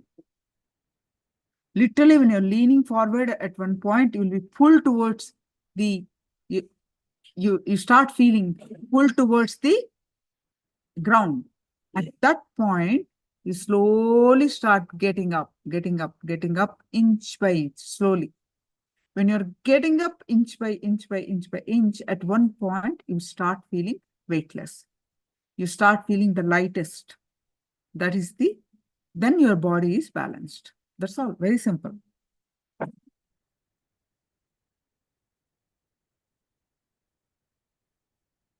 Any questions? Please do let me know.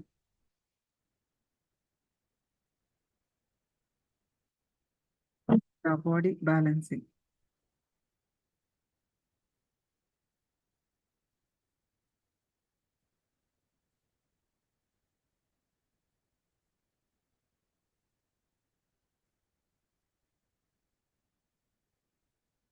Now, Lalita, you are only bending your neck.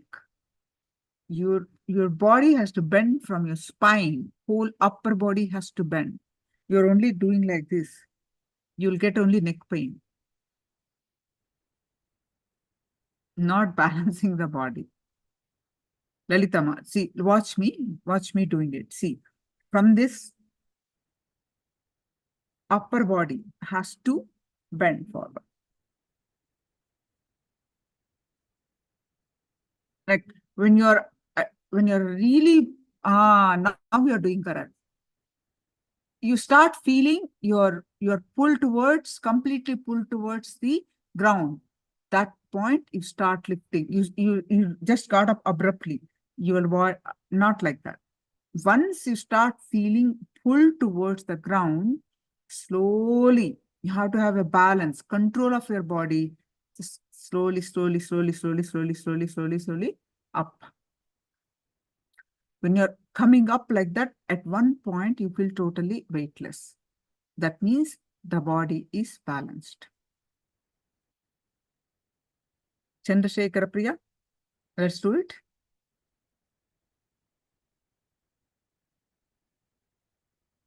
Anyone done this successfully?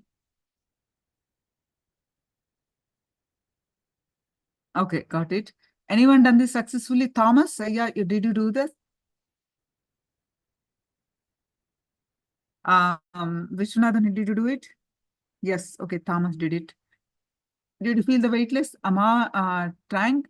Jenny, did you do it, ma? Vishwanathan did it. How about Jenny? Did you do it, ma? Let's move on. We have so many things to cover. We have to learn so many. Come on, let's finish this. Any questions? Do let me know. Okay, so just ma, you're sitting like this. Okay, you're sitting like this. What you do, you bend the body up to the ground. Literally, you start pulling the body. Your body will be pulled. At that point, your body should slowly get up like this. Inch by inch by inch. Right? When you're getting up like this, from like this to like this, not abruptly you have to get up. Slowly, slowly, slowly, inch by inch, you have to get up.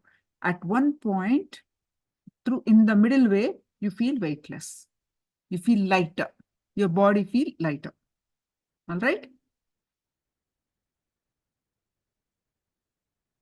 It won't take only 1 minute or 2 minutes. It won't even take much time. Try it, mom. All of it, try it again.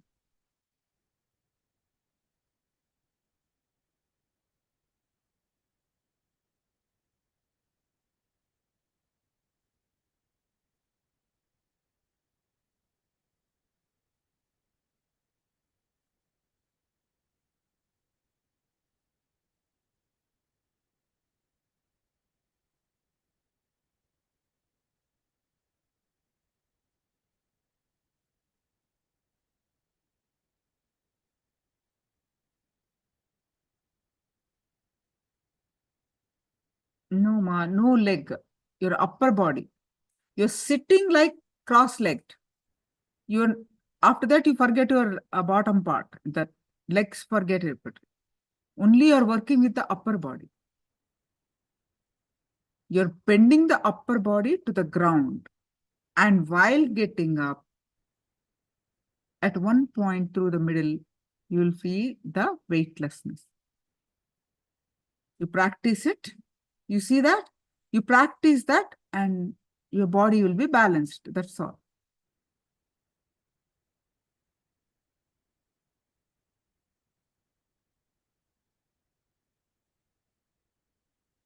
Now let's move on to the next meditation. I hope all of you are clear, right? Lalita, is it clear? You're able to do it? You can give a thumbs up.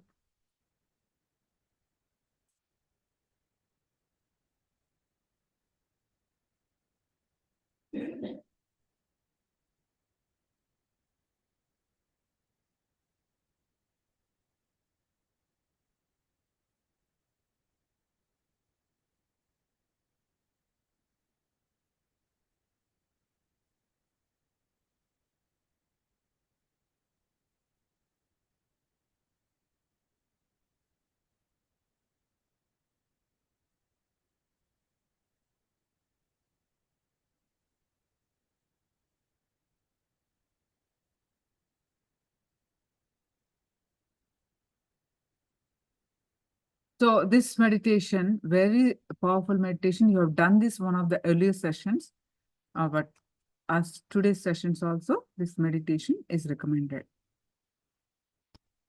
Stand with 1.5 foot space between your feet. Close your eyes and tie with the eye band. This from bottom to top. You are moving from bottom to top. Squeeze it, release it. Do you remember? Visualize your each body part as a bean bag. This also you can do it in 5 minutes. This meditation also, you can do 5 minutes, you can do 30 minutes. It depends on you, okay? Let's do this very short period of time because you have done this before. So from just sit 1.5 feet away, sit comfortably, stand comfortably. From bottom, feet to top, head to the crown center. Each body part, complete, if your work starts with the feet, Your feet is complete awareness. Feet, visualize each body part as a bean bag. Then if a bean bag, you can squeeze it, right, Ma? You can squeeze it like that. You visualize, put your pressure on the leg, squeeze it, then release it.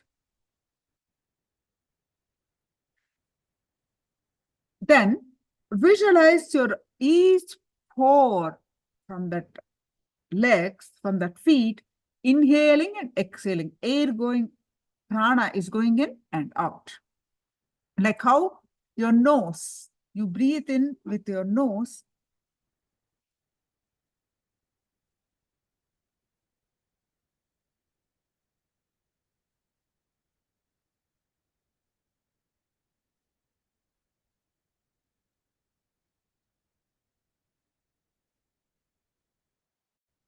Concentrate on your feet. Forget all other body parts. Tense your feet. Visualize your body as a beanbag. Tense your feet as intensely as possible. Almost it started getting pain. At that point, relax. Just tense so hard that as much your capacity as possible, tense it, release it completely.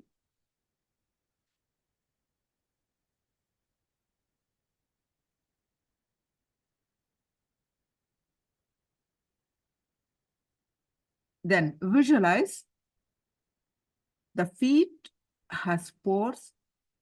Visualize the it's breathing. Every pore in your feet are the air is going in and out. The prana in the air is going and visualize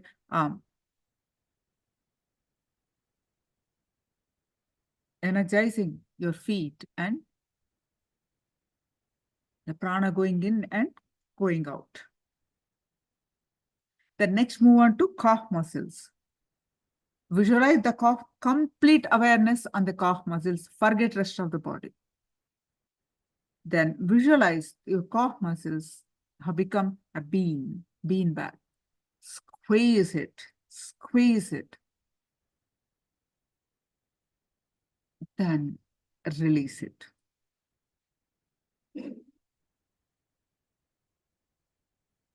Visualize every cell in that calf muscle, inhaling prana and exhaling. Literally how you take the breath from your nose, now you take from the calf muscles.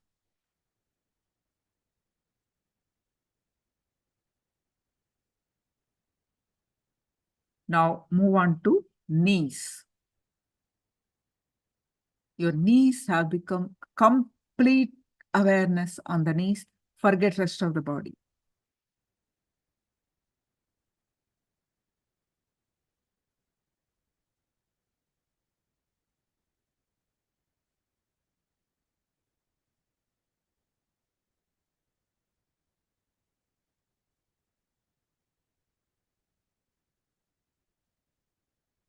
Now move on to thighs, like that. Each thighs, then back, stomach, chest, back, neck, hands, then face, and the head. So each body part, you repeat the same. Take few minutes and repeat. And each body part, whenever you are working on one body part, forget the rest of the body part and complete awareness on the body part that you are tensing, you are working on.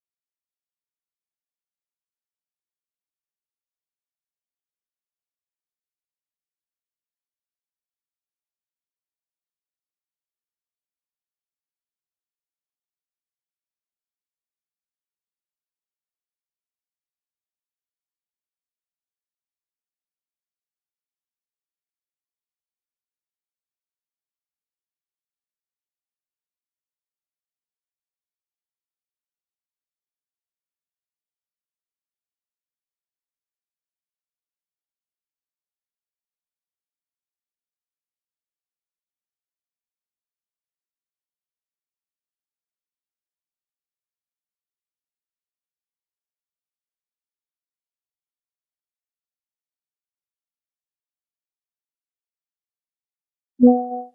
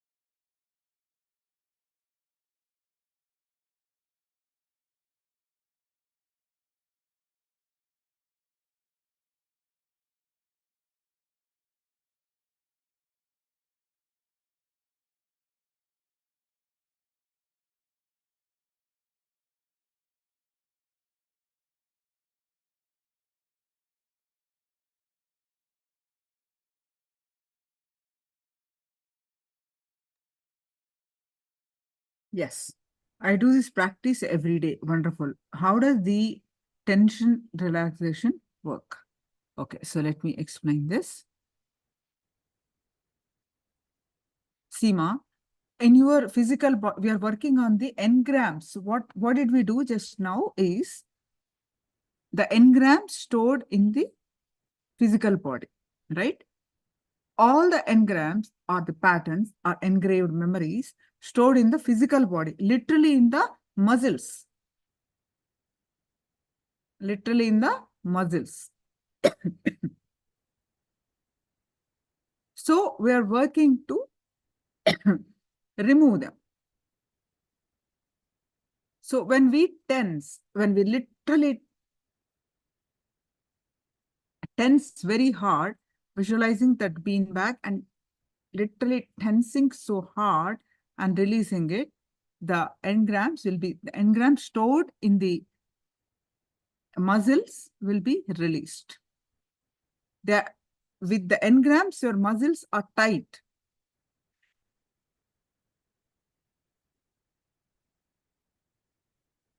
Okay, the same meditation, ma? The same meditation you are talking about?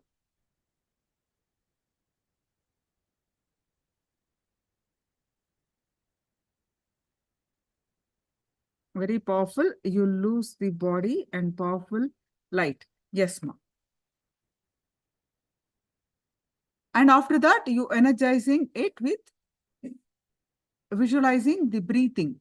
Every pore is breathing, isn't it? Inhaling and exhaling like a nose.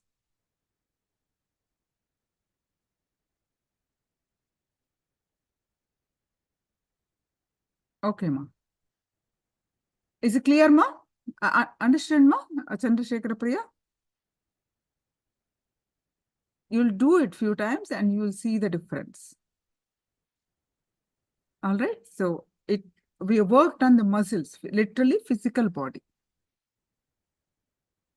Yes, to release the engrams. All right. So these 7 bodies, all the pains,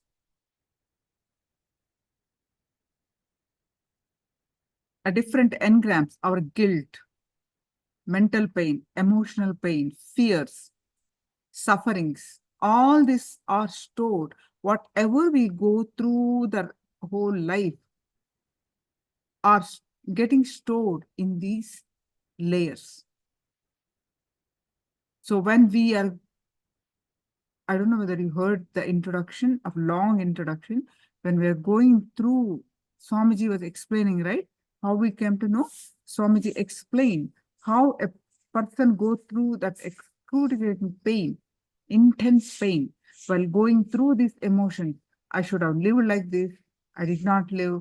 The mental pain, emotional pain, physical pain, all that everything you go through, like 1,000 scorpions biting at a time, you'll be kicked, like your consciousness will be kicked like 10 football players kicking you. It is like a very painful experience if you do not have any conscious experience. That's why it's very important, Swamiji said, if you have that conscious experience, that come to the rescue, then your leaving the body will be very smooth.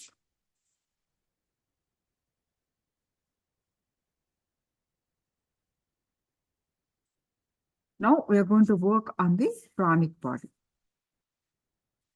In the physical body, so basically, physical body, what pains is fears, basically. Fear about everything. The engrams related to fear. Now we are going to, is very important, the pranic body. The desires, so many unfulfilled desires. The second layer is our breath layer, that is pranic body. The breath that we take. The pranic layer is filled with all our desires. Prana, is the life energy that sustains us every moment of our lives. Understand? It is not the same as the air that you breathe in and out. See, we are breathing in and breathing out air. In that air, there is a life energy that is called prana, that is carried by the air. For example, if we have to carry a truck of mud from one place to another, the truck is just the carrier. We need mud, not the truck, isn't it? Same way, air is carrying the prana. Prana is what we need. The mud is the real content you are interested in. Similarly, air is the carrier in which the carries the real content, prana. We don't need air to survive, we need prana to survive. So prana is associated with 5 different movements. Actually, the inhaling the prana, vyana, udana, samana, apana. Inhaling the prana staying inside the body, prana spreading all over the body, every hook and corner of the body, and prana assimilating all over the body, and apana is cleaning of the system and elimination. Inhaling, going inside, prana is going inside and staying inside the body, spreading all over the body and assimilating all over the body and cleaning of the system or elimination. These are the 5 action that happens with prana.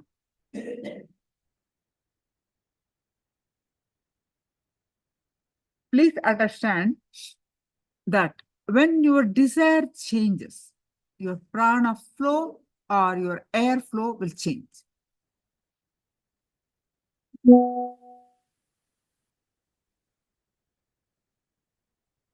For example, if you're caught in lust or any intense desire, your inhaling and exhaling will become intense. The prana going in and coming out will increase. With any desire, the prana flow will change appropriately. If you are in a silent and peaceful mode, the prana flow will be different. It will be so mild that you will not even know that prana flow is taking place. Desire is nothing but energy. How should we handle this desire energy?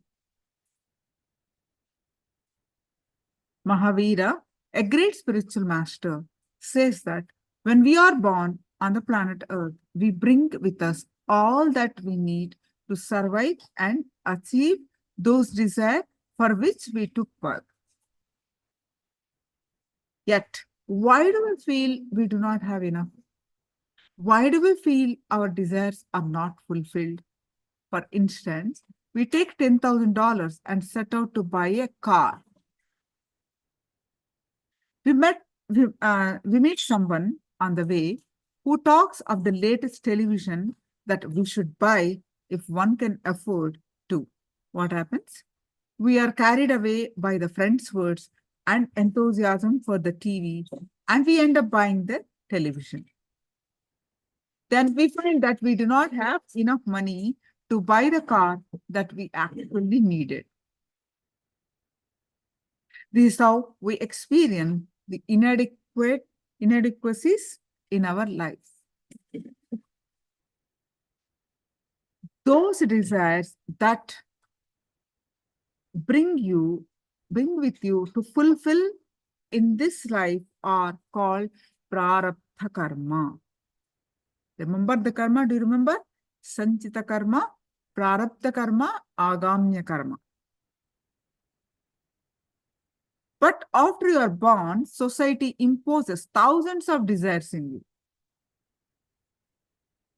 You pick up desires from each and everyone whom you meet in life and from commercials and try to fulfill them.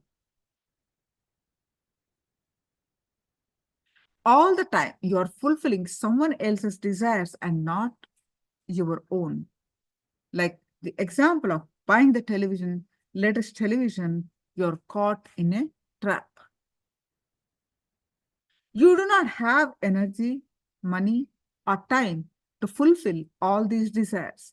Therefore, forgetting that all those desires were really the ones that you picked up from others, you blame life, God, for not being able to fulfill your desires. You do not feel a sense of abundance and the blessed showering of existence in your life. Instead, you feel depleted and cheated. When you infuse energy into the pranic layer, only your real desire will stay. The borrowed desires will leave you.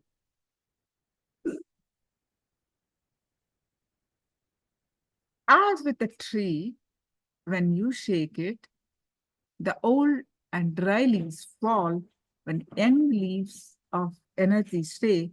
When you do this meditation, other people's desires will all fall away and only your dreams, your desires will stay. Understand that your own desires that you came with into this life are already imbued with the energy to fulfill them. Borrowed desires are not so deep and energy filled. But what happens is that you use the energy to fulfill those borrowed needs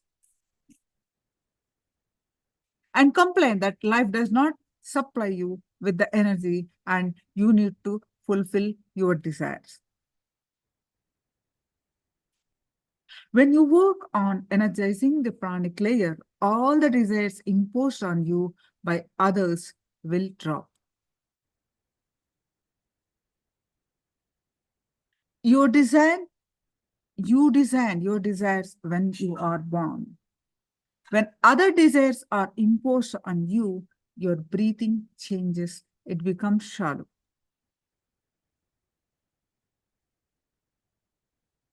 If you have observed kids when they are asleep, you can see that they breathe with their whole belly.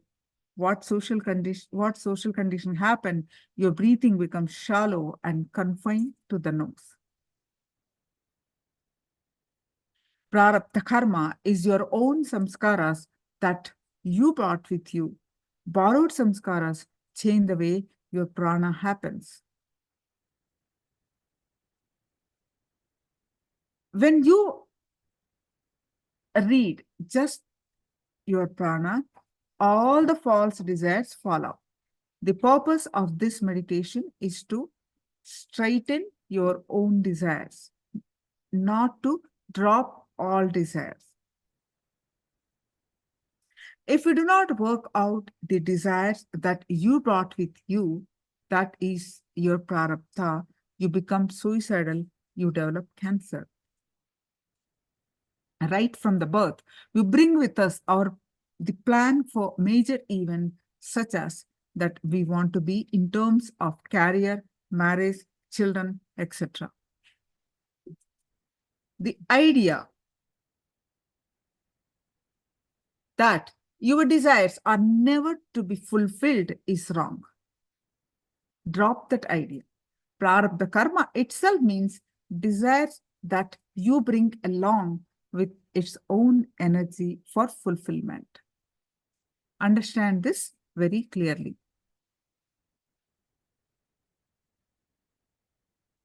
Our desires are like Pandora box. We have accumulated so many and kept them. Now, open Pandora box and see what is inside. Do not condemn any desire. Do not suppress them. Do not judge. Whatever is there, let it out. We can classify desires into 4 types. The desires to do with sensual pleasures, name and fame, material possessions, and spiritual experiences. Now, write down all your desires. Do not edit them as you write. You are not going to show it to anyone.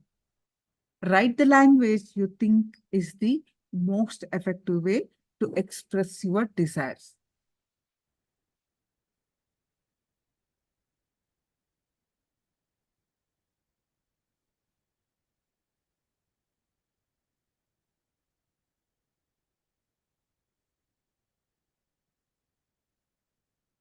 You write down, it is only for you. Write on a separate paper. When you have finished writing, go through your desires. Now quickly write down.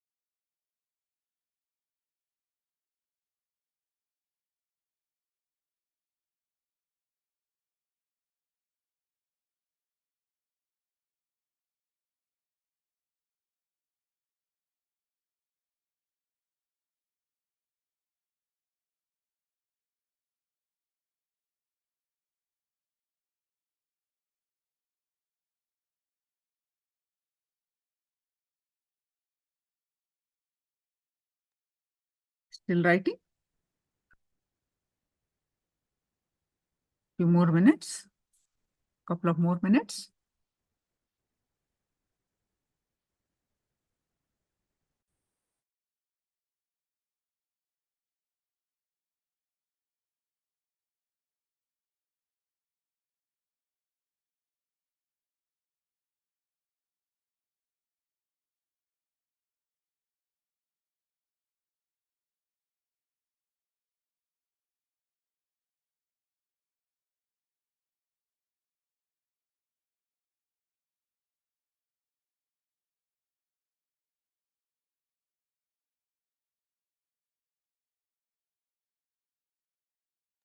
I know the list will be endless. One more minute. You'll be writing. Now, let's listen from Swamiji. Your desires can be fulfilled.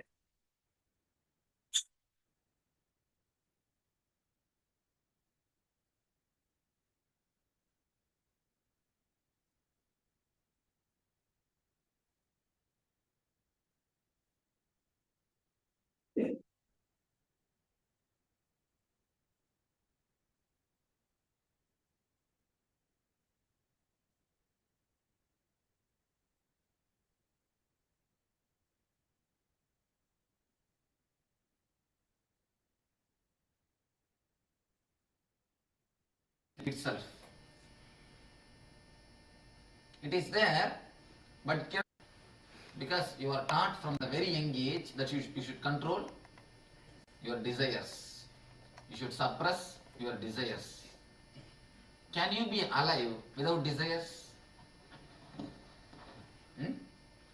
You can't even breathe without desire.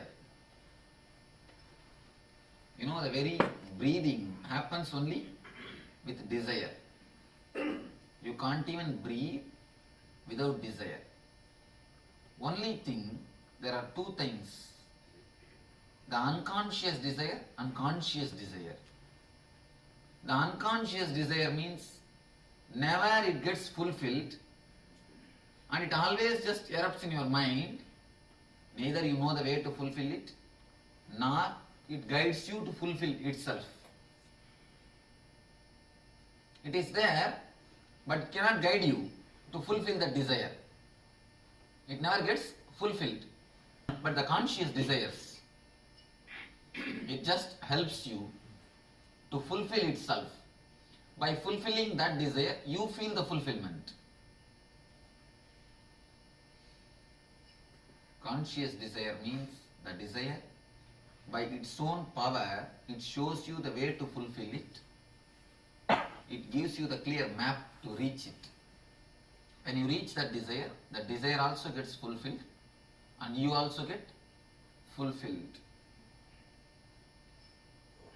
Unconscious desire, you do not even know the way in which you have to proceed towards the desire.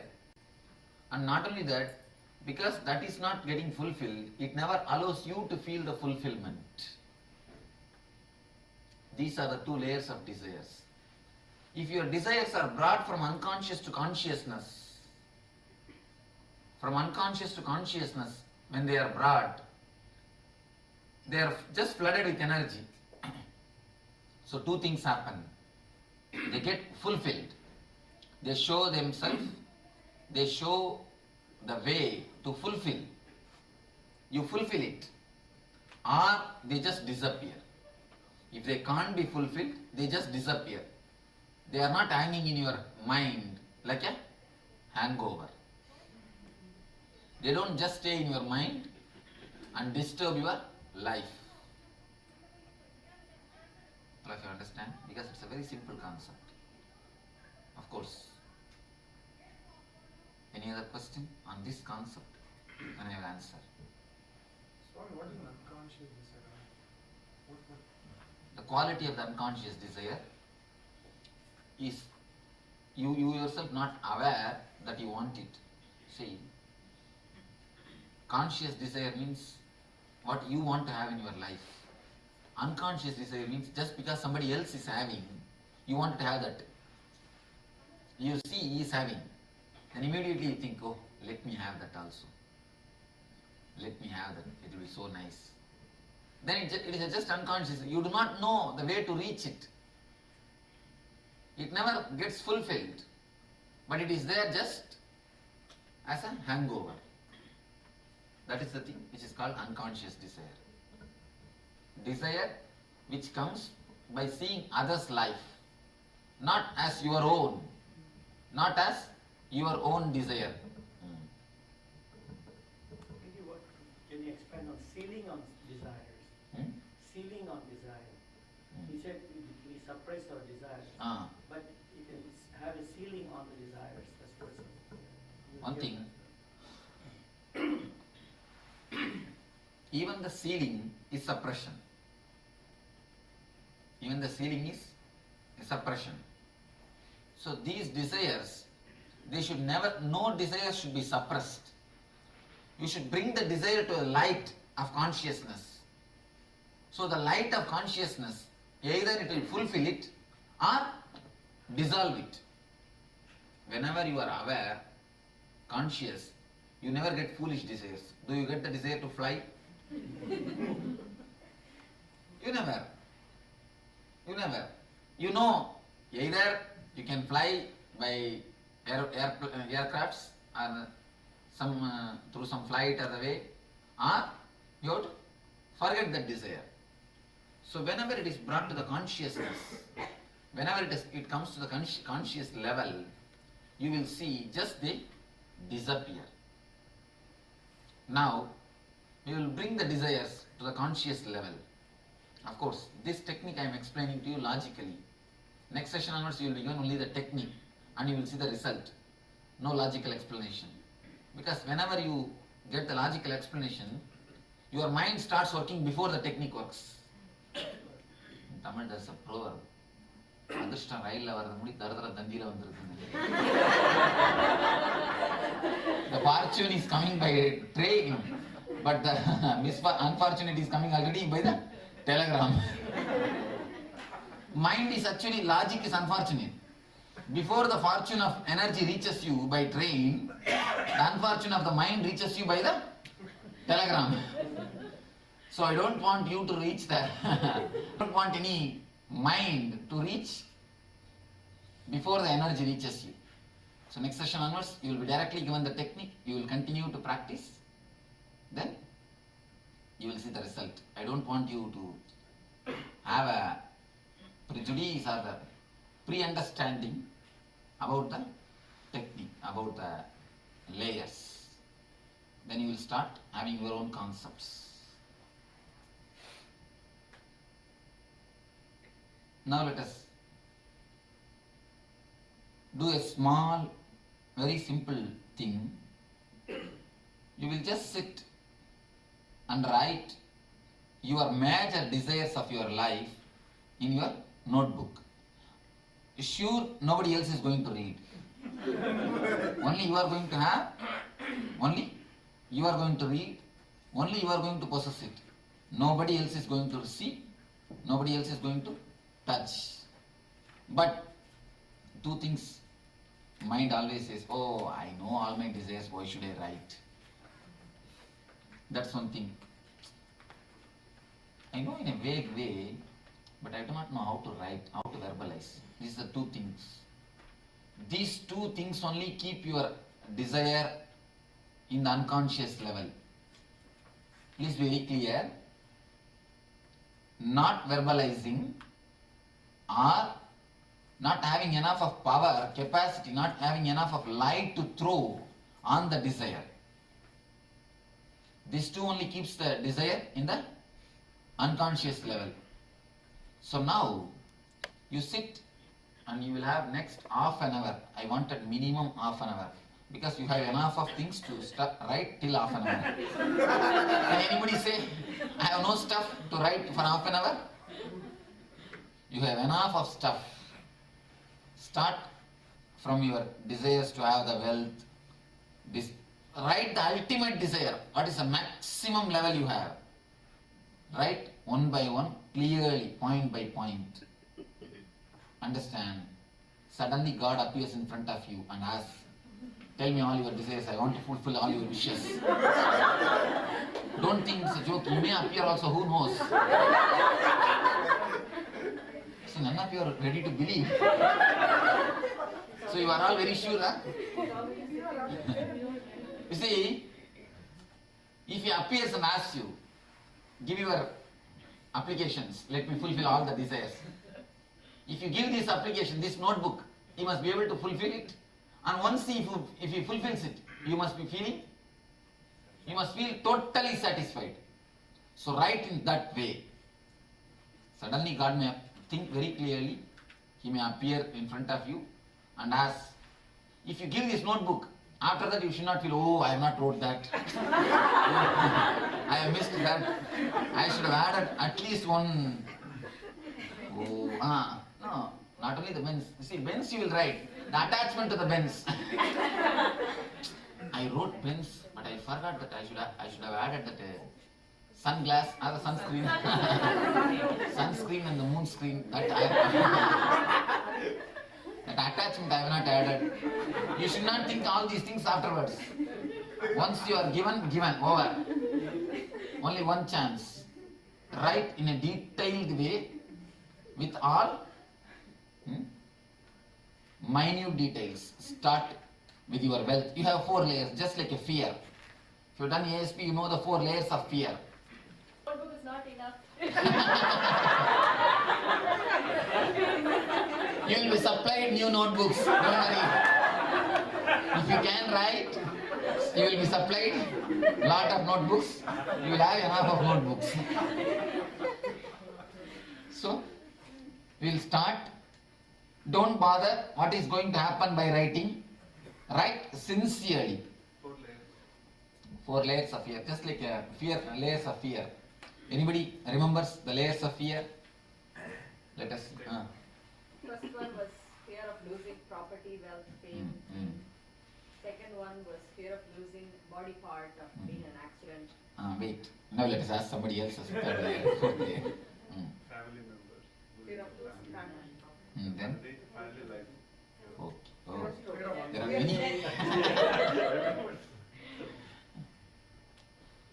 Nice. The same way, you have 4 layers of desires also. The desire belongs to I, desire belongs to mind. Desire belongs to mind means the layer of wealth. Layer of wealth, money, or all the comforts. Desire belongs to mind. Next thing, the desire to have the respect, name and fame, or the social status psychologically in the I and mind. You see, in the mind itself, physical, psychological. In the I, physical, psychological. 2 category, I and mind. In the mind, physical is comforts, psychological is name and fame.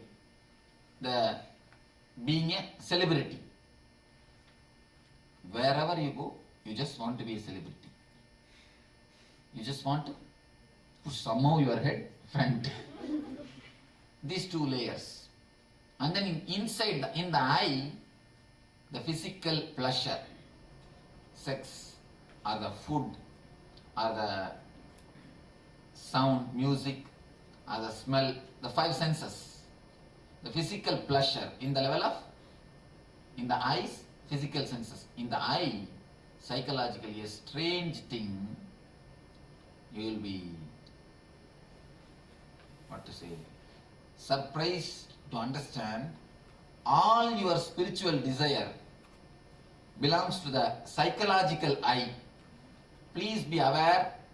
Many of you told me, I have come here to have a spiritual bliss. I have come here to have this, have that. All these things are also desires. All these things are also desires. So you will write 4 layers of desire.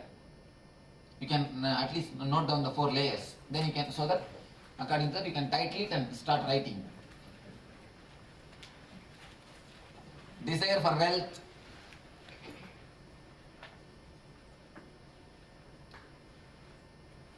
And status. Desire for name and fame.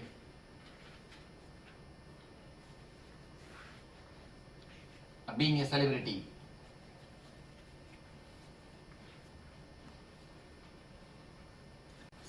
Third layer, desire of sex, the sexual fantasies.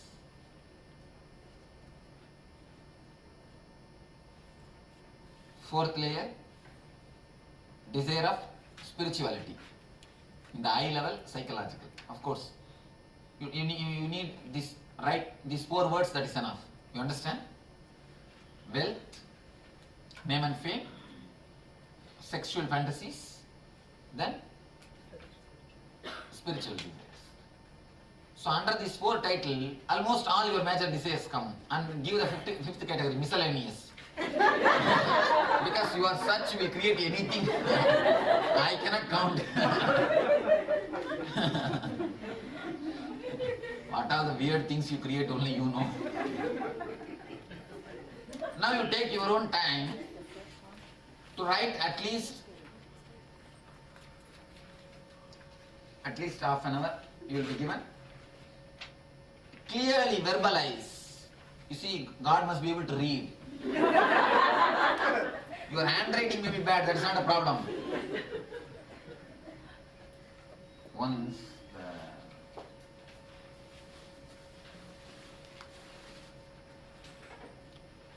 a man made an advertisement for his manager. You must be able to write French. Once you know to write French means naturally you know to read, to speak. That is what he thought and gave an advertisement. You must be able to write French. One man, our Moorg, applied for it.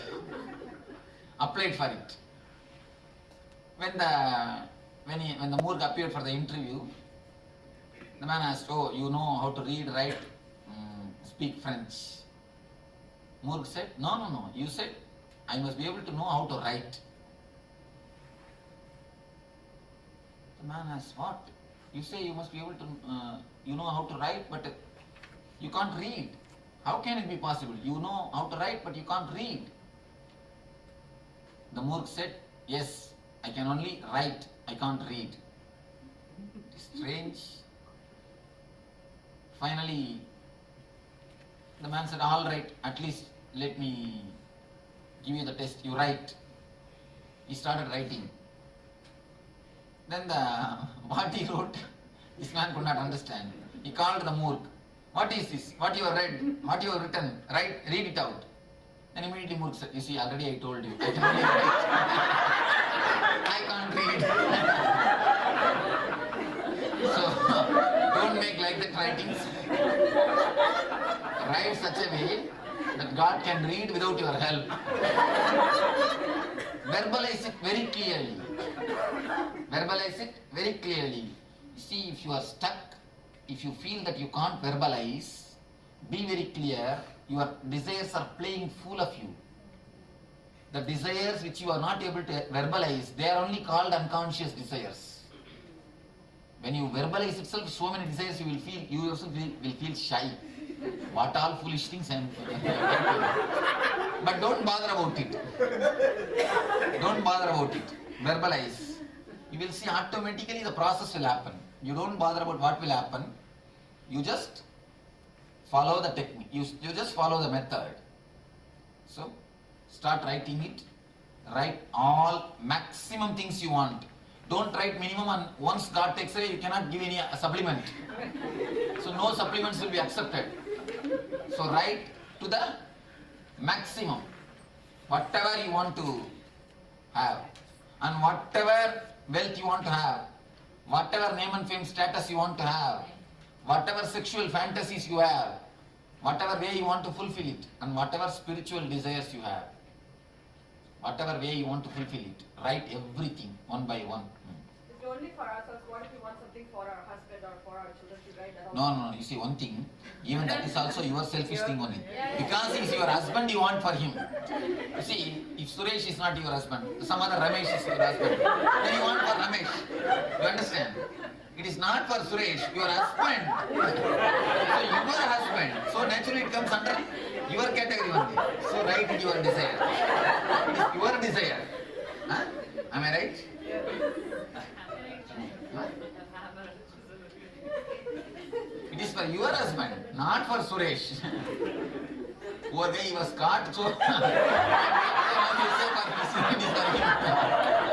otherwise it is for somebody else. So you're right.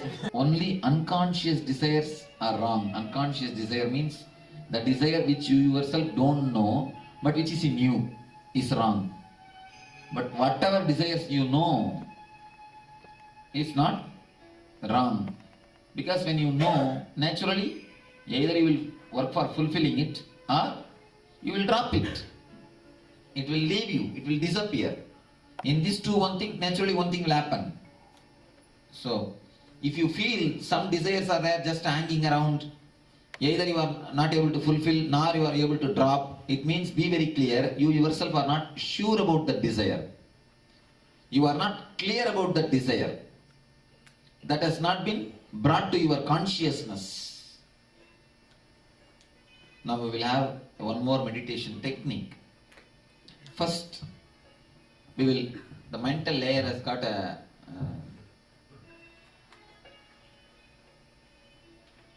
sub-layer, I can say, pranic body, the prana sharira. So we will work on that prana sharira. Then we are going to work on the desire. Of course, this is something to do with your imagination. The meditation technique is deeply related to your imagination. To bring your imagination capacity to the peak, to bring your imagination capacity to the maximum, to bring your imagination capacity to its ultimate level, then you will understand imagination, the desire, how powerful, how energetic they are. They are just a driving force, life energy. Then this mental layer, which was a wound in your being, will become an energy to support you. See, if a building is standing in four pillar, suddenly one pillar is broken, some disturbance has happened. It is not only that pillar is not supporting that building, that pillar becomes a weight on that building. So whenever you get disconnected to one body, whenever you condemn one body, whenever you don't use one body, not only that becomes you are not using that body, that becomes a weight on you. That becomes a weight on you. If that pillar is again substituted or replaced by another one pillar, not only the weight will be, it will not be weight, it will be support. So let us work on the mental body as deeply as possible so that it can become energy. It can support to hold the breath. Just fill your lungs and then hold the breath as long as possible. And then exhale through the mouth and keep your lungs empty as long as possible. Understand? Inhale through the nose as deeply as possible, slowly as possible, and hold. Keep your lungs filled as long as possible. Then later on, exhale through your mouth as slowly as possible and keep your lungs empty as long as possible. This is one cycle. So start doing.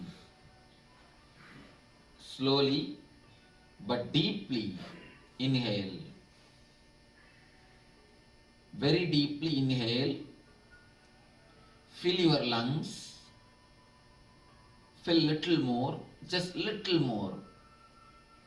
Little more. Hold on to it as long as possible. One more second.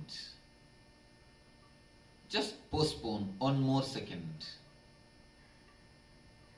One more second. When you feel you can't, you have to breathe out. Breathe out through the mouth. Exhale as deeply as possible, as slowly. You have to open your mouth. Yes.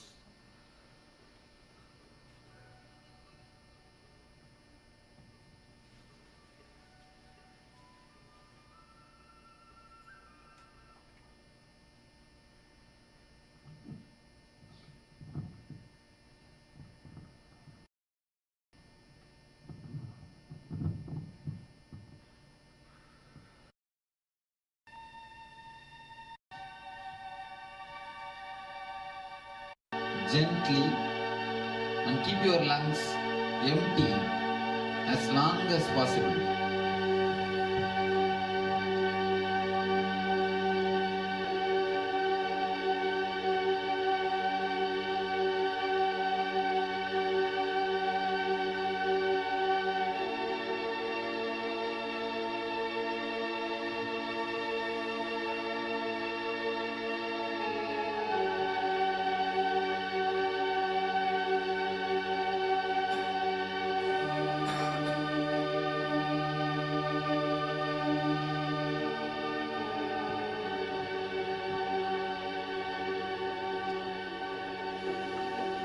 Unless you put your whole effort, the pranic body will not open. So put your whole effort. Breathe through with whole body. When you breathe in, the whole body should move. When you breathe out, the whole body should move. Very gently, very deeply.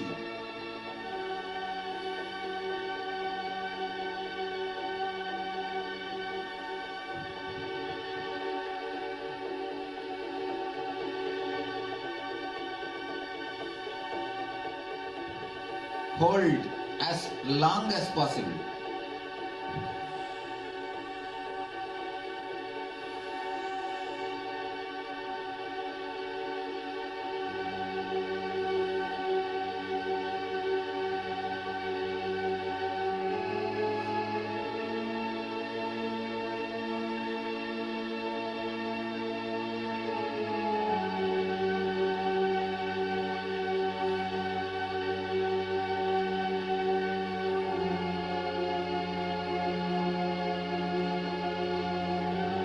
Breathe very slowly but deeply. Hold as far as possible. Exhale very slowly and again hold without taking the breath as far as possible.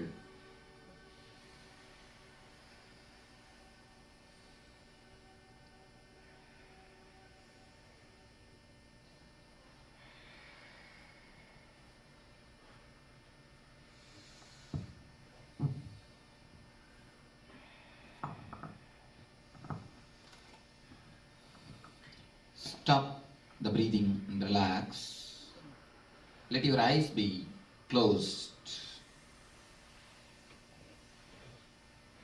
Relax. Come to a normal breathing.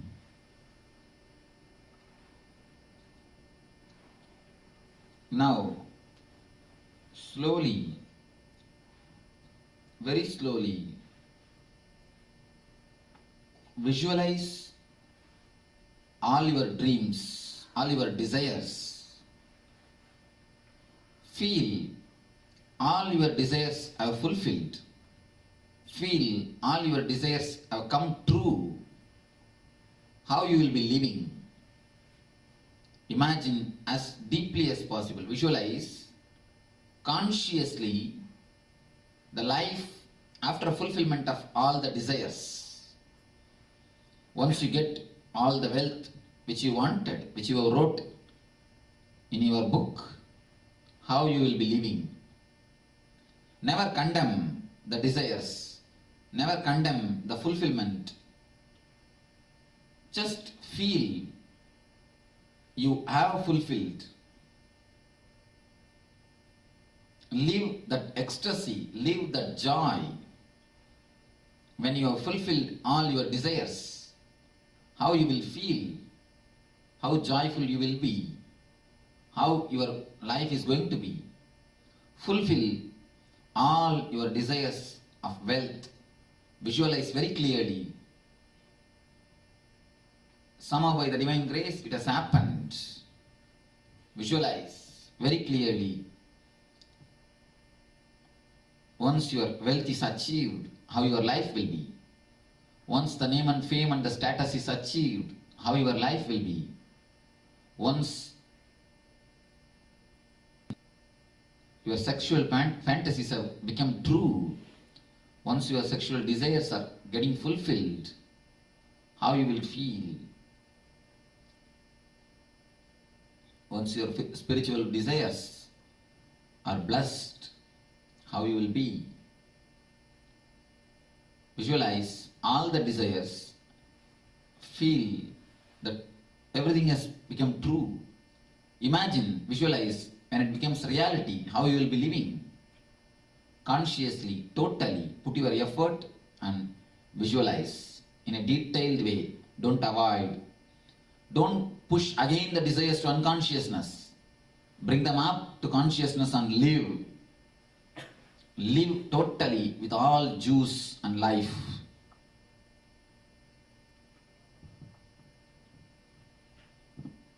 When you start visualizing your desires, you will see automatically your energy gets concentrated on the third eye and the brow chakra. Allow that to happen. Encourage your mind to get concentrated on the visual, on the third eye.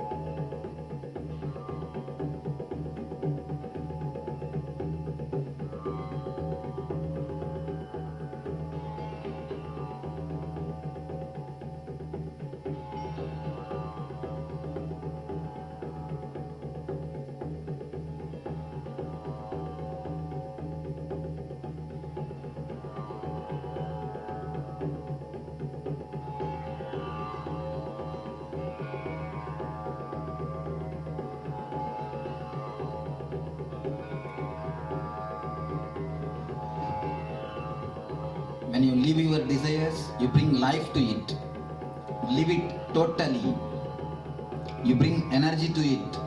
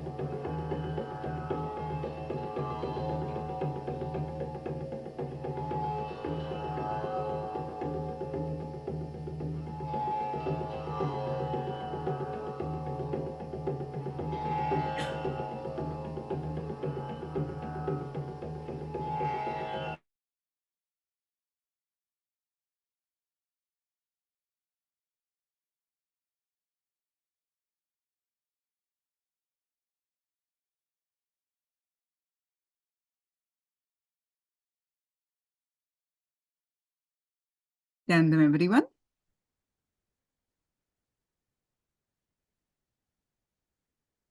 Yes.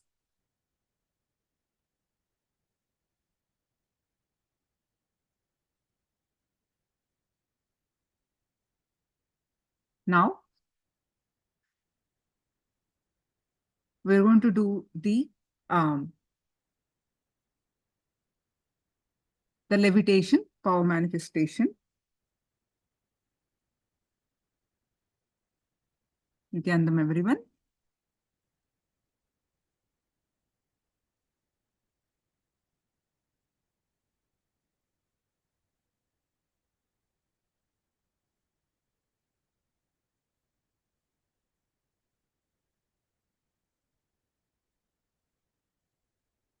Sit cross-legged or sit in Padmasana.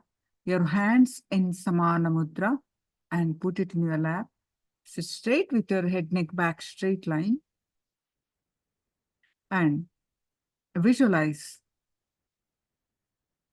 Swamiji's form in your inner space and complete awareness on your third eye.